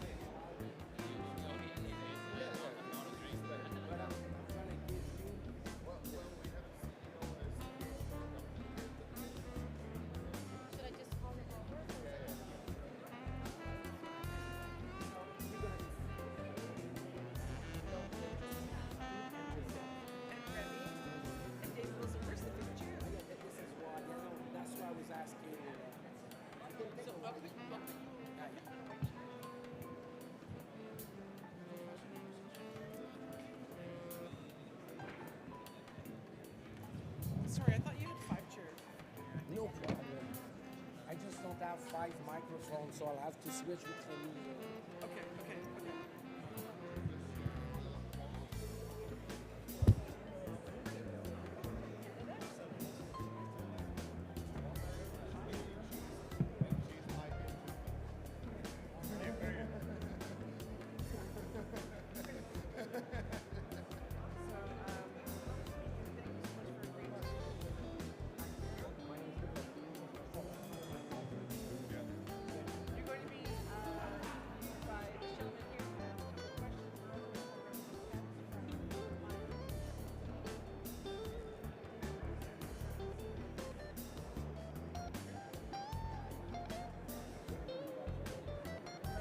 You ready? So you can have a seat right over there. Marcelo and Bjorn. Sure. I will. Sorry. I will let you guys introduce yourself because you know we did not work together already, so I'm not sure about the company and all. You want to introduce the company as well? Yeah, you should. You should absolutely. And the topics will be for like small medium size. Nice to see you. I'm Bjorn. Dave. Bjorn. Nice to meet you. Marcelo. Marcelo. Nice to meet you. And again, Dave. Yeah, absolutely. Yes, enchanté. Enchanté. So, Remy, you're going to sit here. Since we have only 4 mics, you and I will share. Okay. It's good? So it's just the 4? Yeah, sorry. There is... It might be worse than that. So do that the other day. I will not introduce everybody. I'll let you guys introduce yourself and your company briefly. It's always nice to know who's doing what and maybe mission of the company, what you guys are bringing as a value in the market quickly. Then I'll jump in with 2-3 questions, mainly about this is I thought we would be doing that when you guys came in the last time. So main purpose is really how small medium-sized Canadian company can do business with larger German company. There might be some cultural difference, adaptation to be done. If you have real life example, we're gonna run around that, and I'll just jump in back with further back question if I feel like I have an idea. Okay, sound good? Am I picked up on that? Yes. Yeah, exactly. This is why I had that in mind. So I will get back on this kind of question. Thank you, my friend.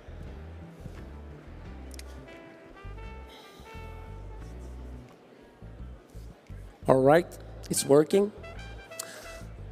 Hi, everyone, and welcome to the podcast La Chaise Bleue, the podcast dedicated to the leader of the digital transformation during our age.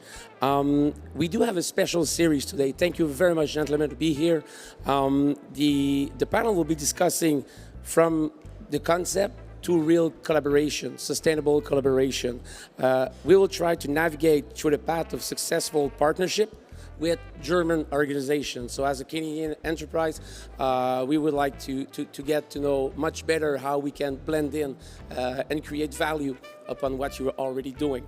So first thing first, of course, I'll start with you, Sir Marcelo. Just introduce yourself one after the other. I like to go counterclockwise. Because I know Remy already, so that's why. Okay, no problem. Thank you. First of all, thank you for inviting us to be here. I'm Marcelo Tamasia. I'm Global CTO at Syntax. For the ones that don't know Syntax, we are a services provider out of Montreal. We have about 3,000 employees. We focus on the SAP and Oracle ecosystem. So we help mid-market companies with their business applications, everything from implementations to managed services. And just a little background, my role at Syntax is focusing on innovation and differentiation. Great. Thank you, Marcelo.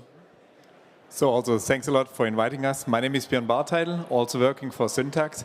Maybe just to add on the words that Marcelo spent, we are a Montreal-based company, and I'm the CEO of Europe. So the company made an acquisition also and an investment in Germany, and that's why I think we are a perfect example on how Canadian companies could work with Germans. I'm leading the European region, based in Germany, and happy to have the discussion here. Thank you, Björn. Yeah, good afternoon, everyone. David Wilson. I'm with Siemens Digital Industry Software, country manager in Canada. So those who don't know Siemens Digital Industry Software, we bring digital twins to life, right? From CAD to PLM, all the way through manufacturing, and then into the IoT space. And along with our brethren on the DI automation side, you know, have the most robust portfolio of automation and software to bring the industrial world to life. So thank you for having us. Thank you, David. Thank you for the mic. So my name is Rémi Duquette. I'm the Vice President of the Industrial AI practice at Maya HTT. Maya HTT has been in business for over 43 years now. 40 years of which we've had a strong partnership with Siemens. So we'll talk a lot about that later. But Maya HTT is probably best known or well known for all the advanced engineering simulation software that we essentially build and develop for Siemens. And then separately, we have a value-added services group and reseller group of the Siemens portfolio, where my group focuses on industrial AI on top of the technological stack delivered by Siemens. Thank you, Rémi. I truly believe that the foundation of a good partnership is based on trust and share common value. So maybe starting with both of you guys, the first question is, can you describe the initial step and maybe strategies being used to begin a conversation for a small, medium-sized company, let's say in Canada, with a larger company in Germany, and how you establish a reliable foundation of trust early in the relationship? Yeah, I think the good thing is, when we joined together the Syntax and made the investment in let's say in us, and during that time I was working for that German angle of that company. For sure, it's also important internally to establish trust, yeah, and also to get to know each other. The great thing right from day one, it was clear that we do have very similar values. The culture is very similar. That's why it was easy to build up trust. That we were able to find things where we say, hey, that's good. That's where we can work together, and that's also how we approach our customers. And with the same mindset, the same values, even the company values were so similar, and this was the foundation. Foundation, having the same values, building trust, and then we were able to also convert this to our customers. Is there any specific values you have in mind that you really relate to when you met another company in Canada? I'm not sure whether it's channel one. I can just share the values that I believe was clearly from the beginning was that openness, trustful quality. That was something which was important for us always from day one, especially also that quality focus, also being honest to the one. And that's something that we shared right from the beginning. Right. Yeah, absolutely. The other angle that I would say is early on when we started the conversations, it was very obvious what we were looking for, which was a bigger footprint in Europe, partner with a company that is the bedrock in the manufacturing, the strength, the engineering, the German pragmatism and all of that. So we were very open from both a skill set what we're looking for in the skill set, as well as the market opportunity. And then for them, they were also interested in doing more outside of Germany, how they could take. So it was established early on what everyone wanted with their relationship. So that openness allowed us to establish the trust that led us to work together over time, right? Great. Thank you, Marcelo. Any further comment on that, guys? And I know I asked you that question earlier this week, so if you want to add on, you're welcome. Otherwise, I understand. You can start. Okay. So I think one of the thing that's also key is finding win-win conditions for both parties very early on, right? So the fact that Siemens brought to us like a huge reach, right, in terms of company footprint and also a brand that is recognized, solid, reliable. And then MyHCT brought a lot of the nimbleness and the very high expertise and very specific domains that, kind of complementary to their own expertise. So I think that the earlier you can actually establish those win-win conditions, the better that journey will be with your partner. Yeah, I would agree. I mean, anytime I'm talking to somebody as a potential partner, we're evaluating on really 2 or 3 different fronts. First and foremost is my business in Canada. Where do I have gaps, and how will that partner potentially, align well to those gaps? Then it's cultural fit, it's that domain expertise, where there can be mutual value generated. But I'm also looking at the broader portfolios that we bring to market and the broader opportunity that we can do to serve Siemens Digital Industry Software and Siemens AG, right? So there's a lot of different levels where we have an opportunity to play with partners. And so I'm always looking for fit from a product, a domain, and then obviously those cultural fits. Absolutely. Thanks, David. We just discussed a little bit the first step to establish trust based on this shared value. And now looking ahead to maintain relationship, because you need to invest a lot of time, energy, and money to create this relationship. So you want to make sure to maintain it and have it grow and make it much more profitable for both hands of that relationship. Are you using any sort of rituals just to make sure you maintain the relationship? You continuously understand how are evolving the needs of your partner and what are the new things that I can offer? How are you guys organized to keep in touch and continuously understand the evolving needs of the other partner? Absolutely. For us, even though we can put structure in place, nothing really replaces FaceTime, right? So of course you cannot fly the entire teams to collaborate, but we try to do events and we try to foster a lot of collaboration. Of course, since COVID and all of that, a lot is remote, but we do a lot of FaceTime activities to ensure not only the alignment, but ensure that we get to know the people we work with beyond the work basis, right? So to feed into that trust that we mentioned before. I think that's a key component. And the other piece that I would say is accept the differences and understand the differences early on. It's very important because, especially for us that we have a global footprint, kind of like you guys, it's sometimes tempting for you to just try to do things your way in a different country. And you have to learn and accept and have an open mind towards that. Otherwise, you will not sustain, have a long-lasting relationship. Absolutely. And maybe to add to the topic of FaceTime, I think we're also using FaceTime not only sitting together in meeting rooms, it's also you have to celebrate success also together. So also having fun together will also help to really build up an even next level of trust. So FaceTime is very important, but also celebrating success. That's a big portion of it. It's an interesting question to self-reflect on because, I don't know that we do enough since COVID in terms of that getting together. I think everybody's become a little bit complacent and sitting behind a screen. Remy and I, we work together regularly, but actually seeing each other and then going out and celebrating those wins, whether it's a dinner, whether it's, an event, I feel like we get away from that. Hannover actually provides a very good opportunity now, year on year, to come together, think about the successes we've had, plan on where we're going to go together. So it's good to reflect on those values. Yeah. So I'll remember the celebration, truly important. Yeah, I mean that's key. If you don't celebrate, then you're probably not good partners. You need to celebrate and celebrate also the pitfalls.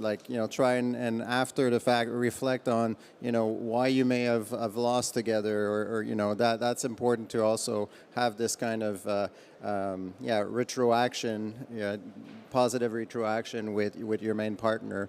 And but the wins are clearly a lot more fun to celebrate together. Yeah, I mean, if I think back in recent memory, right, I'm always trying to be respectful of my partner's time because my HTT is not just a partner with Digital Industry Software Canada. They're also partners with our US organization, our French organization, our UK organization.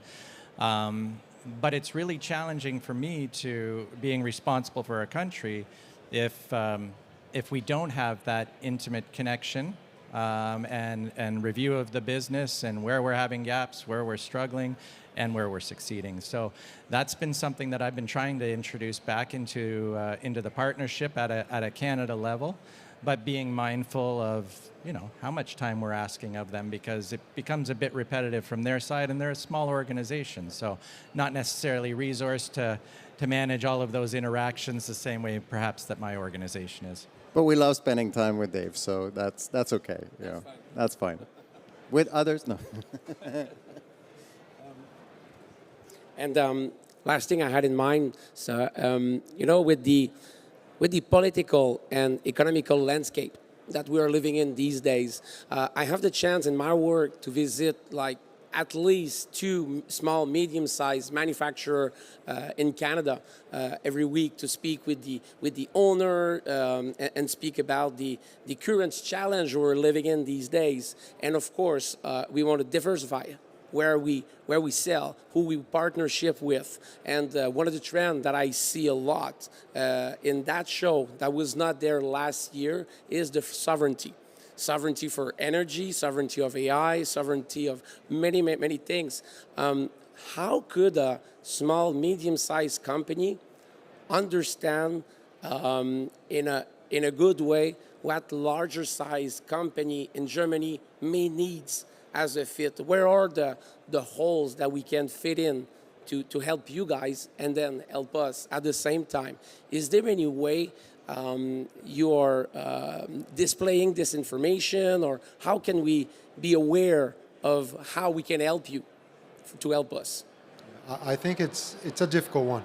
It is. Because the current geopolitical situation is not pushing people necessarily to the center of a discussion, but pushing it pretty far. So it's not like the countries are saying, I don't like that country, I don't like that country. It's like, it's about my country, right? And if both parties are thinking that way alone, then there's the overlapping gets smaller and smaller. So I think that discussion has to be from a position of, first of all, what does the company believes and how they want to see, and what are the openness, right? For us, data sovereign is a big topic. We have data centers, right? We have customers that we manage their data.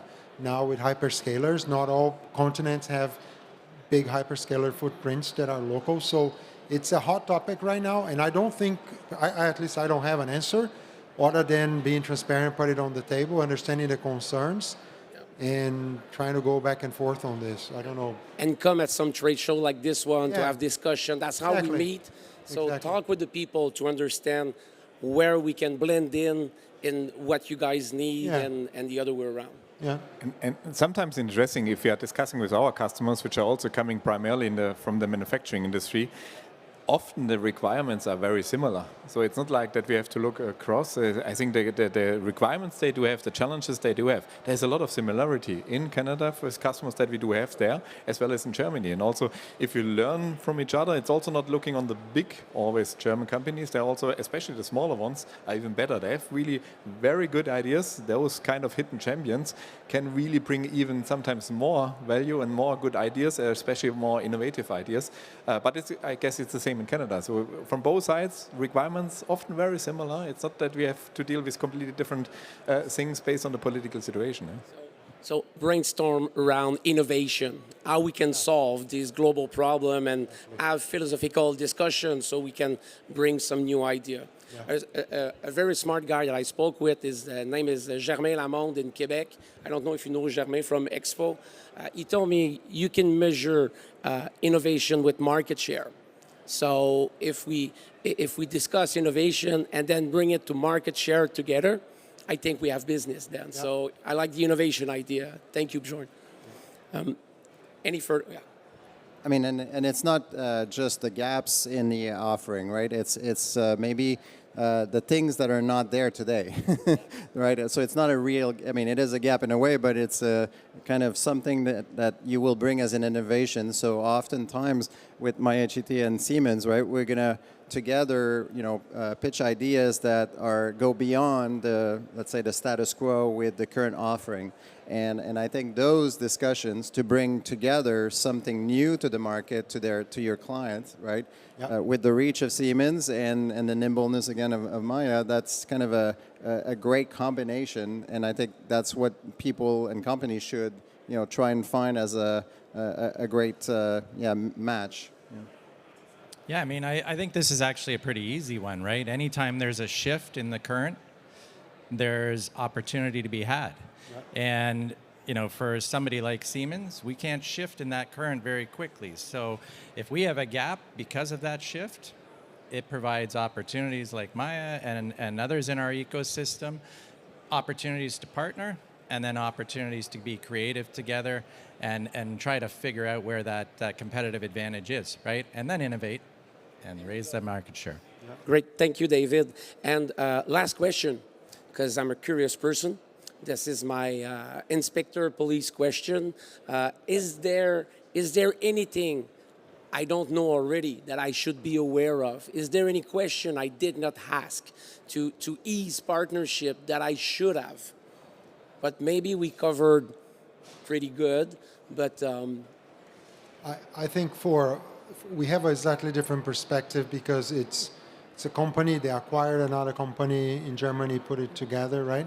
So we didn't talk much about on the why one party was interested in the other one, right? So for us, we were interested in of course, not only the geography and the skill set, the footprint, and the manufacturing robustness capability and all of that.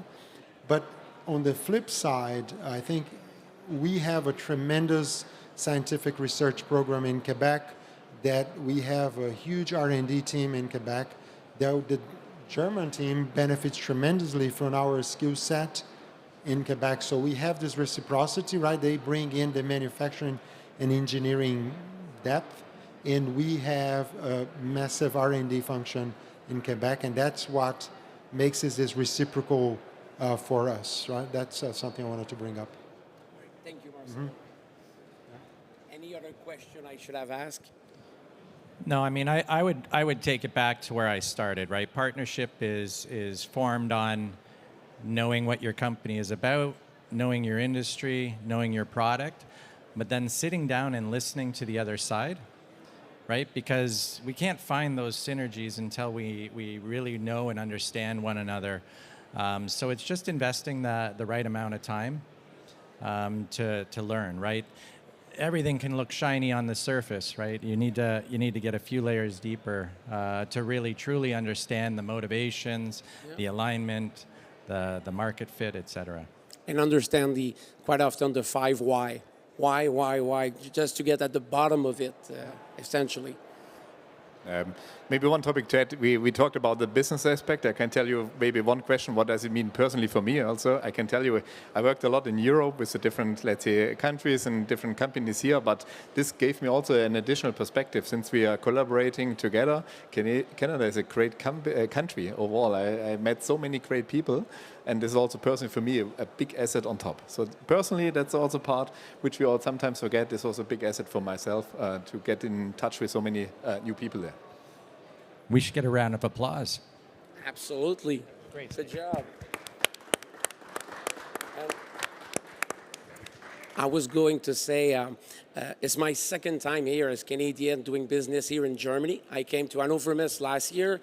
I just fell in love with the city, with the people. I had fun in many, many bars. And the German people know how to party. The beer are really good. There is so much common ground for the celebration side as well. And all I can tell you is, of course, next year I'm going to be here again and to discuss these topics and to do the philosophy and how we can collaborate to solve the common problem we all have. So thank you very much, gentlemen, for this panel of discussion. Truly appreciated. Thank you. Thank you.